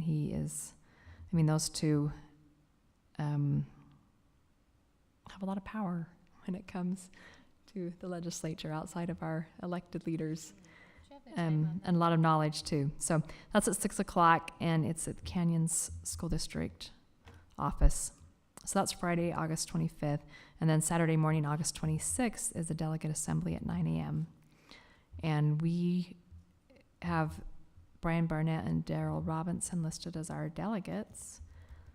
And then I'm also there as a board of director member, but I listed everybody else as an alternate delegate. So if Daryl or Brian can't go, let me know, and we'll get an alternate. It's on my calendar. It's my favorite. You love it, don't you? It's actually gotten better in recent years, so. And that delegate assembly is where USBA adopts the legislative priorities for the year.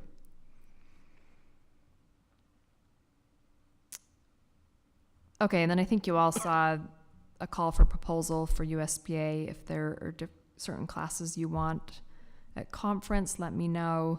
Or if there's classes you think our district should teach, let's talk and we'll put together a proposal there. I've been kicking around a few ideas, but haven't narrowed in on anything yet.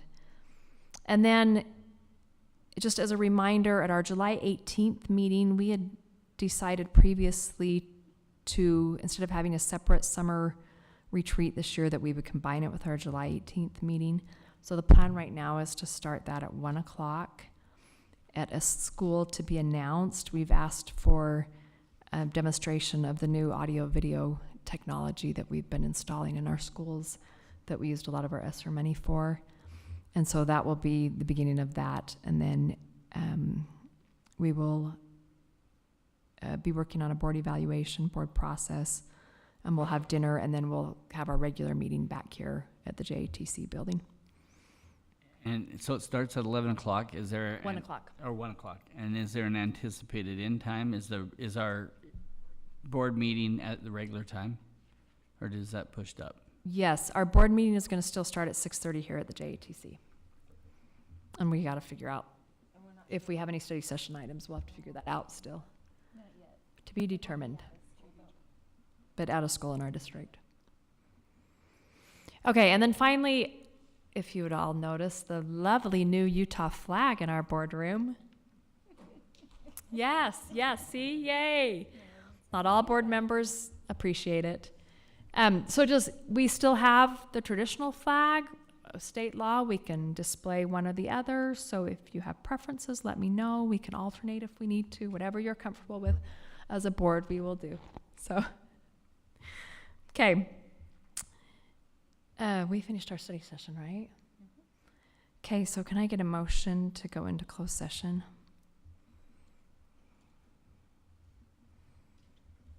I move that we go into closed session for character and competence of individuals, property, potential litigation, negotiations, and security. Okay, motion by Ms. Dean, second by Ms. George, to go into closed session. I'll do a roll call vote. Mr. Robinson? Yes. Ms. George? Yes. Ms. Richards? Yes. Ms. Dean? Yes. Mr. Dunford? Yes. And I'm a yes, so that passes unanimously, and we'll go into closed session. Thank you, everyone who is here, still here tonight, and those that joined online. We appreciate you attending tonight. And have a good summer. We'll be back in a month.